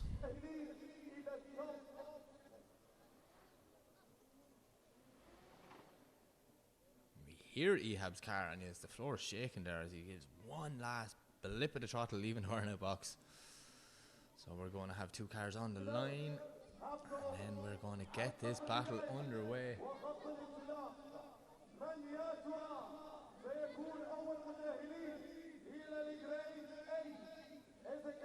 There you have it. It's going to be Schneider in the lead, Ehab Falah in the chase. First battle of the top 16 is away. Here we go. Look at this JZX90 shooting flames down the run-in. Ehab Falah just ended up on the inside of the track, getting initiation a little bit wrong. Schneider doing a nice lead line now through that first corner. He's getting ready to transition for the first time. Huge speed from Schneider. Ehab ends up a small bit on the inside of the track. Now he starts to get back on the qualifying line, trying to reel in Schneider and that really long JZX90. But Schneider does a lovely snappy transition, putting the back of the car out to the wall. That is exactly what the judges want to see. Ehab Falah just doing whatever he can now to close the gap and get up on Schneider's door. Whoa, what a lead run from Schneider.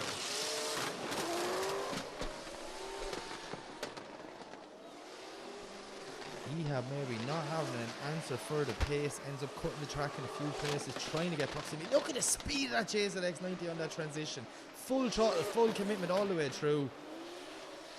Schneider's looking like one to watch tonight here in Soha.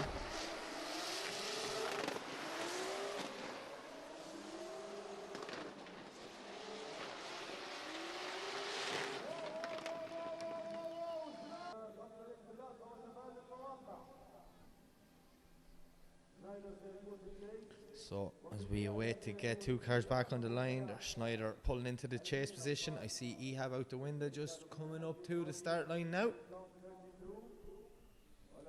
So we're going to swap around and see what is going to happen. Can Ehab pull a gap on Schneider, or will Schneider door Ehab Falah?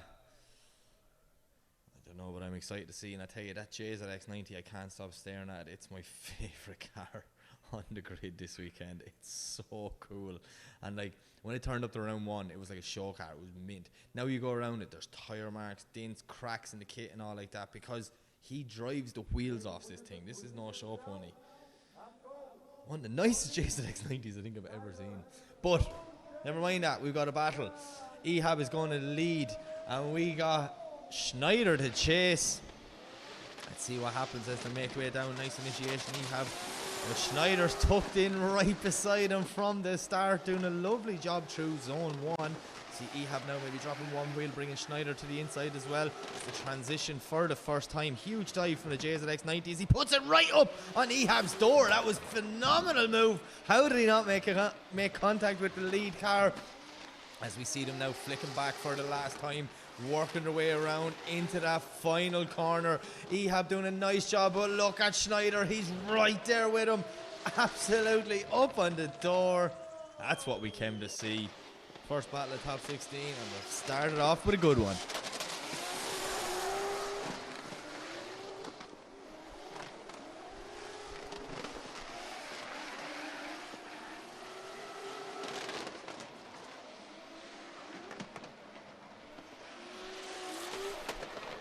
Just watching the replay here, there's a lovely chase run by Schneider, doing a great job. Not coming in contact on the first transition, but we have Fala putting in a nice lead run there, one or two little mistakes. But let's see what the judges think. As we see, our next battle is in the burnout box, or should I say we can hear our next battle in the burnout box. But we need a result from the first battle as both guys pull up here in front of our marshal right at the grandstand.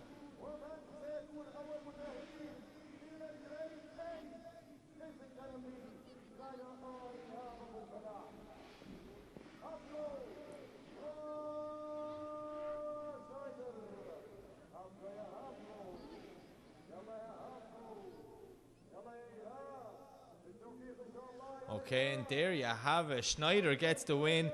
Schneider is moving on to the Great 8, but yeah, unfortunately for Ehab Fala, that is the end of his night, and we will see him back for the next round next week.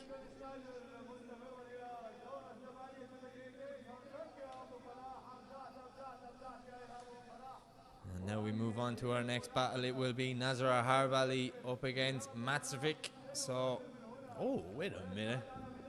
Just playing a bit of devil's advocate here, but if Matsovic, no, I'm not saying nothing, but if he does make it to the Great 8, he will go up against his teammate. Now, that will be interesting. Some guys were practicing together a lot earlier on today, so might be excited to see that. But first, Matsovic has to get through Nazar Harbali, and that is a tough mountain to climb. Nazar telling me this morning the car has issues, he wasn't feeling it and all like that. Well, from what I've seen so far today, he's not doing too bad. But Matsovic, definitely one to watch. These time up guys are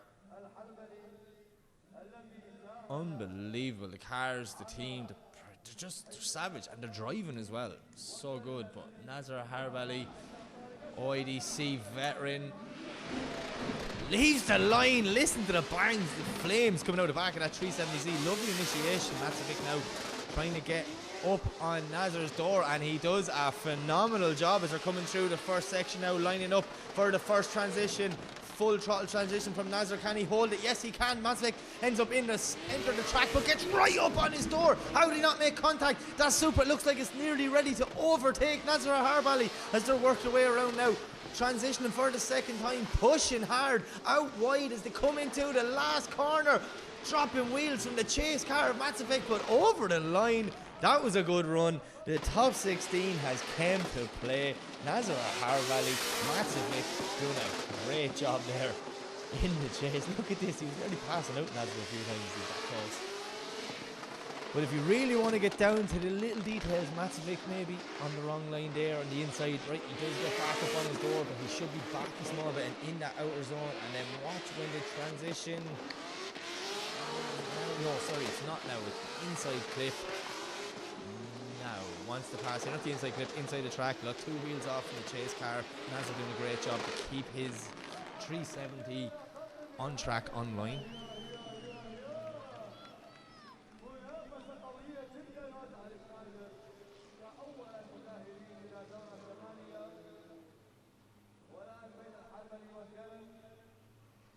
So we're going to swap them around. And let's see what Nazar can do in the chase position. Very good lead run by Nazar Harbali. Doing exactly what he was asked in the judges' briefing.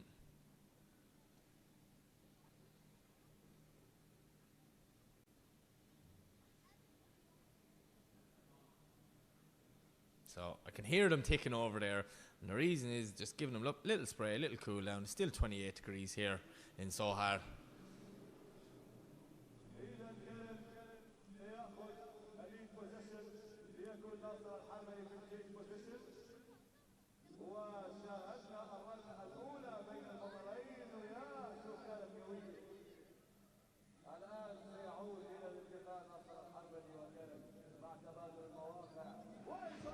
Okay, away we go. Matsovic to lead. Nazar to chase. Let's see what happens. Very close as they come down the straight, doing a great job. Oh, Nazar watching a small bit wide. Matsovic now doing whatever he can to keep that gap. Nazar's trying to close it, but staying on the qualifying line. He's not trying to go too shallow to gain back to proximity. Maybe Nazar ends up a small bit on the inside there, but Matsovic doing a lovely job through outer zone 2 as the transition for the last time. Matsovic brings the Super out to the wall, dropping one wheel there just as he passed the wall clipping point as they come over, and now Nazir drops 2 wheels where Matsovic drops 2 wheels in the first run. Dare I say it might be a one more time? As a speculation, or as I like to say, a guesstimation. Nazar Harbali not having the... But he's not having the pace, which doesn't make sense because he does.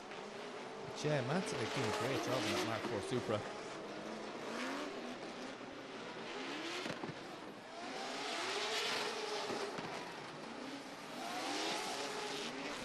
You see, watch this now. Nazar does the same thing as Matsovic. He put 2 wheels off there on the inside. Oh, mistakes on both ends on both runs. So let's see what way the judges will go for this one.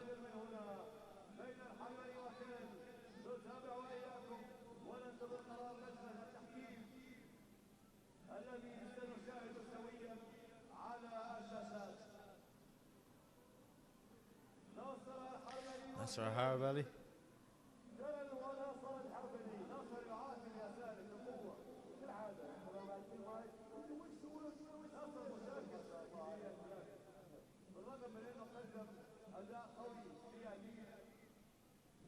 I love trying to interpret what the drivers are saying. It's brilliant.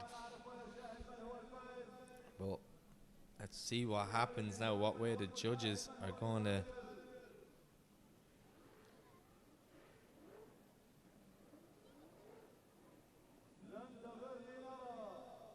One more time. It's a one more time. They're going to go again, and I'm not saying that, but I did kind of call that. Battle of mistakes, both sides.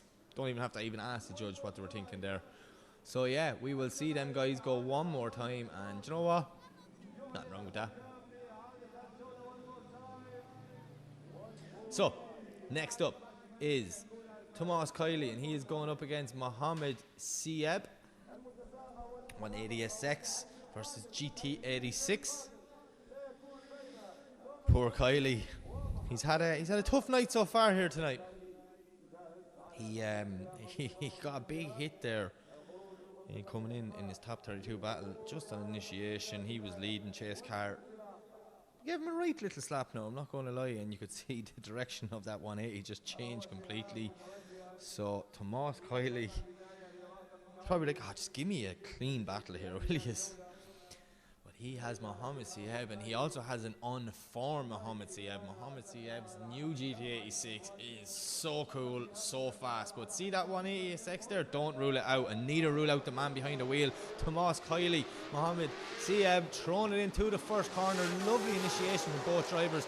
See Kylie now right on the outer line, but Mohammed Sieb's right there with him, trying to knock on the door of Kylie's 180SX as they're coming through to transition for the first time. Lovely speed, but Mohammed ends up on the inside of the track, getting the transition all wrong. He has to jump on the front brakes to try and bring that car back out wide on Kylie's door. Kylie now doing whatever he can to keep the proximity gap that he has gained, and he is doing so as we see them coming out and over the finish line. Wow!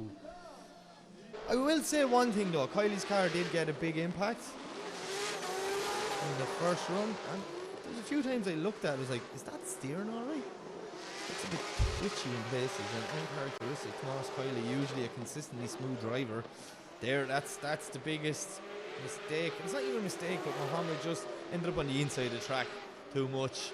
So when it comes down to the little details, that will be one to be playing. And we'll see here now, just as they come over the finish line, have separation.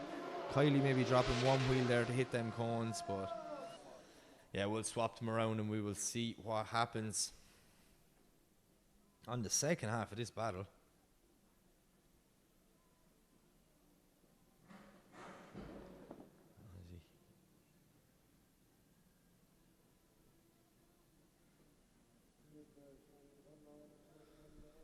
Okay, so the teams have just gave the cars a little spray of water, a little cool down. Just trying to keep them temperatures under control, because if you're not paying attention in this weather, it can definitely get out of hand.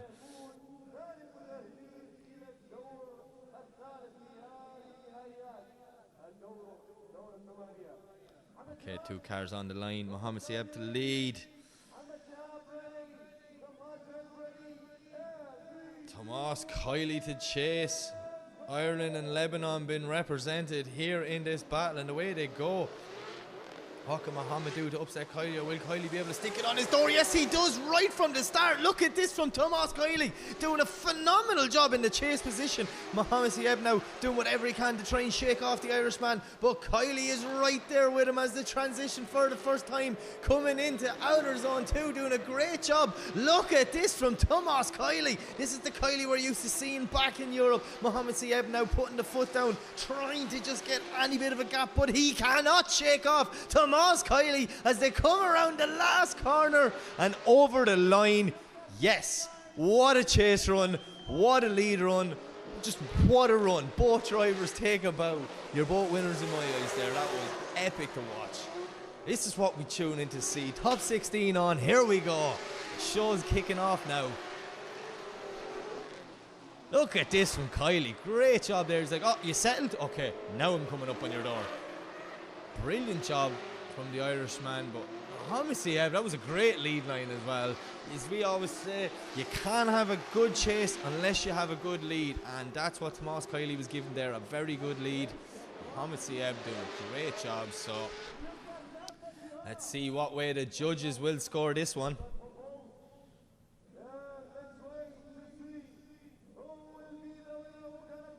And there you have it, Tomas Kylie gets the win. He is moving on. And unfortunately for Mohammed Sieb, that will be the end of his weekend, but we will see him back next week for round 3.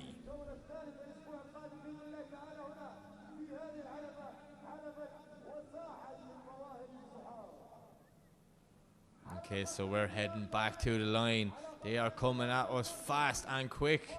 Up next, it is Ali Maxid, and he is going to lead in Grossman Maxim. An on-form Ali Maxid and an on-form Grossman Maxim. So I am excited to see what happens on this one.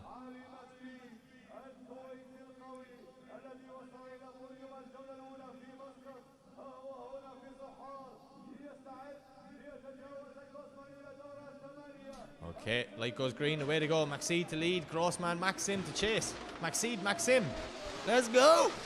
See both guys throwing it in.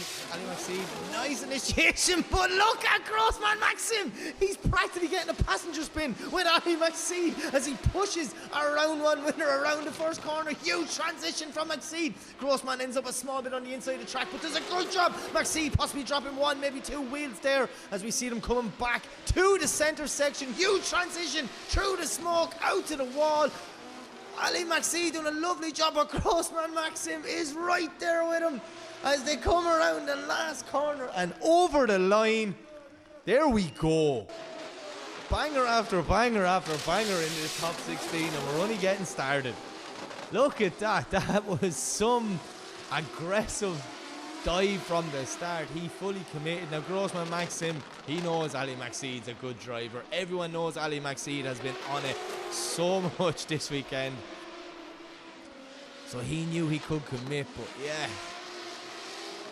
nice run from both guys there now. We see them. Look at that.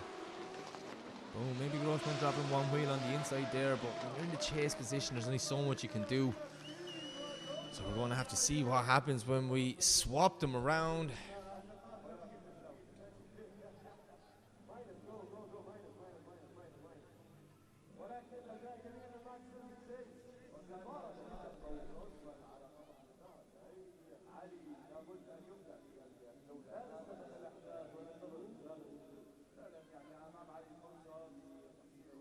Okay, so we just see Grossman's crew there, just giving the radiator and the intercoolers just a little spray of water just to bring down. That's our marshal's waving on. It's like you can give it a spray, but you know, can't take the biscuit here. Like Ali Maxid sitting there. That's the difference in a car that's built in the Middle East and a car that's not. You know, these guys are building it further weather. But yeah, run two. We're going to swap them around. Grossman's going to lead. Ali Maxid's going to chase. Here we go. Toyota Supra versus Toyota GT86. Huge initiation from both guys. We see Grossman dropping maybe two wheels there. Ali Maxid's right with him though, trying to get that GT86 right up on the door, and he does as they come into transition for the first time. Lovely transition from Maxid as he makes the dive now to try and get up on Grossman Maxim's door, pushing him around outer zone 2 as the transition for the second time. Now can Maxid get in the pocket there, push up on Grossman's door? Yes, he can. Grossman's doing a nice lead run, but look at Ali Maxid. He's showing everyone why he's a previous champion, and Grossman possibly dropped two wheels at the end. No way. The great run that was.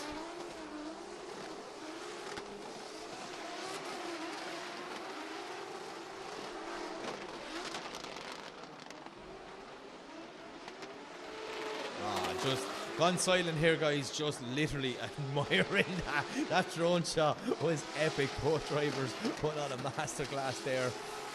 Ah, I love drifting.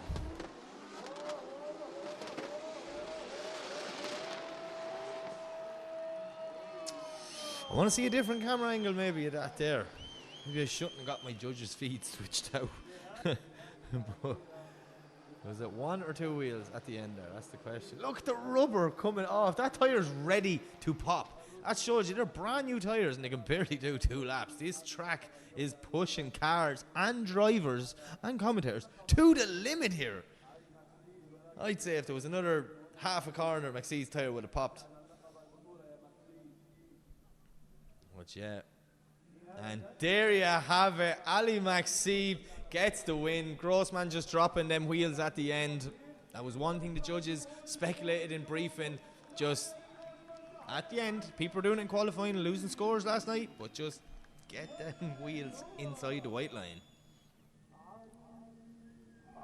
So Ali Maxid moves on, and he is moving on to face Tomas Kiley. That is one I am looking forward to. Don't spin wheels, Ali, you might pop it. Right. Where are we going next? Okay, we're going back to the one more time between Nazar Harbali and Matsovic. These time-up boys, they're everywhere in the top 16. They're in all the battles, but they're all on the same side of the bracket, so at some point they could meet. But Nazar Harbali wants to make sure that he secures a spot in the Grade 8.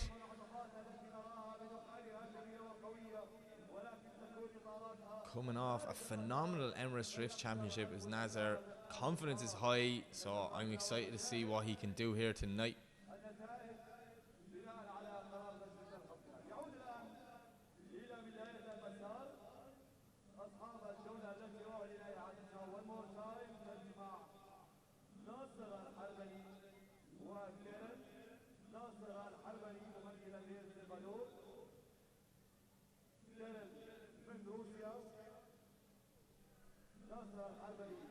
Okay, so we're just rearranging a few cones that got punted off the track, and we will be sending them very soon. Yep, traffic light goes green, away to go. Nazar the lead. Matsovic in the chase. Two cars come screaming on the straight. You couldn't even see the Supra, he was that close. Right tucked in there from Nazar to hit the start, but Nazar Harbally doing a great job now. Look at Matsovic knocking on the door of Nazar Harbally as a transition for the first time. Matsovic doing a great job trying to slow that car down. Nazar not as deep in outer zone 2 as we like him, but he is inside the box as we can see them making their way back to the centre section, transitioning for the last time, pushing that car out wide, and Matsovic is right there with Nazar as they come around the last corner and over the finish line. That's what we came to see. That was absolutely amazing. What is Nazar Harbally going to do in the chase position? He's going to have to do one of these special Nazar moments, as I call it. One of these let's go viral moments.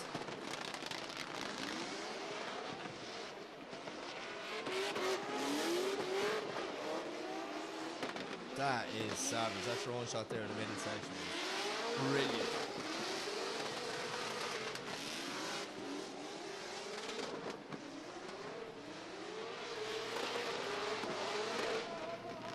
So let's swap them around now and see both guys going for a cool down lap. We might do an old temperature update here and see what we're at. 26, okay, you know, it's dropped 2 degrees. Still 26 degrees. If it was 26 degrees where I'm from, we would actually shut down the country. It'd be that warm. So this is mad, the fact that it's nearly 9 o'clock at night. 8 o'clock at night, my apologies. But yeah, see the team's running out. Quick spray the rads in the intercoolers just to keep the temperatures down. I don't know why that lad's looking at his tyres, because just to let you know, you can't change tyres mid-battle. Don't know what championship you come for, so you can look at them all you want, but you can't do anything about them. And even if you call a 5-minute rule, can't do anything about them. So that's just the rules in drifting. The cars and the tyres have to be able to complete 2 laps back to back. Okay, so up next it is the lead run from Matsovic and then Nazar in the chase. This is going to be one definitely to watch. What can Nazar do? He's going to have to do something special here.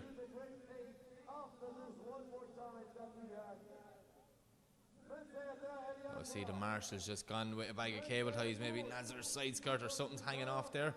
So we're just going to make sure. Oh yeah, side skirt. Just take it off. It's the easiest way. Just take it off. Don't break it off.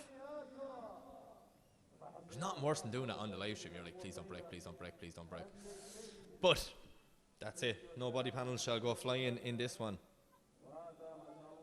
Just cable tying up. A little bit of contact there in the last run. It's the joys of drift cars. A few cable ties and away she goes again.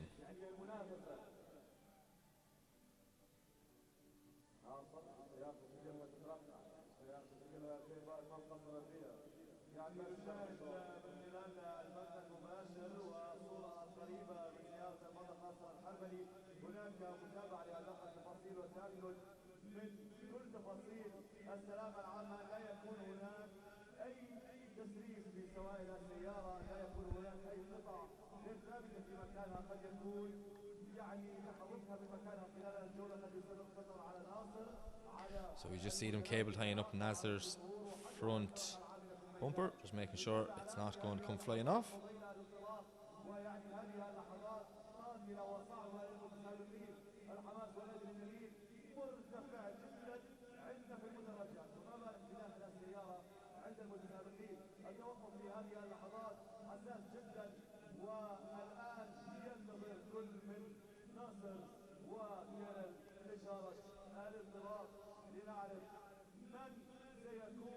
Duct tape, everything's out. If it can't be fixed with duct tape and cable ties in drifting, it just can't be fixed.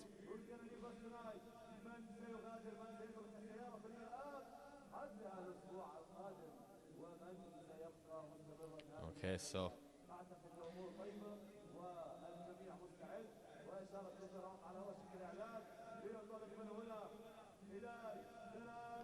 okay, thumbs up from the drivers. Light goes green, the way they go. Matzovic to lead, Nazar to chase. Second half of this battle, what can Nazar do?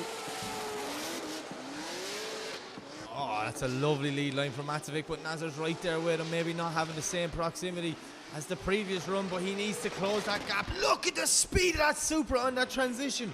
What? That was unbelievable looking. But Nazar Harbali maybe not having an answer for that speed. As we see them now transitioning. There we go. That's the Nazar we're used to seeing, getting back up on the door, pushing Maxovic around the last corner. And oh, did Nazar drop wheels before the finish line?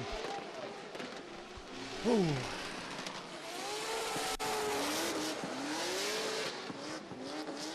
In awe here watching this again. Watch the speed. Whoa. He picked up speed even though he went on the brakes. That just blew my mind, that thing there. His brake light came on, but yet the car just torpedoed into the next corner. Savage. Time up by Stephanie. Here to play this season in OIDC, making a name for themselves. I tell you, I won't forget them for a long time. And oh, possibly one, maybe two wheels there for Nazar. I think it was one.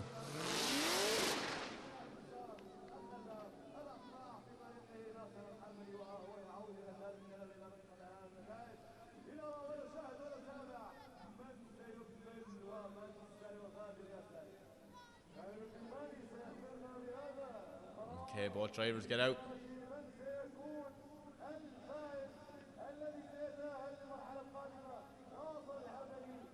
And your winner is Matzovic. Matzovic gets the win. Unfortunately for Nazar Harbali, that's the end of his day. But we will see Nazar back next week for round 3.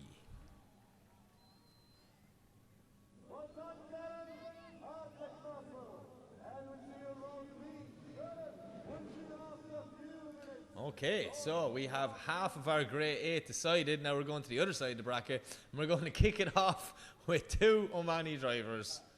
2 local legends, Ali Al-Bushi, Riyad Masabi, 180SX, Toyota Supra. Let's see what happens.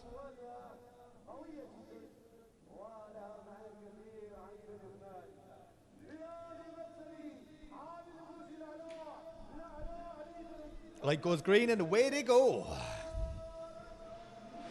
Ali Al-Bushi to lead, Riyad to chase as they come down now. Oh, sketchy enough initiation from Lalo. He's not getting deep into the zone from the start. Riyad though on the complete wrong line on the inside. You see them now making their way through the centre section. Big transition in. Riyad making a huge dive. Puts the track a little bit to gain back the proximity. Cannot close the door. Lalo is smoking him over as they come back through the centre section, transitioning for the second time. Lalo dropping maybe one wheel there after the wall, but Riyad not having the proximity to get up close and personal with Lalo. Oh, see there now. I wish he didn't get deep in the clip, but Riyad ended up completely on the inside there. Like he's stalled up the car, kind of fighting the gripped up Supra. Look at this, that was some dive. That's unfortunately, it was 2 seconds too late. It's a shame he didn't get right up on this door. Riyad though, looking like he's struggling small, but these 2 guys know each other very well. They drove together a lot. And yeah, maybe Riyad gripped the car up a bit too much, knowing Ali Al-Bushi is going to be fast.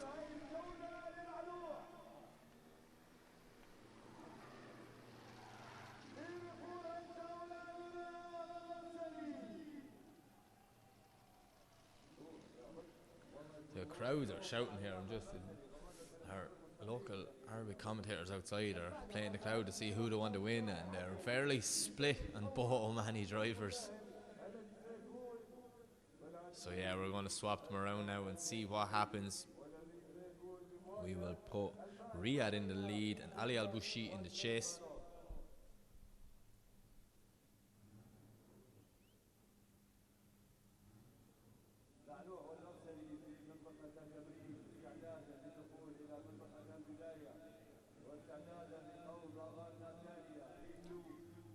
Okay, so we've one car on the line.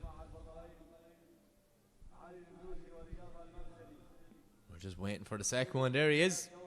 Ali Al-Bushi in the chase. Riyadh in the lead. 180SX Mark IV Supra. Probably the two of the most common cars on the grid this weekend.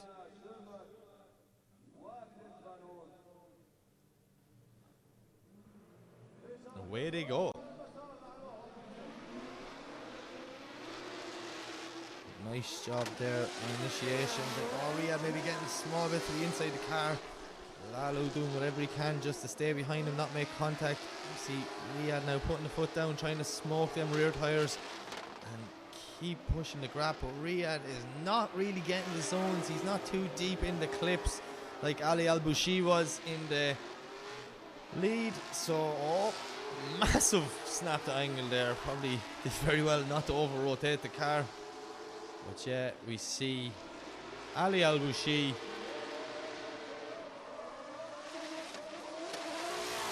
think that might be pushing in Ali's favour. Riyadh, I think Riyadh's been flying for the last 2 days, and I do think he maybe over-gripped up the car a bit or something, because it looks very undrivable there. It actually only looks slow as well. So he's forever changing grips, lads. You know, this might have worked an hour ago, but temperatures have dropped. They're going to keep dropping for the rest of the night, so track conditions are always changing. Yeah, not the best run from the two Omani drivers, but let's see if Lalu have enough to get the job done. Or did the judges see something that I didn't see? Riyadh's trying to get his door open. Some Lalu knocking on him, maybe he just broke the fiberglass door.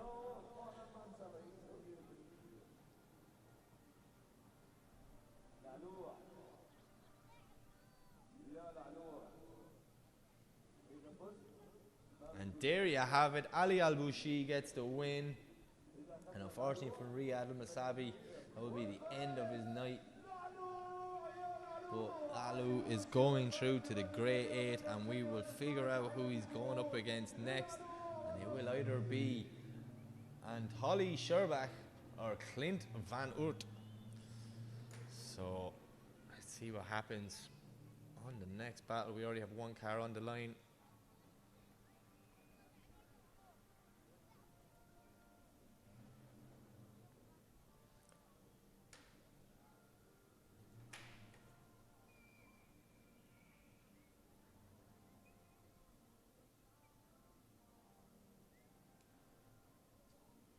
Okay, so we have Clint in the lead position, and we're just waiting on Antolly to come out of the burnout box and park up beside him in the chase position.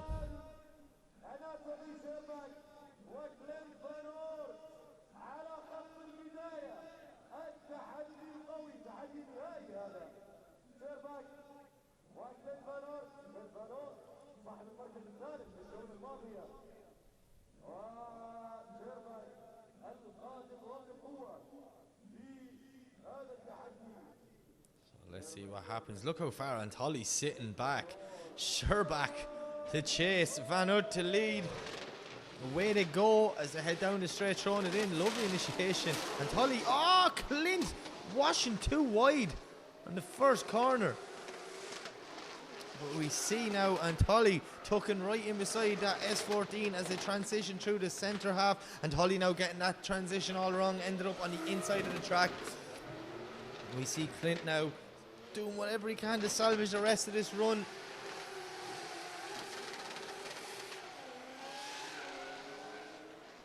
Ah, lovely driving there by Antolly, sticking right behind him, but Clint Van Oort, oh, did he just throw it away on that first corner? In here.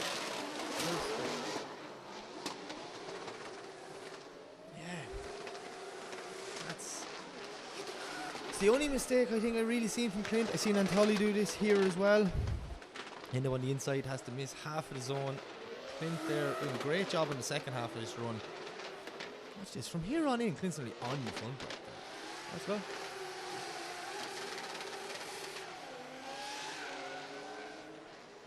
Doing a nice job through this section is Clint. Really comes down to just dropping them 2 wheels on initiation, so we're going to have to swap them around. See what happens, but yeah, the ball is in Antolli's court, but let's see, can Clint force a mistake, or will Antolli be able to hold his nerve now and just put down a whopper of a lead run? Clint Van Oort, a beast in the chase position, so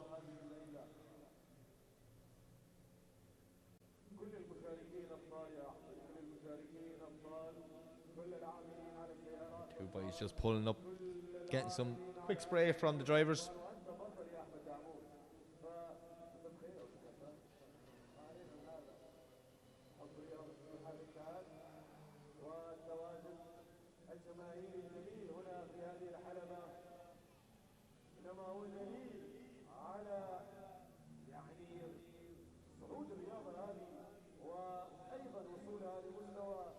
Okay, so we have Antolli back on the line in the E46 BMW. Just waiting on Clint Van Oort.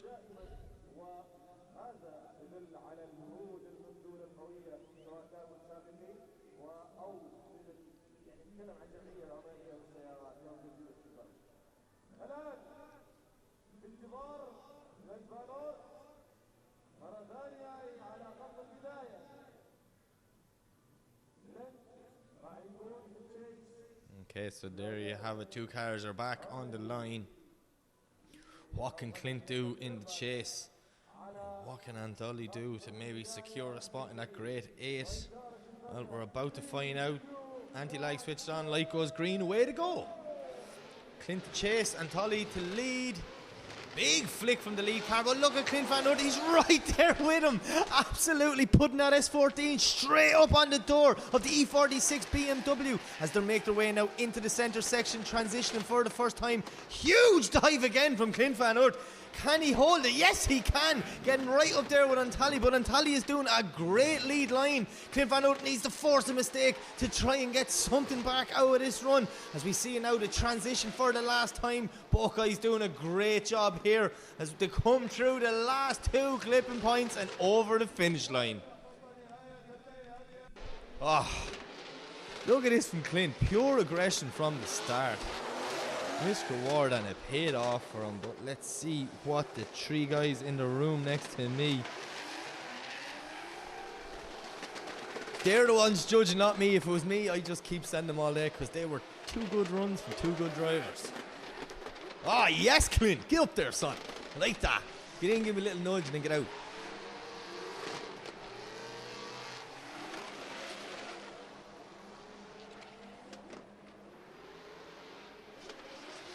Let's see what way the judges are going to go with this one.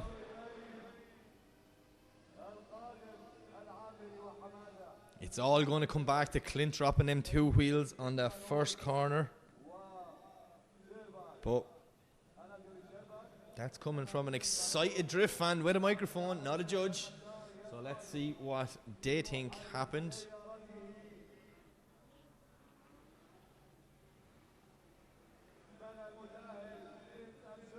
And there you have it, Antolli Sherbak. Antolli Sherbak gets the win. Clint Van Oort is going to bow out here in the top 16, but we will see Clint back for the final round next week.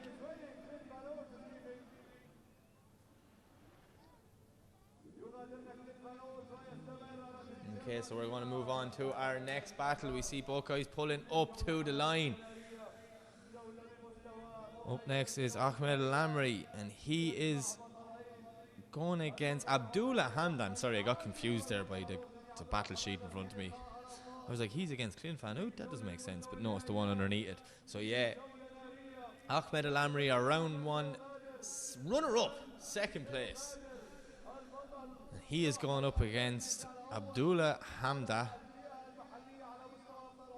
And, you know, Abdullah is having a great day. He's driving really well, but he has gone up against an on-form Al-Amri. So let's see what Al-Amri can do here. The speed of the Omani driver down the straight, putting the back wheel right on the outer line, near perfect. Abdullah's just doing whatever he can to try and get there. Look at Al-Amri's car lifting a wheel around the first corner. That is what is called grip, ladies and gentlemen, as we see them now transitioning. Huge backfire over Al-Amri's car. Hamdan doing whatever he can to get up right beside him as the transition. How did Hamdan not make contact with Ahmed Al-Amri on that transition? This is absolutely brilliant driving from both guys. Can Hamdan get on his door for the last corner? Yes, he can.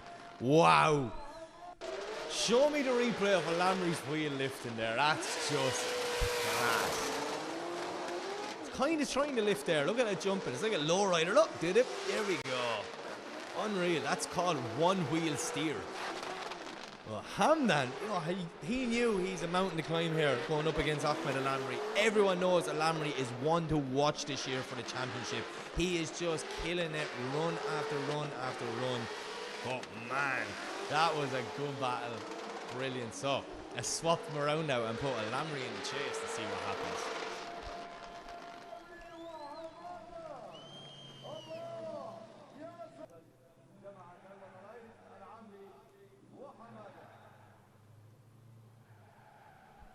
As we see Al-Amri there, well, sorry, we don't see it in the live stream. I see it outside my window.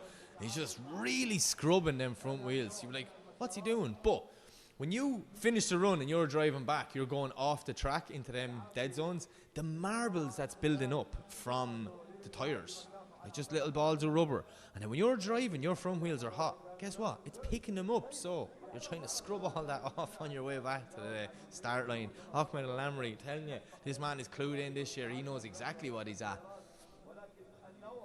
But yeah, we're going to put Al-Amri in the chase now and put Hamda in the lead.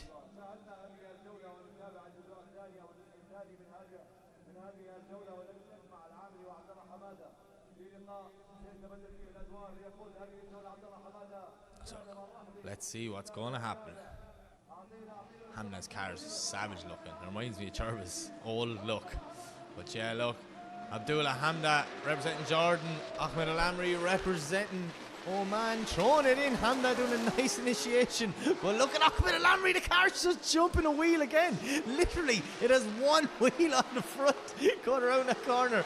As we see Hamda now trying to get as much of a gap between Al-Amri. He's not on the greatest line, but Ahmed Al-Amri now is starting to reel him in. Look at this from the Omani driver, just slowly getting there, transitioning for the last time. As you see Hamda dropping one wheel. Al-Amri does a great job not to make contact. Hamda nearly hits the wall on the outside. Whoa! And two cars side by side over the line. Haha! Fireworks, that's what that is. Fireworks.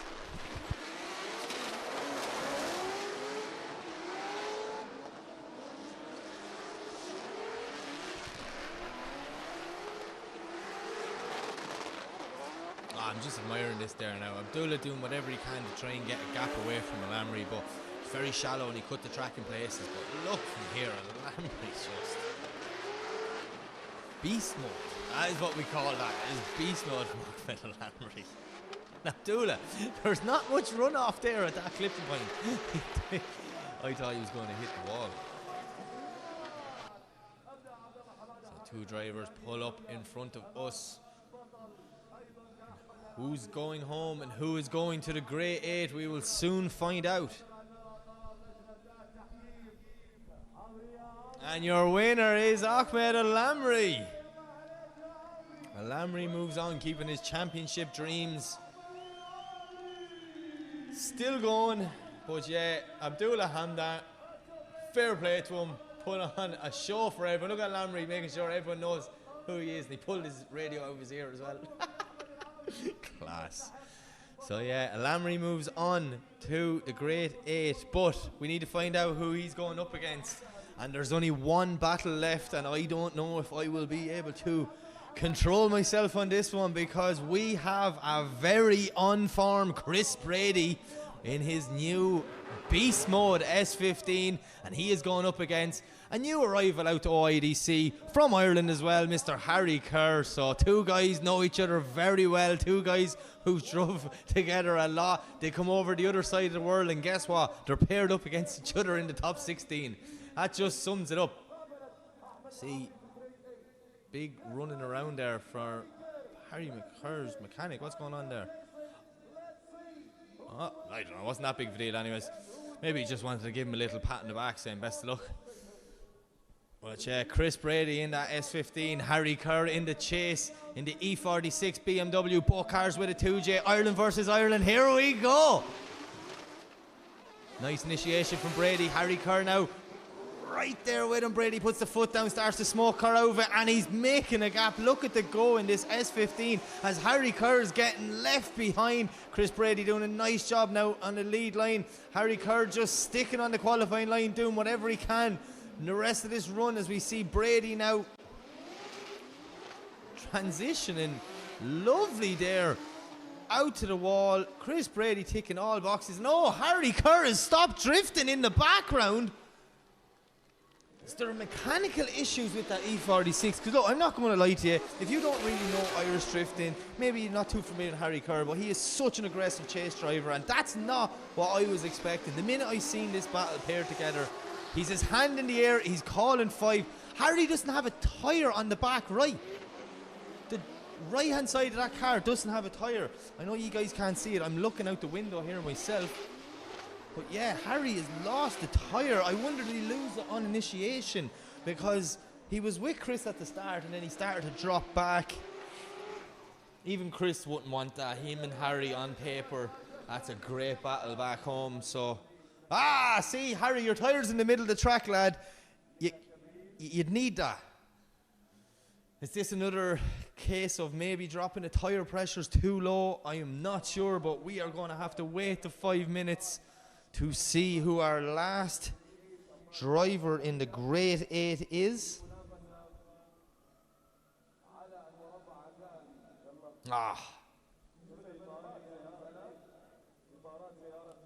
On paper, that one there, that should have been a crack of a battle. So heartbroken for Harry Kerr, obviously DB'd the tyre. We see the Marshall just rolling it off. Actually, there's still a few laps left on that. I'd bring that back into him. So Chris Brady is going to have to sit and wait for 5 minutes while Harry Kerr goes in and changes the tyre. But that will be a huge advantage to Brady. I think it happened on initiation. That's what I'm going to speculate, okay? My guesstimation is... what a shot at the moon. Sorry, I get well sidetracked, things like this. But yeah, I think it happened on initiation because Harry kind of was right there at the start and then just dropped off. So, hang on now. I'm getting my judges coming through a window.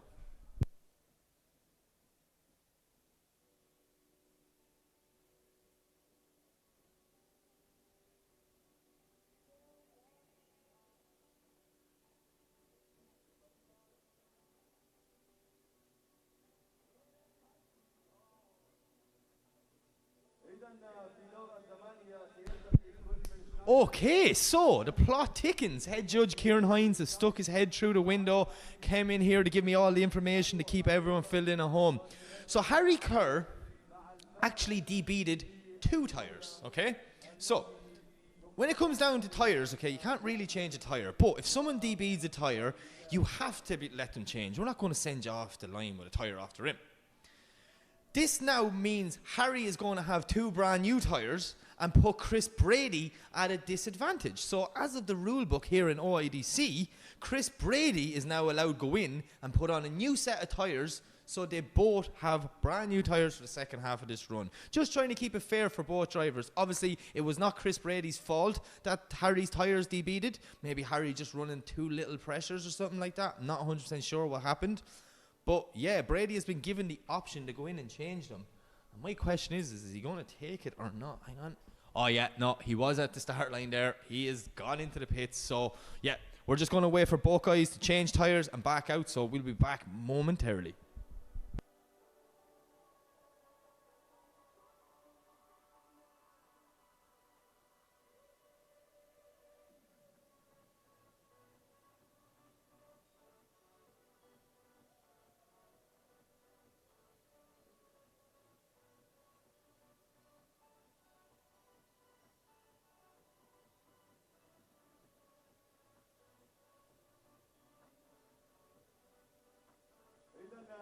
هذه اللحظات كل الشكر لكل من يتابعنا في البث المباشر على صفحة الفيسبوك للتابعة الجمعية العمانية للسيارات. تحياتنا للجمهور الرائع، جمهور صحار، وأيضا الجماهير القادمة من مختلف المناطق ومن كل الدول هنا لحضور هذه الجولة الثانية من بطولة عمان الدولية للانجراف 2025 هنا وإياكم.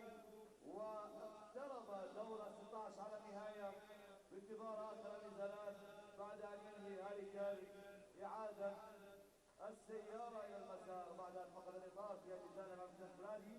سيعودان ويتوجهان بعد تبادل المواقع، ومن بعدها مباشرة نتوجه إلى دور الثمانية. خلال وقت قصير في هذا الدور عالية المنافسة شديدة التحدي، سيجتمع شنايدر وكارل في منافسة تتبعها منافسة كايلي وعلي ماسلين، ثم منافسة لعلوع والشيربك، ومنافسة العامري أمام الفائز في الجولة القادمة. معكم مستمرين وبانتظار عودة الأبطال إلى خط البداية.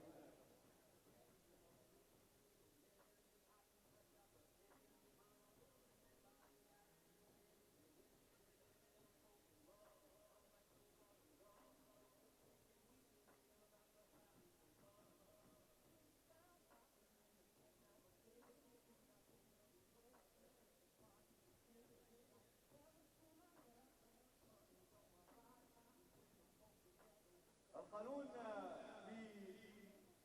الفايف مينتس رول والذي يسمح فيه للمتسابق بإجراء الإصلاحات على سيارته الآن وبعد هذه الجولة القوية التي فقدت فيها هاري كير أحد الإطارات. إذا قام بتغيير إطار واحد سيكون الفارق بين الإطارين كبير جدا، وبالتالي ولغايات السلامة العامة سمحت لجنة التحكيم لهاري بتغيير إطارين خلفيين، وبالمقابل Okay, so I am back. All go here. See Chris Brady just getting the new tyres on, so making sure it's fair and even for every driver. Obviously, Chris Brady will have a huge advantage at 10-0 there because Harry is an incomplete from the first run, but obviously he DB'd both tyres, so it's nearly a credit to Harry for how much he kept going, you know, that sort of way. But yeah, so we have both drivers on the way back to the line now, and we will get the second half of this battle underway. And yeah, it's going to be interesting to see. But never say never in the world of drifting because anything can happen. So I'm excited to see the second half of this.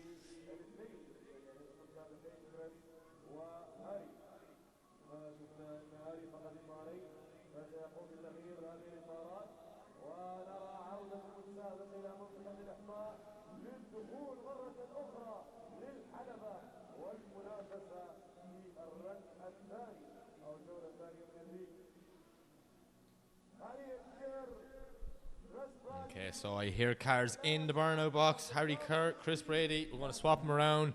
This time we're going to have Harry Chase and Chris to lead. No, sorry, that's wrong. We're going to have Chris to chase and Harry to lead because they already went that way. After that, we're going to go for 5 minutes break. Then we'll be back again for the top 8. The great 8 between Schneider Girl, Kylie, Ali Mashid, Ali Djouji, Anatoly Sherbak, وأحمد العامري في مقابلة الفارس الذي سيكون either Chris Brady or Harry Kerr.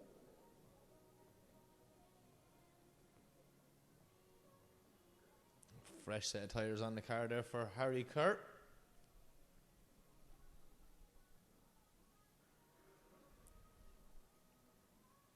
Very unlucky to be beating 2 tyres.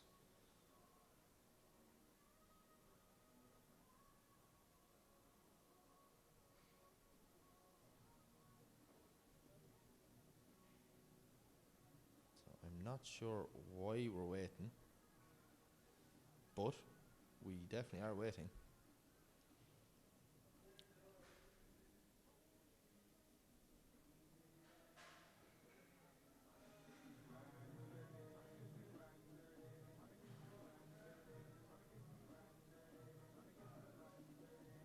sometimes it would be very nice to know information about what's going on. But being honest with you, I actually just love speculating. And now Harry's driving back to the pits.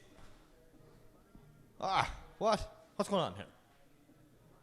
I may open my little window again.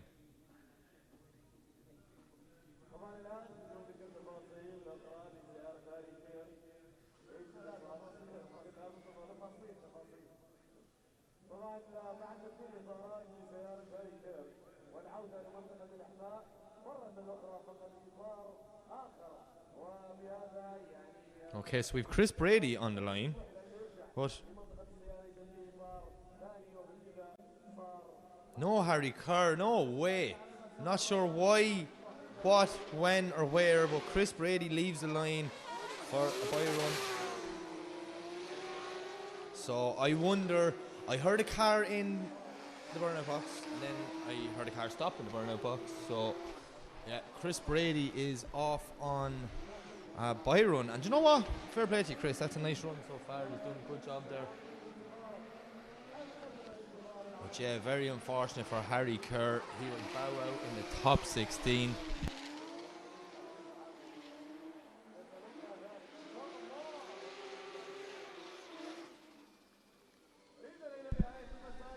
Right, the plot thickens and it just keeps giving. So, I have been informed by our marshals what happened. Harry Kerr came back out, yeah?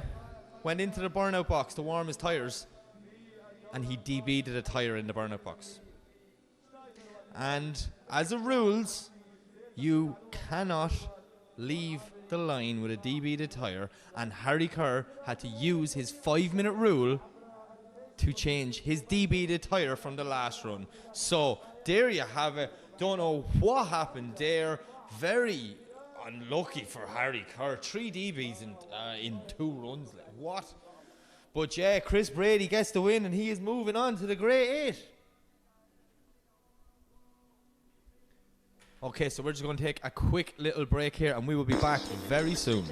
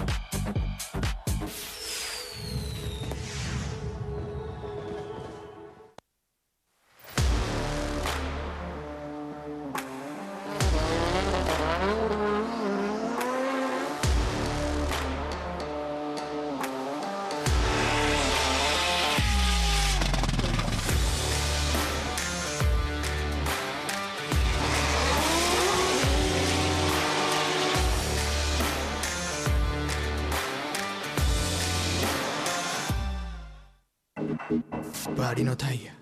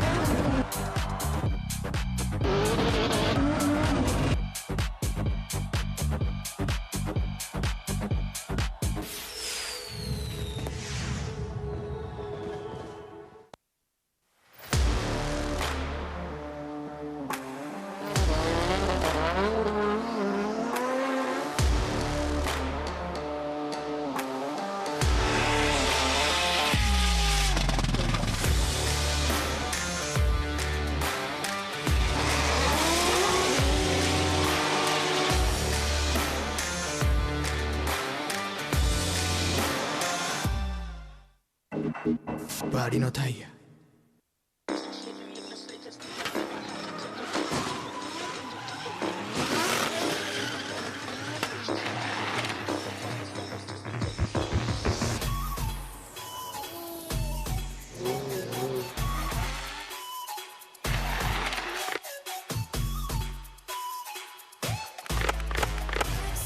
Love and water. It's to the things I wanna make love all night, all night, all night. Oh, so are you ready for this? Come on!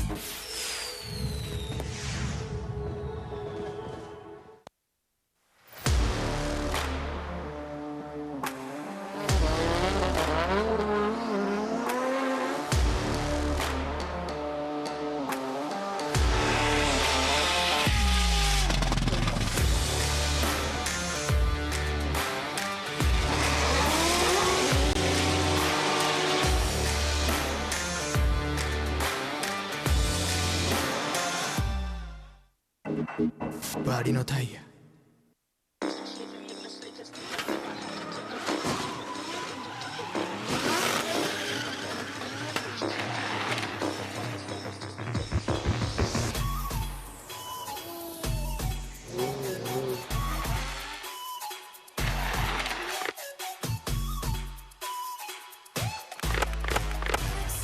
Love and water. It's to the things I wanna make love all night, all night, all night. Oh, so are you ready for this? Come on!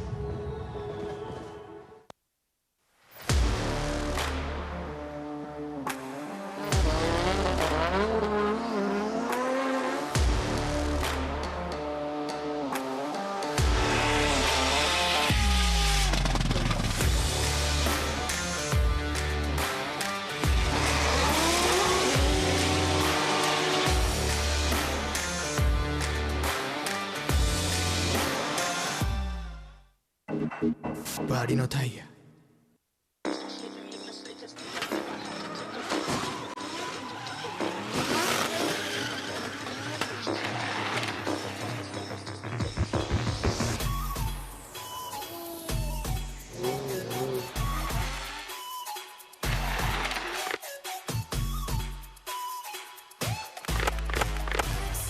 Love and water.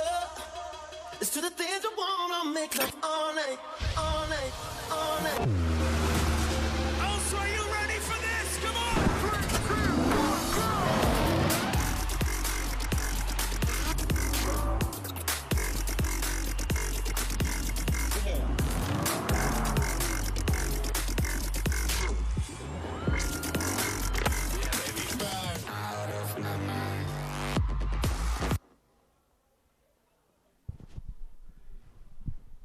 Okay, ladies and gentlemen, we are back.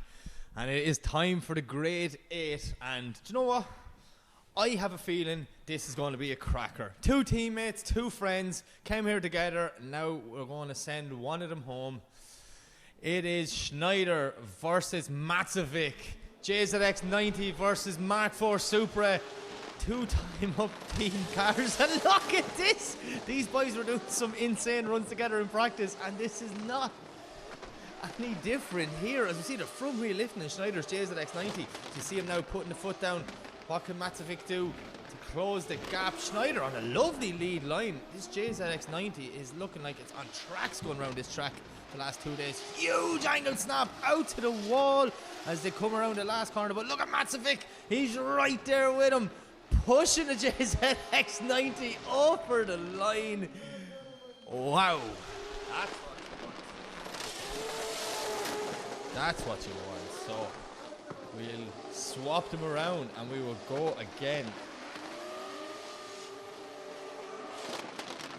I'm just looking here. All battles in this are saddles. So we have the 2 guys here. Then next up we have Tomas Kiley versus Ali McSeed, followed by Ali Al-Boushi versus Anatoly Sherbak. And then we have Ahmed Al-Amri and Chris Brady.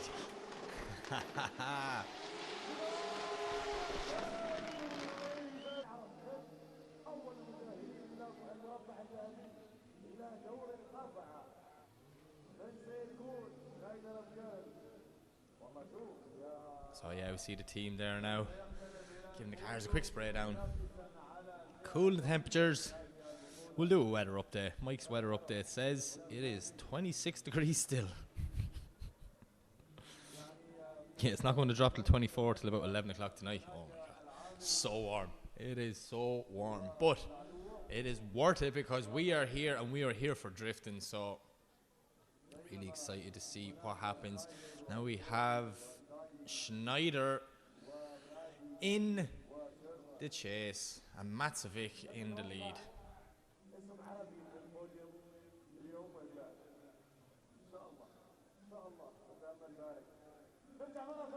2 cars on the line, 2 teammates know each other very well, travel Oman together. Let's just say it could be awkward in the hotel later on tonight. Suppose you beat your teammate, you just have to go on and win the whole event. Like, that's the rule. But look, here we go. Matzovic the lead, Schneider the chase. They're coming down, time up cars, throwing it in. Huge angle from the Supra. That's the best initiation I have seen all day. That was so cool, but Schneider's right there with him, pushing his teammate around, saying, here lad, you're not going anywhere away from me.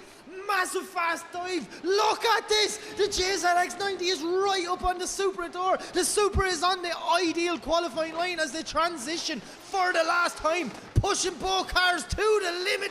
Oh, Matzovic maybe dropping one wheel. That's the first mistake I've seen, but Schneider is right there with him. Woo! What a run. I like that one now. I don't know if you got that or not. That initiation was class. That was so good. Like, so good. He just went bang, full 90 right out on the line and just kept it pinned all the way around. That is exactly what we tune in to see here tonight or today, depending on where you're watching from. But yeah, Team Time Up making a name for themselves over here in OIDC. That one wheel drop, that was like the only mistake I've seen in this whole thing. Ah, that was class. One more time. Judges, come on. Send them again. Just keep sending them. Just keep sending them.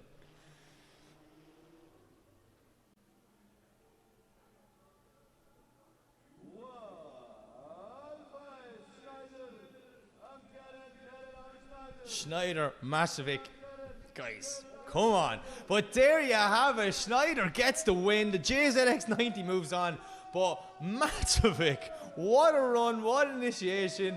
2 teammates, 2 nice guys. Fair play to them. That's the job. Yeah, you think you should see me, man. My heart is pounding here and I'm only watching it.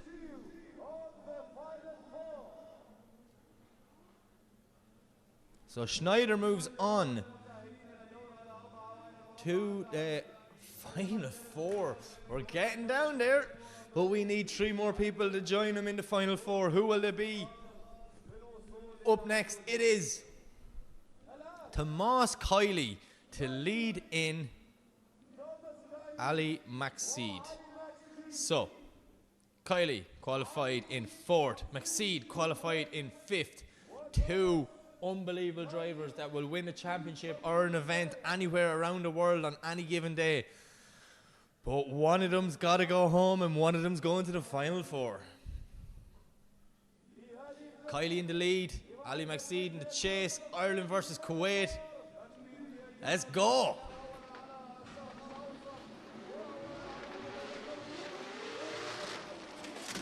Big flick from Kiley, but look at Ali McSeed. He is right there with him, knocking on the door of the Irishman all the way around the first corner. Kiley's on a lovely lead line now as he comes into the first transition zone, but Ali McSeed makes a huge dive. Contact, but they keep going, they stay in it.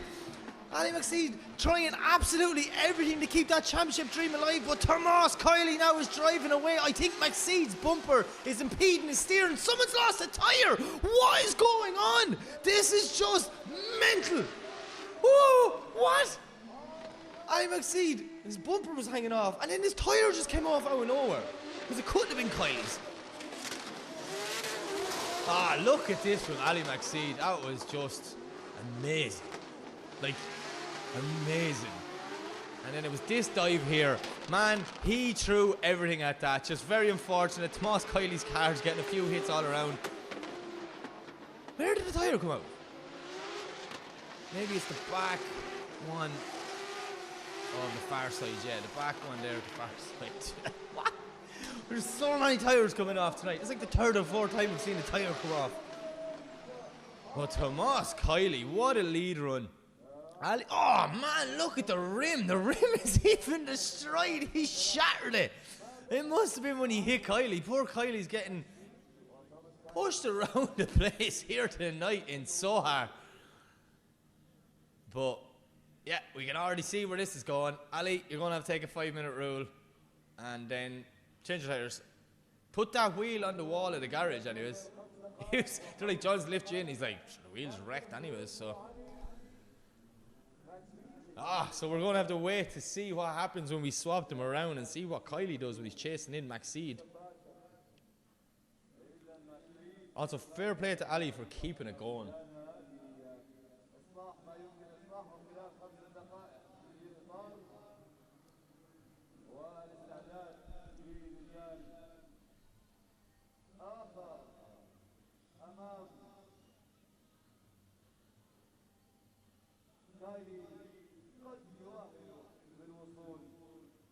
Every battle from here on in is going to be a war. I'm telling you, whoever stands on that top step of the podium tonight, they are going to earn it. They're going to earn every bit of it.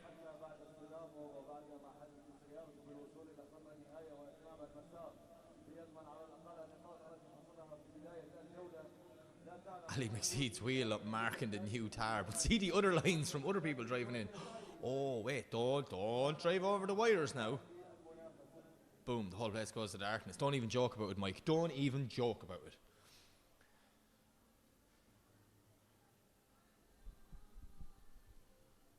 Okay, so we're going to have to make Ali go in there and change up his tyre. So, I would say, going on to the next battle. Oh, wait a minute. Hang on a second now. The next battle should be Ali Al-Bulshi and Holly. Never mind, sorry. And Holly's just parked there beside Chris Brady. I was like, what? He should be... never mind. And then Chris Brady and Ahmed Al-Lamri will be our final battle. So we've got 2 more battles, and then we've the second half of Kiley and McSeed. See Lamri down the bottom there, just driving around, warming up the tyres.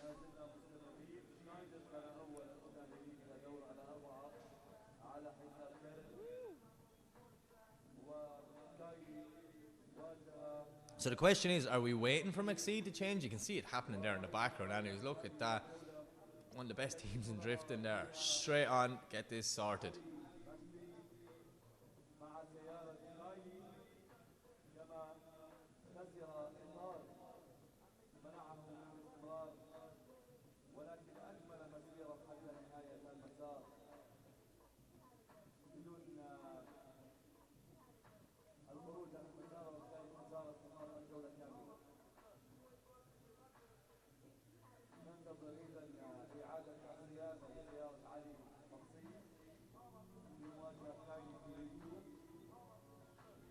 Ahmed Daham there giving Ali every bit of advice, letting him know what's going on. I see boys looking back on the live stream there to see exactly what happened on the run.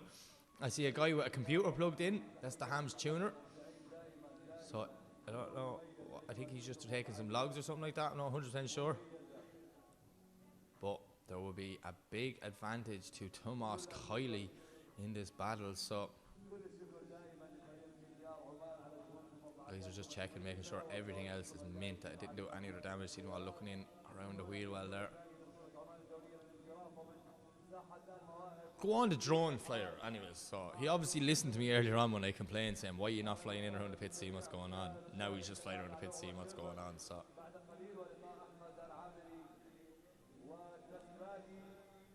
there's the moon, full moon.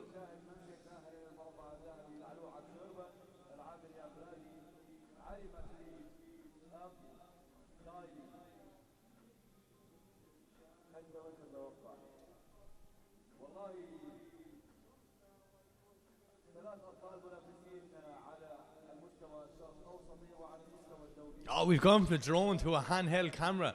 What's the time, guys? What's going on here? 2 minutes and 25 seconds. Plenty of time. Plenty of time. Ah, look at the drone. The drone left it to the cameraman on the ground. He says, I'm going up to get the aerial shot. Boom. Class. How cool does this drift arena look? Come on. New venue here in Sohar, and do you know what? It's fair decent now, I must admit.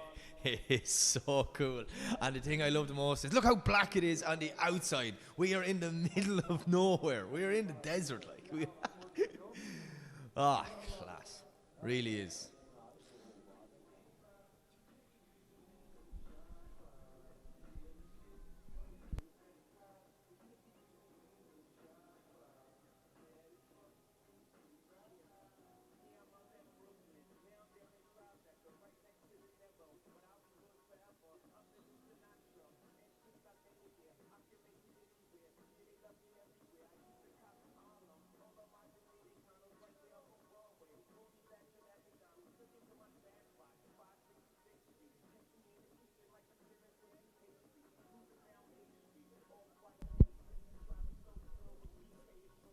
I'm just blown away here watching these drone shots. This is class. So, we are waiting on McSeed. He still has about another 2 minutes left on the 5-minute rule. So, he's taking every bit of the advantage there.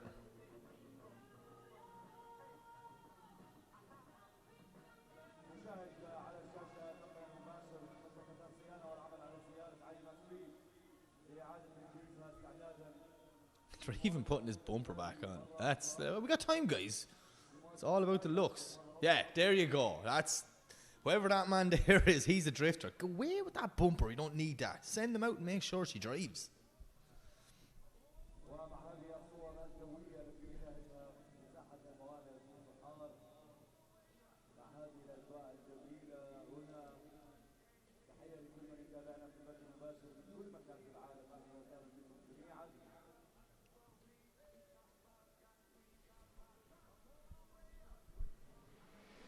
Okay, so I see a car in the burnout box, which would be Tomas Kiley. And then that means Ali McSeed is ready to leave.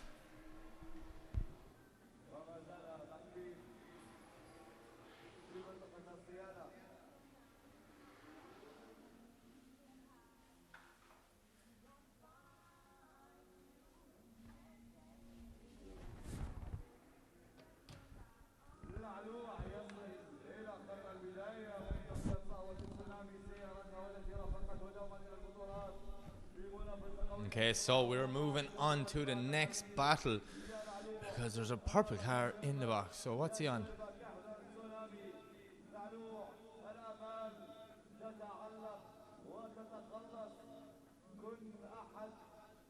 So yeah, we're moving on to Ali Al-Bulshi versus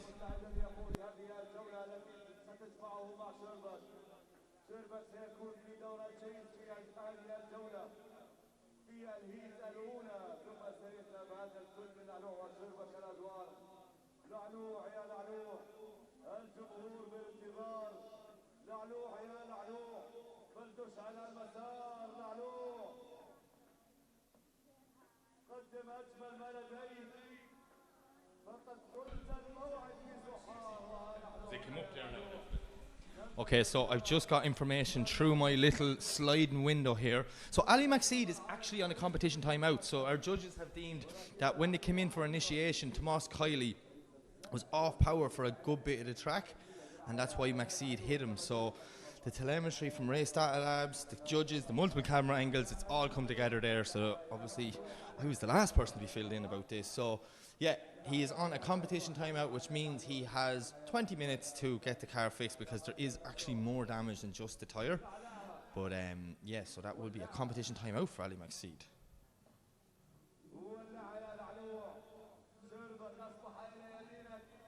But we are going back to the start line, and it is Ali Al-Boushi, Lalu, versus Antali Sherbak.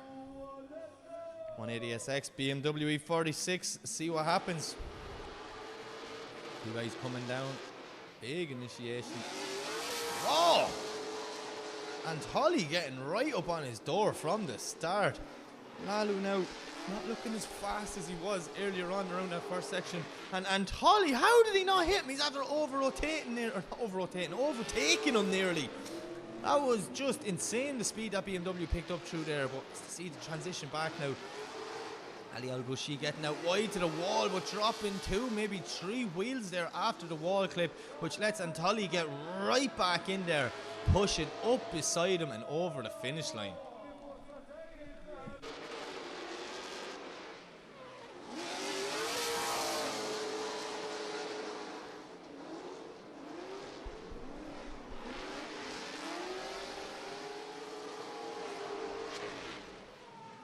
See that there? That's what I was waiting to watch. I don't know what happened there. The car just flipped up, shot into the inside. To do a good job to slow it down and not overtake Ali Al-Boushi.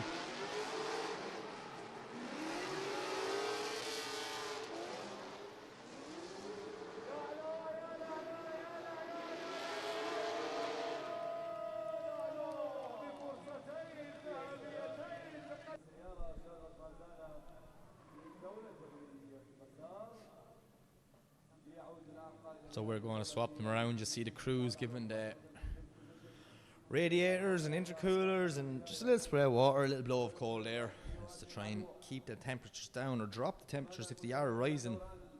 Very, very warm here this evening. It's probably one of the hottest nights I've had at a drift event in Oman, and it was still 26 degrees and no sign of it lifting.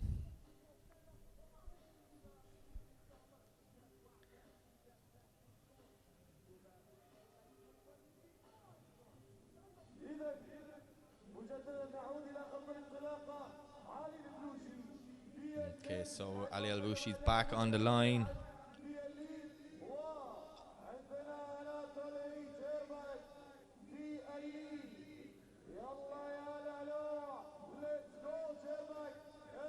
Antali Sherbak in the lead, Ali Al-Boushi in the chase. Way to go. Oh, huge flick from Sherbak. But look at Ali Al-Boushi, massive angle. Maybe getting initiation all wrong, bringing himself to the inside of the track.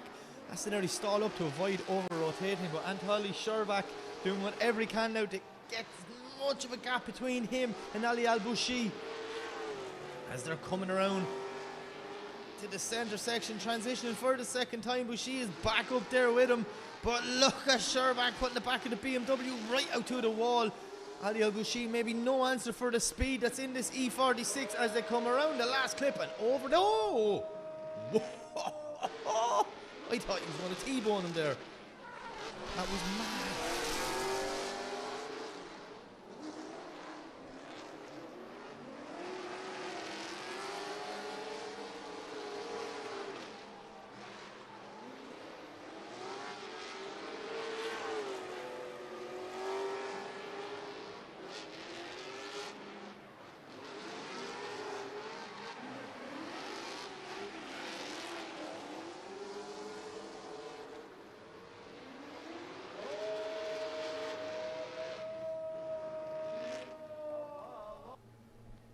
So let's see what way the judges are going to go with this one. And Holly Sherbach was looking really fast out there now, I must admit. So who is going to go to the final four?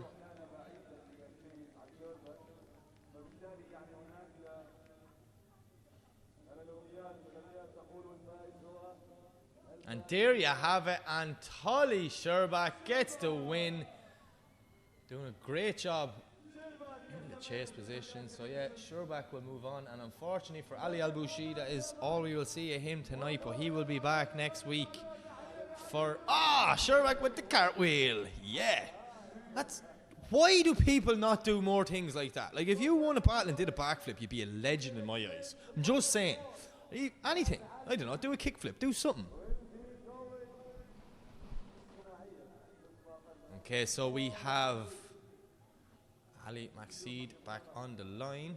We're just going to wait for Thomas Kiley to come around the corner.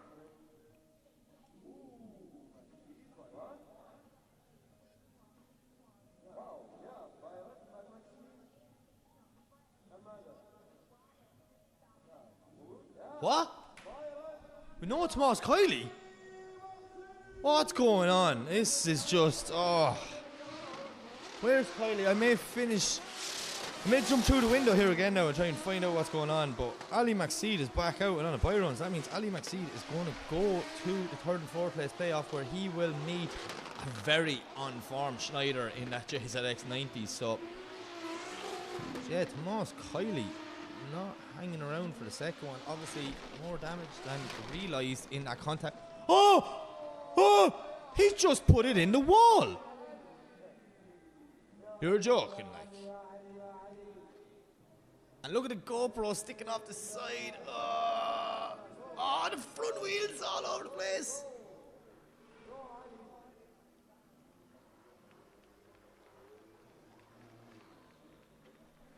Right, I'm going to see, can I find out what happened to Kiley?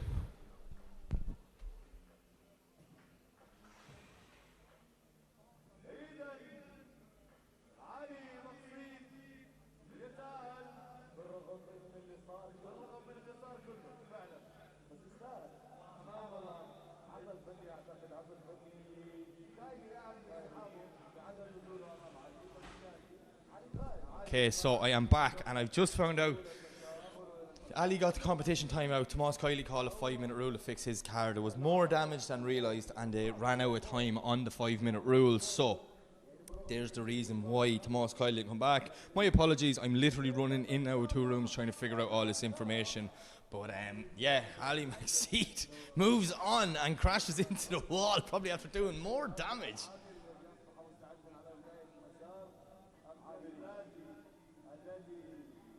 So, we've 1 spot left in the final 4. And 2 drivers who want it. Ahmed El Amri representing Oman. Chris Brady representing Ireland. S15 versus S15. 2JZ versus V8. Huh? What's gonna happen? Ahmed El Amri fresh off 2nd place at the last round. Chris Brady on form this weekend. I said it to him yesterday in practice. I was like, I don't think there's nothing going to stop him. He's so fast out there, and he's putting on some phenomenal lines. So let's see what he can do. He knows he has a good driver beside him in Ahmed El Amri, so he can push here now. And trust me, Chris Brady in the chase position is so aggressive. But let's see what Ahmed El Amri could do. Another man that's like literally on train tracks, putting consistent lap after consistent lap every time. Look at the concentration. 2 nice guys in the paddock, but when the visor goes down, everyone's human and competition comes into play. They want to win. They want to get to that final 4. They know they win 1 more battle, they have 2 shots at a podium. And, you know, you want to stand on a podium in OIDC. That's where all the cool kids hang out. So let's see what Brady can do in the chase against Ahmed El Amri. I think Marshall is just finishing inspecting the wall there to make sure that it's... It didn't move around like that when Ali Maxid went into it.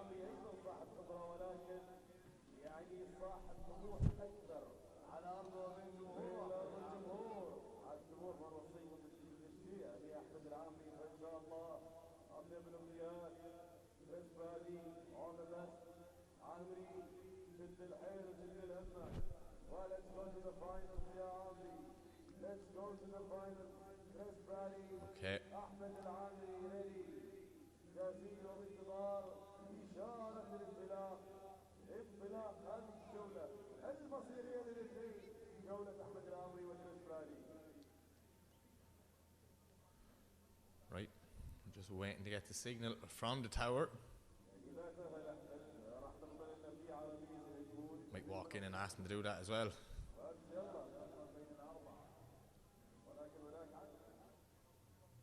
Okay, thumbs up from Brady, thumbs up from Alamri. Light goes green, away they go. Ahmed Alamri to lead, Chris Brady to chase. Both guys coming down, pushing hard, throwing it in. Ahmed Alamri in a nice lead line. Chris Brady tucked in there right beside him as we see them now coming through. Alamri lifting the front wheel yet again. Catches me every time. Chris Brady now lining up for a huge dive. Can he get up there on Ahmed Alamri's door? He needs to reel in that proximity. He's got to push closer as we see them coming back through the centre section. Huge snappy transition from both drivers and Alamri. Oh, I thought he was gone into the wall. How did he hold that? That was absolutely every bit of steering lock inside that lead S15. Chris Brady doing a great job not to hit him there as well. Wow, that was mad.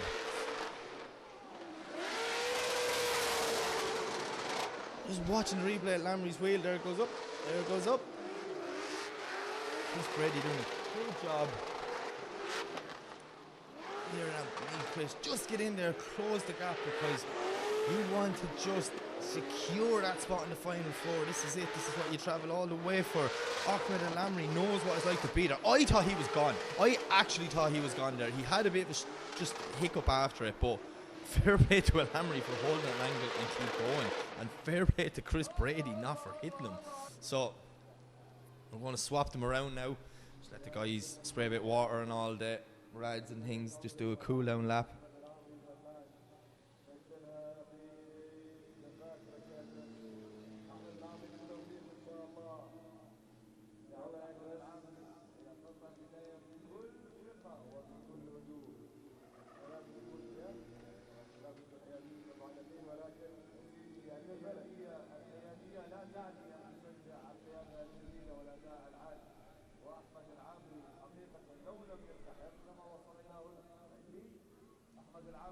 Let's see what happens when we swap them around. Ahmed Alamri knows he's going to have to push 100% behind Chris Brady. Chris Brady knows Ahmed Alamri is very fast. Both of them are two very fast cars. I'd say over the whole weekend there was a handful of people, but they were the pick that everyone said for being the fastest around the track.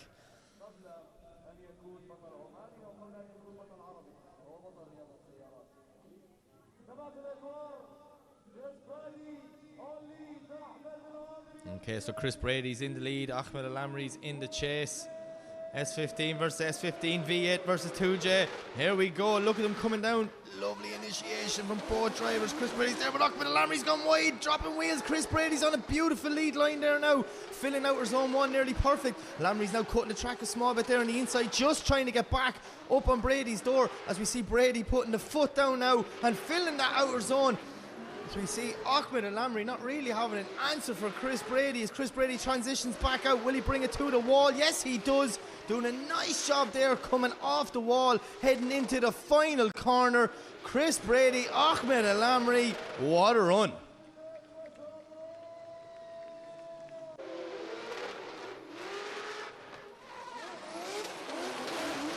That was mad there. That could be the biggest mistake of it. Alamri there dropping one, maybe two wheels at the initiation. Gave Chris Brady the opportunity to put a bit of a gap down and just try and get away from him. Don't know what happened there. See, Brady stalled up completely there. You can even see the smoke out the back. And Alamri, I don't know how he didn't hit him towards the end of that corner. But definitely not the best run both guys have done here tonight, but kinda, it is what it is sort of thing. We can't go back. Well, we could go back and run it again. It depends if the judges want to see that. But I am not a judge. I am just an excited fan with a microphone.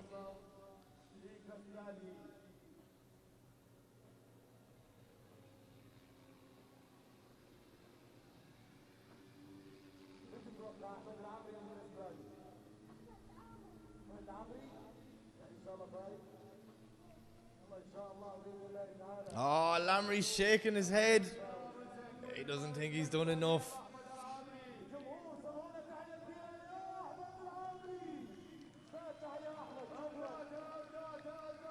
And Chris Brady making his way getting out of the car.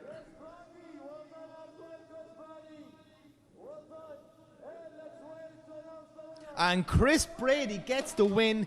Chris Brady gets the win. He is moving on to the final four, and Ahmed El Lamry is the end of his night, so we will see him back for the next round next weekend.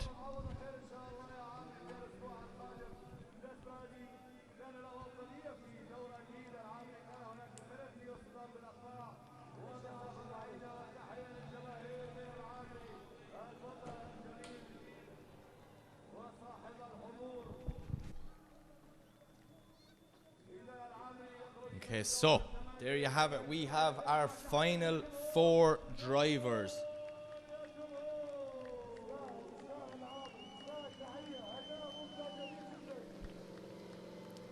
So, one side of the bracket, it is Schneider versus Ali McSeed. The other side of the bracket, it is Antolly Sherbach versus Chris Brady.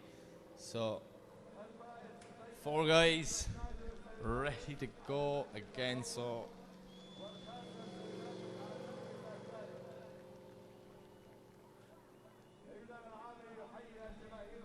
just going to find out if we're going to keep running battles or if we're just going to go for a little break.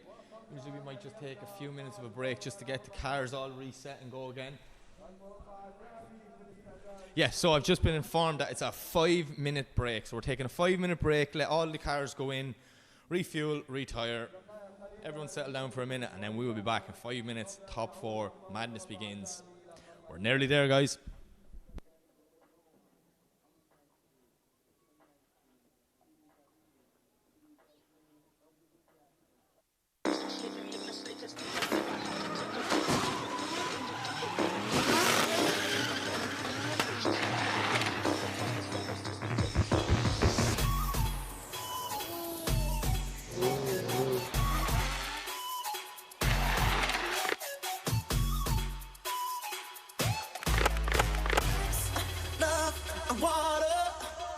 To the things I wanna make love all night, all night, all night. Oh, so are you ready for this? Come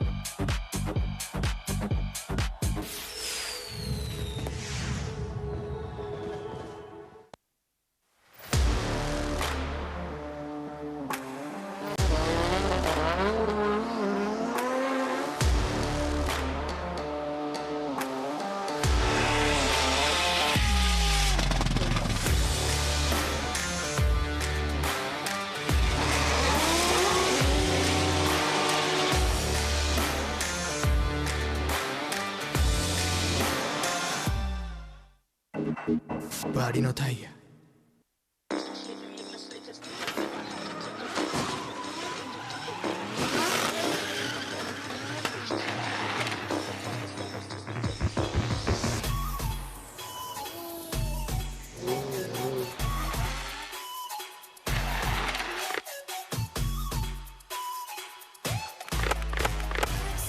love and water.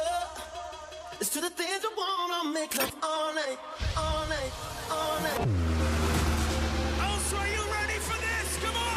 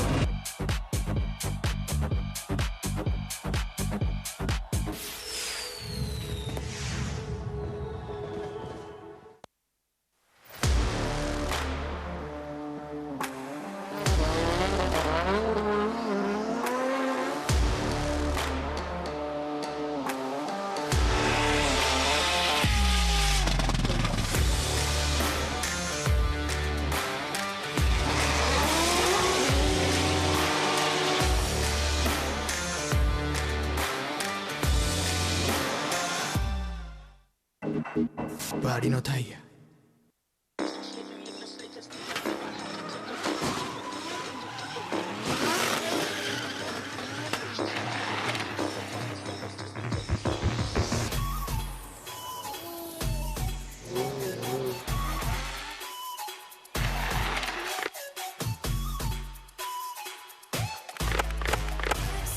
Love and water. It's to the things I wanna make love all night, all night, all night. Oh, so are you ready for this? Come on!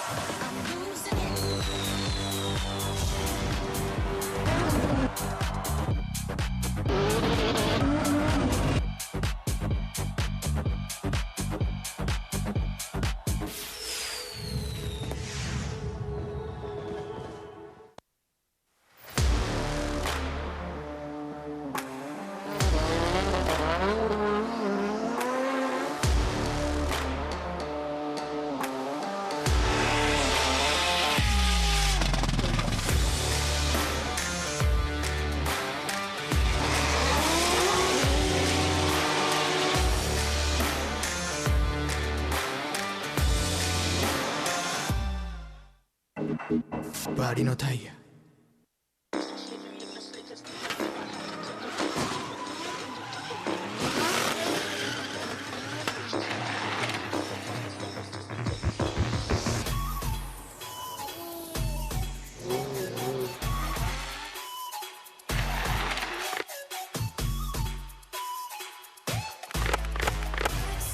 Love and water.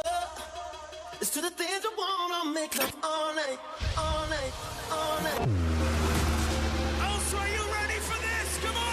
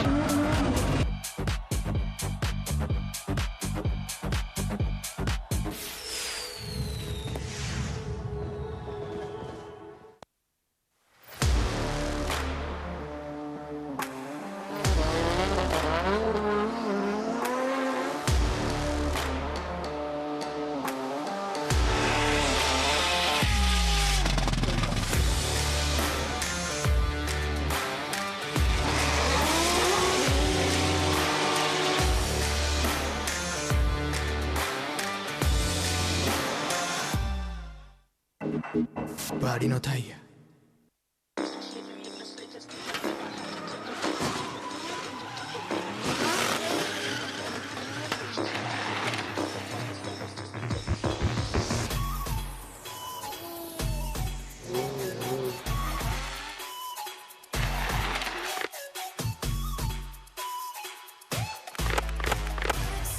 Love and water. It's to the things I wanna make love all night, all night, all night. Oh, so are you ready for this? Come on!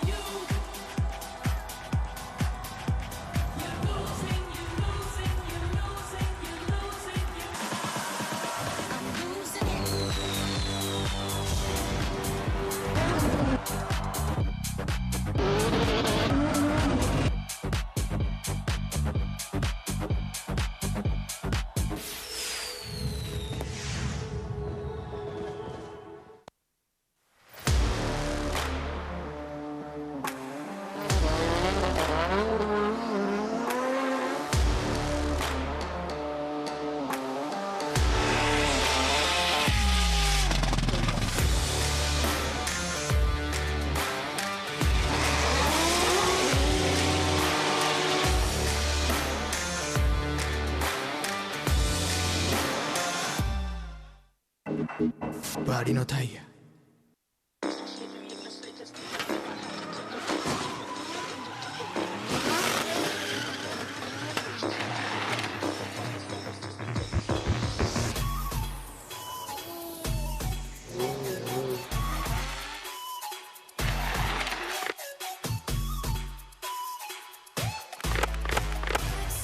Love and water. It's to the things I wanna make love all night, all night, all night. Oh, so are you ready for this? Come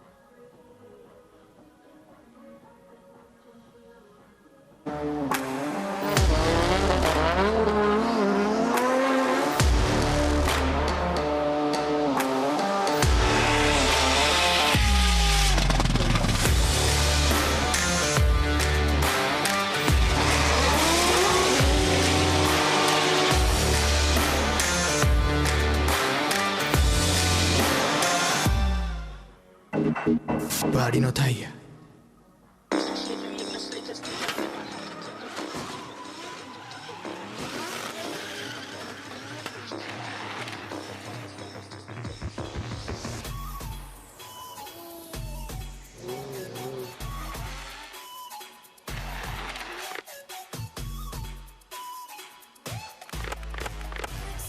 Love and water. It's to the things I wanna make love all night, all night, all night. Oh, so are you ready for this? Come on!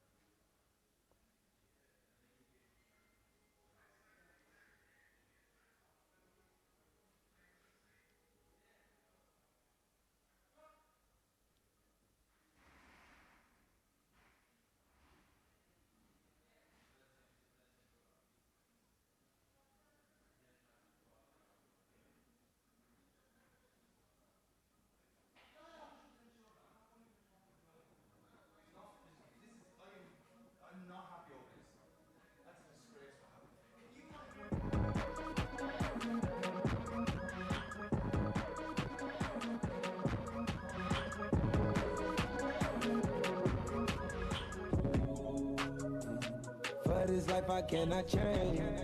In the hills, deep off in the main. M&M's, sweet like candy cane. Drop the top, pop it, let it bang. For this life I cannot change. In the hills, deep off in the main. M&M's, sweet like candy cane. Drop the top, pop it, let it bang. Drop the top, play hide and seek. Jump inside, jump straight to the lead. Take a sip, feel just how I be. On freeway, but no, ain't nothing free.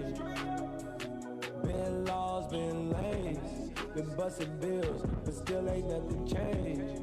You in the mob, soon as you rock the chain. She caught the waves, just thumbing through my braids. Heat up, baby, I just heat up. Need your love, not admitted it's a must. Feeling stuck, you know how to keep me up. Icy love, icy like a hockey puck. For this life I cannot change. Okay, ladies and gentlemen, I am back and I apologise. We have. I'm done with the technical issues of this event. We're down to the third and fourth place playoff. I did sit here for the top four commentating, screaming my lungs out, but obviously no one was listening. But look, technical issues are sorted, so thanks to everyone who sent me the message. I appreciate it. I didn't message back because I was running around trying to sort this. But we are going to the third and fourth place playoff. What an evening. So yeah, we see Ali McSeed and Chris Brady entering the burnout box there now, getting ready. Two guys going fighting for that last step on the podium. Who will get it? Will it be Brady? Will it be McSeed? If I send one, need to text back, cause you know what I need. Oh please, oh me, oh my. We've been moving for some time. Alright. Flexing, try to exercise.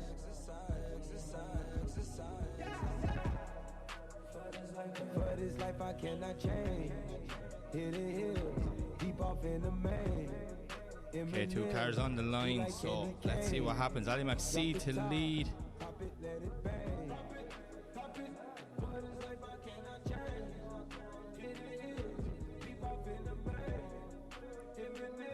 Light goes green, here we go. Exceed to lead, Brady to chase. GT86 S15.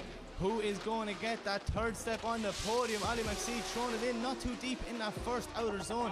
Chris Brady though right there with him as they're coming through the first corner. Brady tucked in beside that GT86. Ali McSeed, Ali McSeed puts the foot down, making a bit of a gap, but Brady has an answer for it as he has that 2JZ screaming in his S15. Transition now for the second time. Huge dive from Brady. Will it pay off? A bit twitchy there to the wall, but he cannot get the proximity back up on Ali McSeed as they come through the last corner and over the line.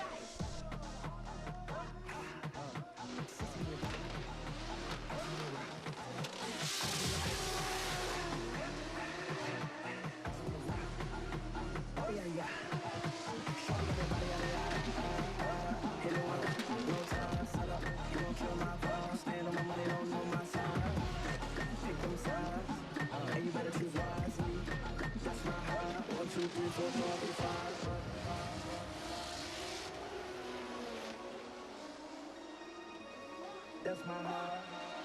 That's my heart. That's my heart. That's my heart. That's my heart. That's my heart. That's my heart. That's my heart.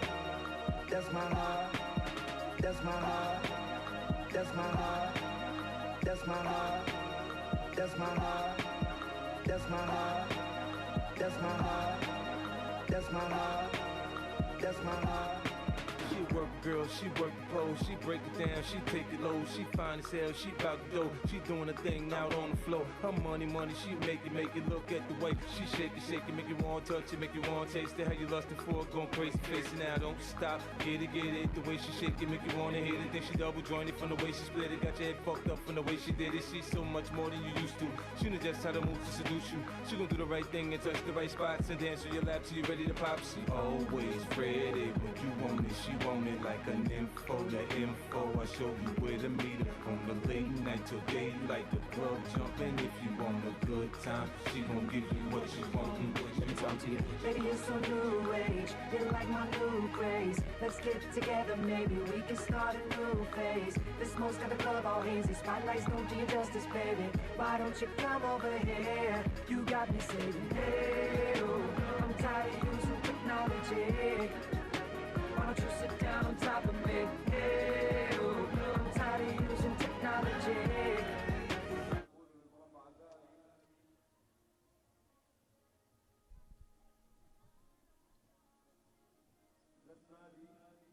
عاد أن يذهب خارج منطقة الانضراب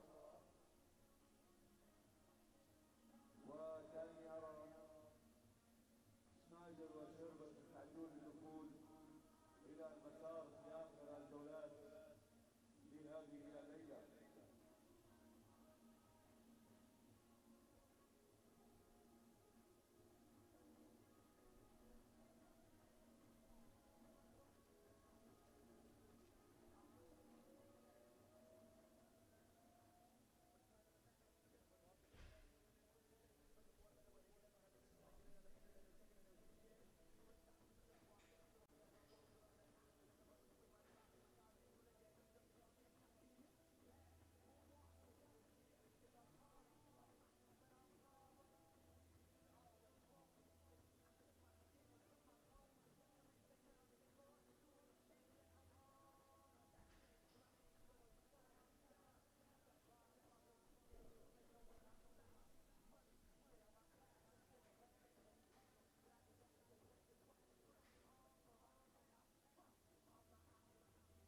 لحظات مهمة ونهائية في هذه الجولة من البطولة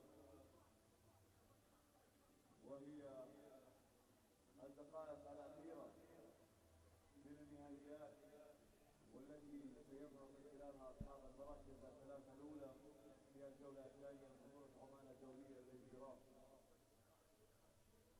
أصبحت الأسماء واضحة بما يخص الفئة المحلية وفئة المينا أو الشرق الأوسط وشمال أفريقيا، وتبقى هناك الفئة على مستوى العالم وهي التي ينافس عليها الآن علي محسين ليحظى بالمركز الثالث على الأقل، وإن لم يحالف أحد سيكون في المركز الرابع كما سيتنافس كل من شوربة وشنايدر على المركز الرابع.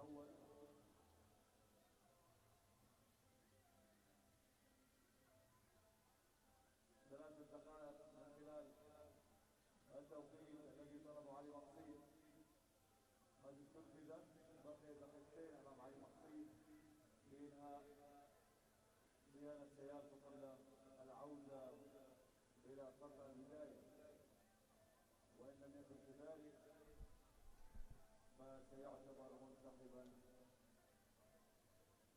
من أمام الفرادي الذي ينتظره في الهولد إليه.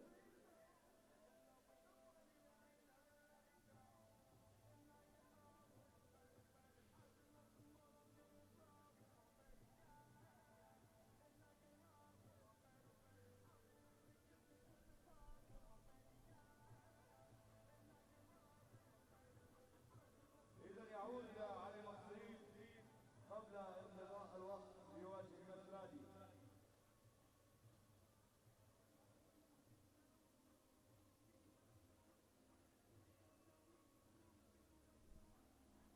إذا كالفرادي وعلي مصري يعودان إلى خط البداية لإتمام المنافسة ولإتمام بقية الجولة في E2. الرنة الثانية والدخول الثاني ليأخذ كالفرادي دورة قيادة. Okay, so we have two cars back on the line. Chris Brady will lead this time. Ali McSeed will chase. I'm not sure what the delay was there, but we have them back on the line. That's all that matters. Light goes green, the way to go. Chris Brady lead. Ali McSeed to chase for that third step on the podium. Huge initiation there for Chris Brady, doing a nice job. But Ali McSeed tucked in there, lovely beside him as they're making their way through the first corner now. Chris Brady, nice job in the lead position, but what can McSeed do here? He's going to have to reel in the proximity, put the foot down now to get up on the door of that S15. He doesn't really have an answer for Chris Brady as they work their way around, transitioning for the last time out to the wall and entering into the last corner. Chris Brady on a lovely lead line. Ali McSeed now starting to push in to get up close to Brady. Interesting call for our judges.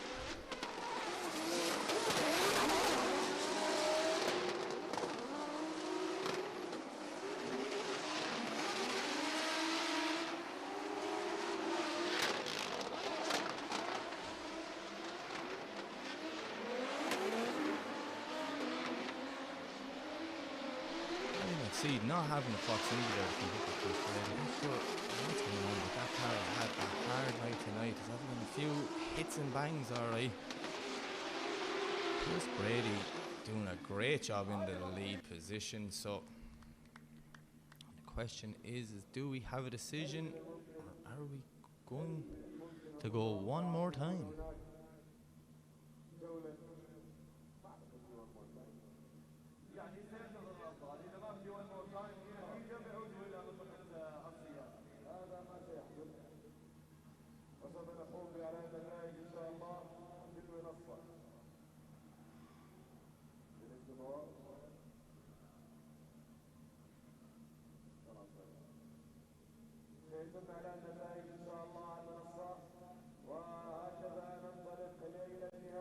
Okay, both guys look happy. Our marshal is instructing them what to do, so that would mean our judges have a decision, so they'll go park up and then they come back out for the final, and that's where we will find out at the podium later on. One of them guys will get third step. Unfortunately, the other one will get fourth place, but both of them drove like absolute warriors here tonight, so it's a credit to both of them and their teams keeping the cars going. It's been a tough night at the office, definitely for Ali McSeed's car. So yeah.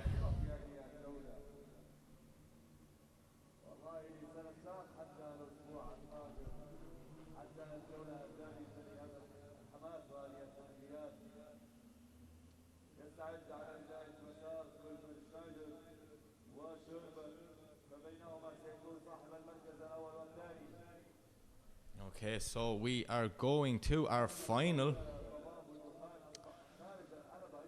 It's been a long night. It's been a long night for everyone. The cars, the staff, the whole lot. So let's see what happens. We've got one battle left and we are going to... It's going to be a good one.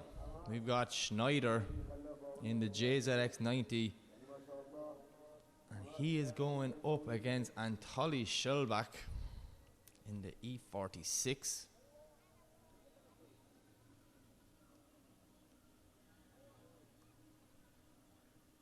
Look how far Sherbak is sitting back. He is going to get every bit of run into this. Everyone knows that Schneider is fast this weekend. So let's see what Anatoly can do. in the final. Sherbak yet again, same initiation as all weekend, doing a great job. As we see Anatoly now just dropping back ever so slightly. He needs to put the foot down now. He needs to stay in this fight if he wants to make it to the podium. Oh, Anatoly cuts the track, trying to gain back to proximity. Will it work out in his favour? But look at the lead line from Anatoly Sherbak. That's a great job, that is.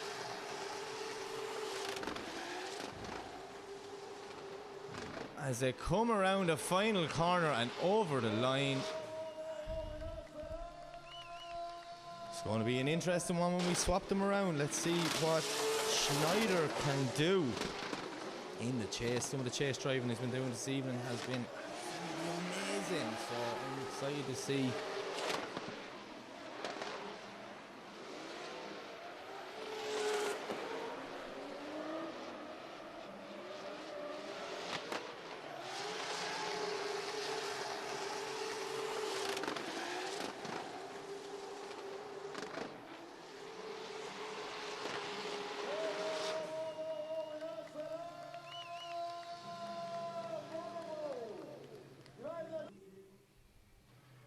والعودة إلى خط الانطلاقة مجددا.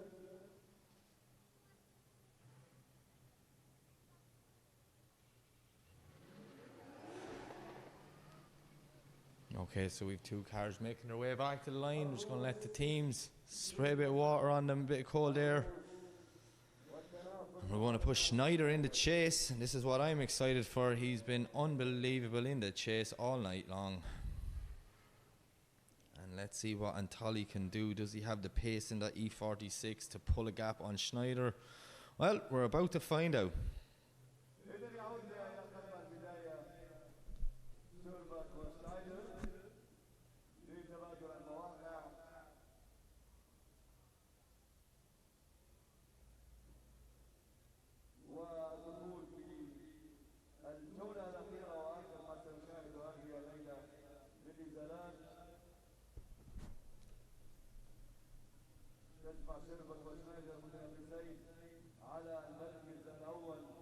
Okay, so we do have Schneider on the line, so I see Anatoly's car there in the corner, just probably getting a bit of water sprayed on it.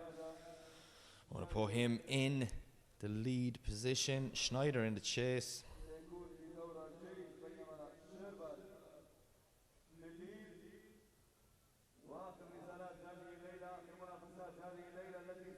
This is it. This is what we're going for all night. The final, the last run of the night. Who's going to take that top step on the podium and who will get second place? Well, we're about to find out as the traffic light goes green. Away they go. Anatoly to lead, Schneider to chase. E46 versus JZX90. Nice initiation there for Anatoly. Schneider doing a good job there, tucking in beside him now. See him put the foot down, starting to close up that proximity as he makes his way around the first transition zone. Huge dive there from Schneider as we see him putting that JZX90 right up on the door. This is it as they make their way through the centre. Last transition. Oh, Schneider dropping back. Not the proximity I was expecting. Anatoly dropping a wheel there just after the wall clip. But Schneider's right back up on the door now, pushing Anatoly over the finish line. There you have it. Nice run from both drivers there. Two guys who drove unbelievable all night long.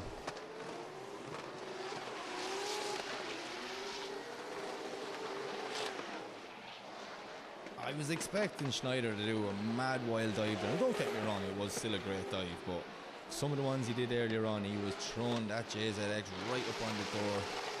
You see there now, look, Anatoly dropping one wheel there, and I think Schneider drops one on the inside here.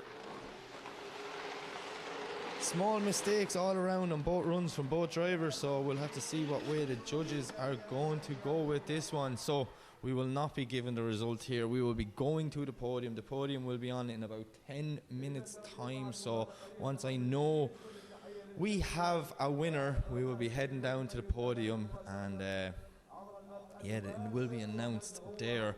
I unfortunately don't have any results because I'm literally in a room by myself.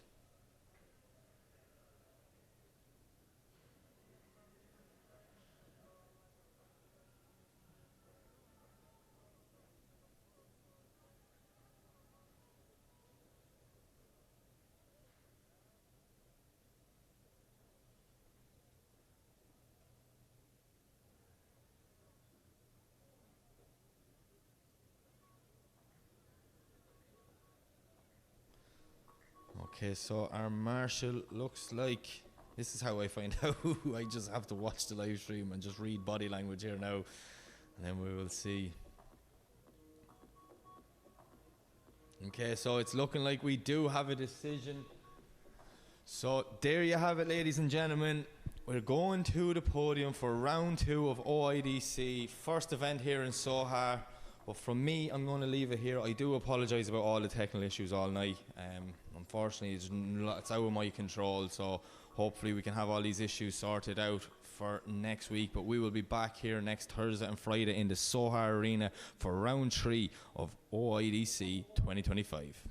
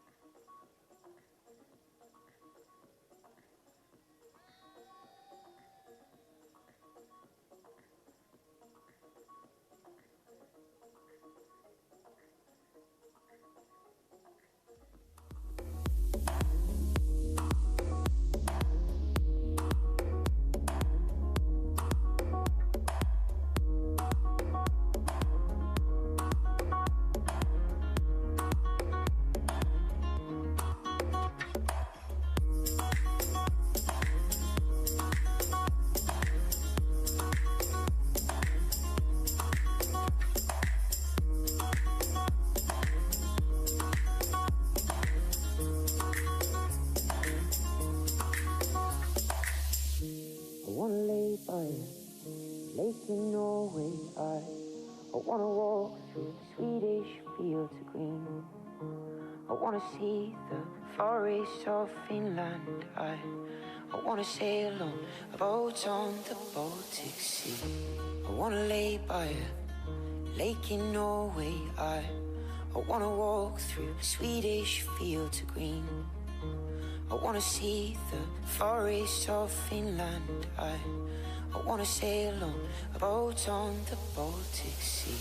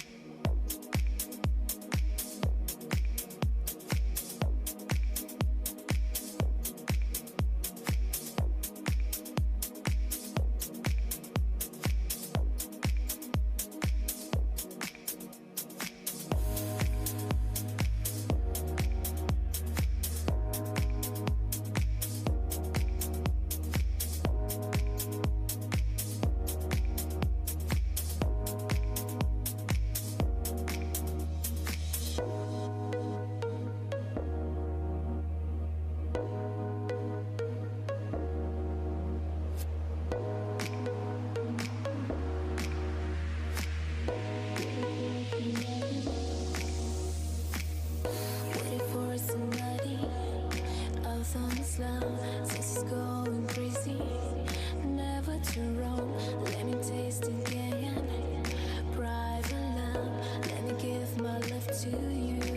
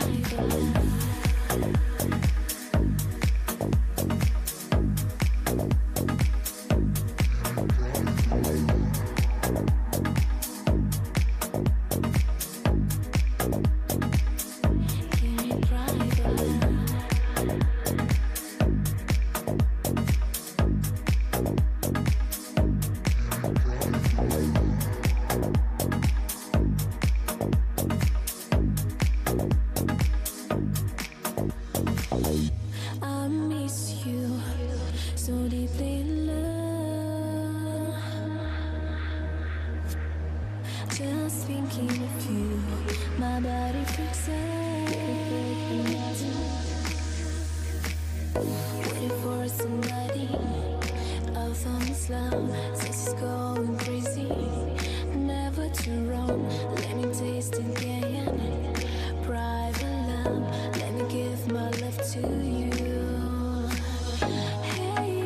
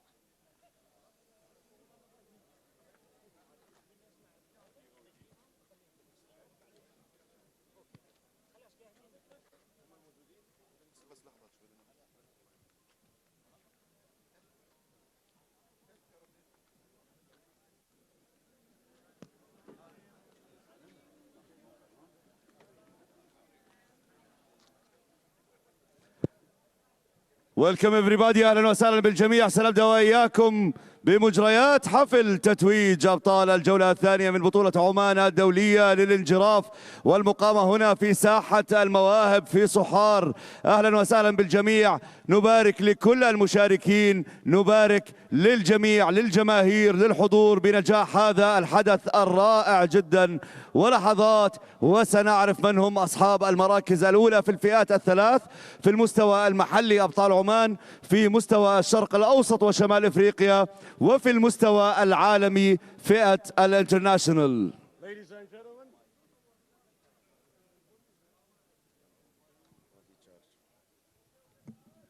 Ladies and gentlemen, so I would like to welcome you all here on this closing ceremony and to announce the winners of the second round of OIDC 2025 here in Sohar.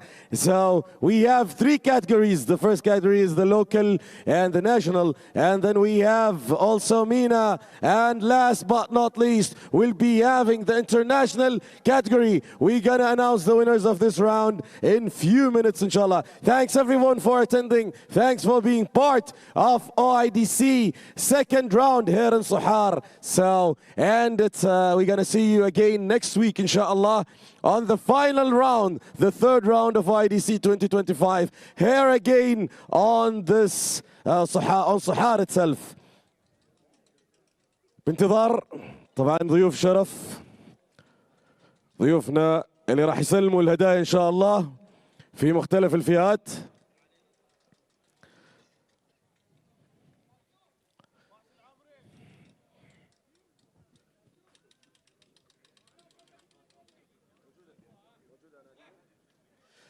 اولا طبعا يسرنا دعوة المهندس علي بن قصيب المقبالي، مدير عام مساعد الشؤون الإدارية والمالية بمحافظة شمال الباطنة، وأيضا الفاضل سعيد بن سالم البريكي عضو المجلس البلدي ممثل ولاية صحم، الفاضل إبراهيم بن علي الرئيسي عضو المجلس البلدي ممثل ولاية صحار.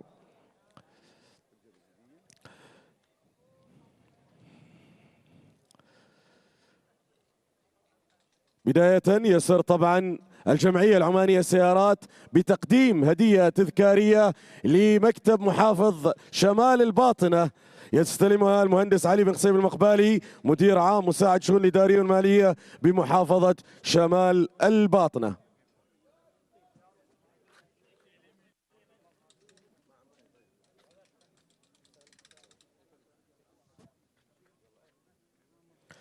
طبعا هذه هدية تذكارية مقدمة من الجمعية العمانية السيارات لمكتب محافظ شمال الباطنة على دعمه، وشكر على دعمه ودائما وأيضا مساهمته في إنجاح هذا الحدث وإنجاح هذه الحلبة هنا. الآن نتوجه لتكريم وإعلان الفائزين على المستوى المحلي. We're gonna go and announce the winners on the local category. راح يقدم الهدايا المهندس علي بن قصيب المقبالي مدير عام مساعد شؤون الإدارية والمالية بمحافظة شمال الباطنة. يلا يا أحمد. يلا يا سالم، نعلن وإياكم أصحاب المراكز الثلاثة الأولى في الفئة المحلية أبطال سلطنة عمان. لوكال تشامبيونز ثيرد بليس، المركز الثالث البطل رياض المبسلي.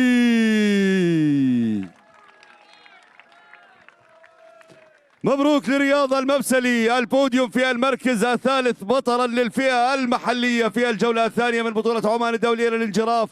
رياض المبسلي يستلم كاس المركز الثالث، ونسمع تحية الجمهور لرياض المبسلي.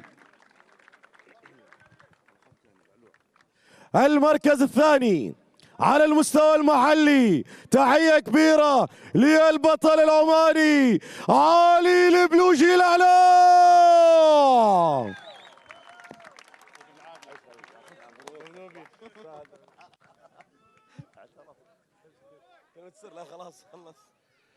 لعلوع يا لعلوع، علي البلوشي بطلا في المركز الثاني على الفئة المحلية. نسمع تشجيع الجمهور لعلي البلوشي.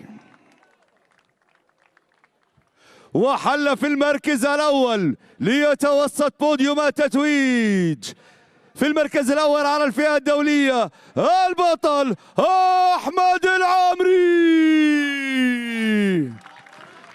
عامري يا عامري في المركز الأول على الفئة المحلية.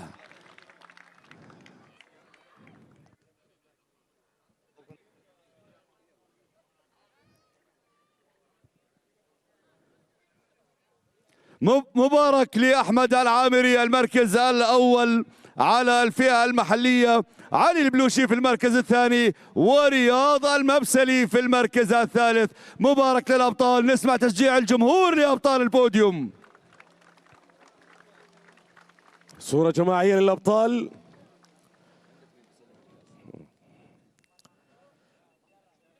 يستاهلوا تحية، يستاهلوا تحية، سمعونا تحية للأبطال.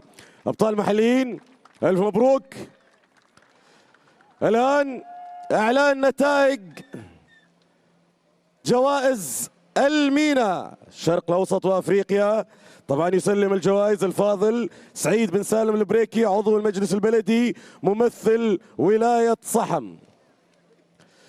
شكرا يا شباب، يعطيكم العافية. شكرا. مبارك لأبطال الفئة المحلية. شكرا لما قدمتموه في هذه البطولة.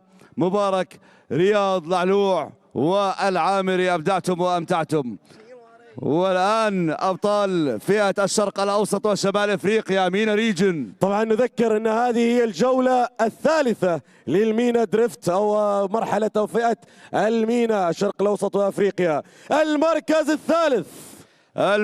الثالث في فئة المينا. في المركز الثالث على الشرق الأوسط البطل علي البلوشي. لعلوع يا لعلوع. كلمة سر. كلمة السر سر. مبارك لعلوع المركز الثالث على المينا ريجن، بطلا من أبطال الشرق الأوسط وشمال أفريقيا. في المركز الثالث علي البلوشي. المركز الثاني أو الأول ثاني المركز الثاني للمينا. So second place on the MENA category goes to أحمد العامري.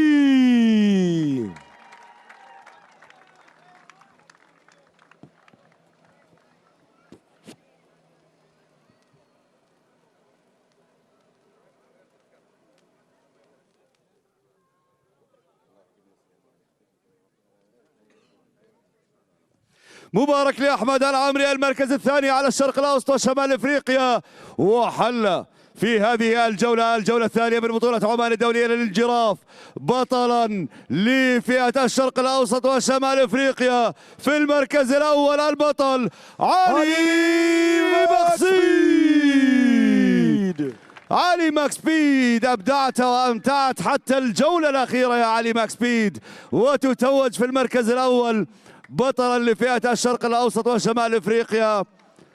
وأطيب الأمنيات بالتوفيق للجميع في الجولة الثالثة هنا في ساحة المواهب. في نهاية الأسبوع القادم يتجدد الموعد لنلقاكم هنا في الجولات الختامية للمينا وأيضا لUIDC بشكل عام.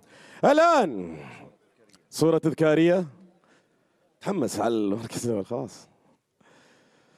صورة تذكارية للفائزين الثلاثة في فئة المينا. في عرب في البوديوم الأخير الانترناشونال. هذا هو السؤال اللي راح تكون إجابته بعد شوي. سمعوا لهم تحية، يستاهلوا تحية. give them a round of applause. well done. علي البلوشي، أحمد العامري وعلي مقصيد. ألف مبروك. مبارك للأبطال العلوع والعامري وماكس سبيد المراكز الثلاثة الأولى على فئات الشرق الأوسط وشمال أفريقيا في الجولة الثانية من OIDC 2025. مبارك للأبطال. شكرا شكرا شكرا. والآن شكرا للفاضل السعيد البريكي عضو المجلس البلدي ممثل ولاية صحم. والآن تكريم الفائزين بالفئة الدولية. ندعو الفاضل إبراهيم بن علي الرئيسي عضو المجلس البلدي ممثل ولاية صحار لتكريم الفائزين وإعلان النتائج. المركز الثالث في IDC second round goes to كان السؤال وإجابة السؤال هي المركز الثالث هو علي مقصود.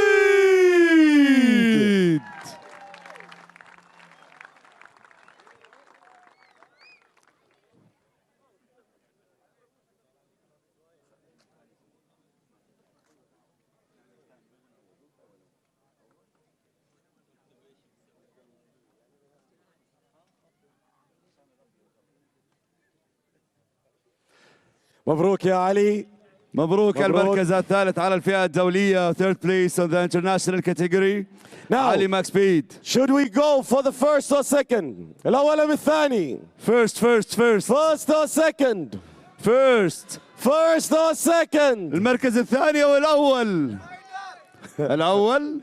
الأول first place. يلا. First place goes to IDC second round goes to Schneider.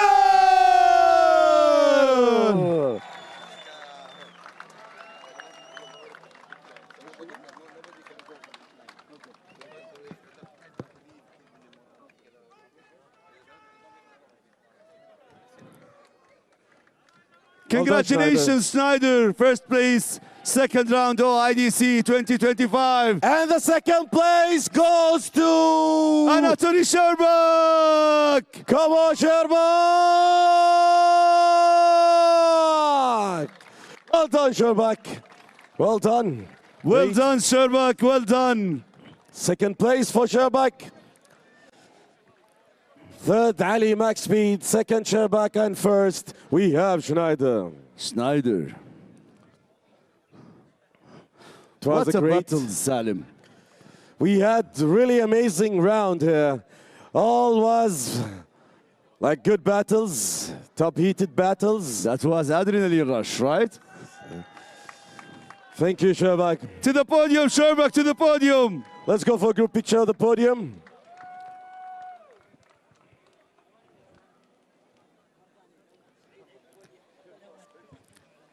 Third place في المركز الثالث علي مقصيد. Second place Anatoly Sherbak. First place Schneider Leonid. Well deserved, well deserved. تستاهلوا صورة جماعية. صورة جماعية مع المارشلز ولجنة التحكيم. لجنة التحكيم مع الفائزين بهذه البطولة. The organizing committee, the judges, with the winners on the podium. Group photo.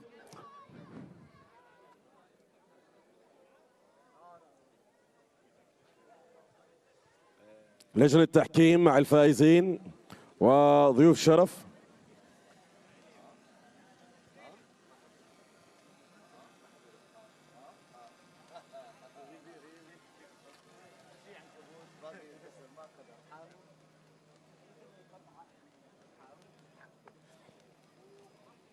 Well done guys, well done.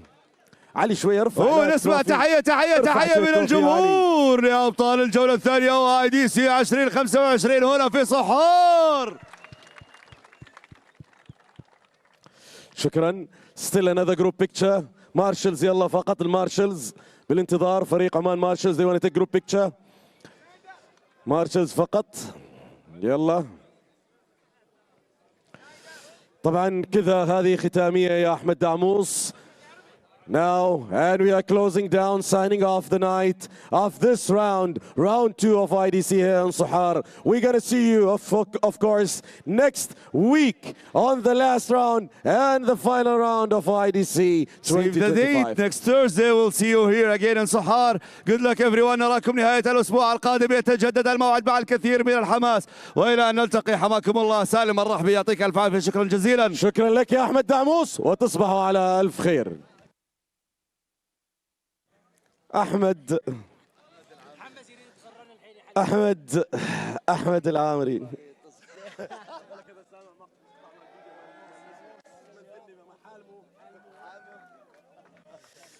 أحمد القادم أجمل. إن شاء الله نوعد هالجمهور الجولة الثالثة يكون أداء طيب ونمتعهم بإذن الله. إن شاء الله. إن شاء الله دائما تفي بالوعد يا عامري. All the best to everyone. See you next week إن شاء الله. Have a great night.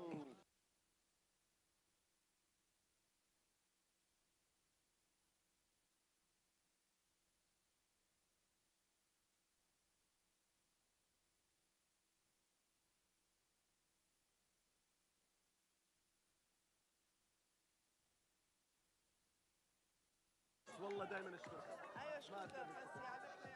انتم ما تتكلموا بعيد هم تعبوا خليكم قريب قالوا لي بصل. احنا موجودين اهو. والله هم مشكله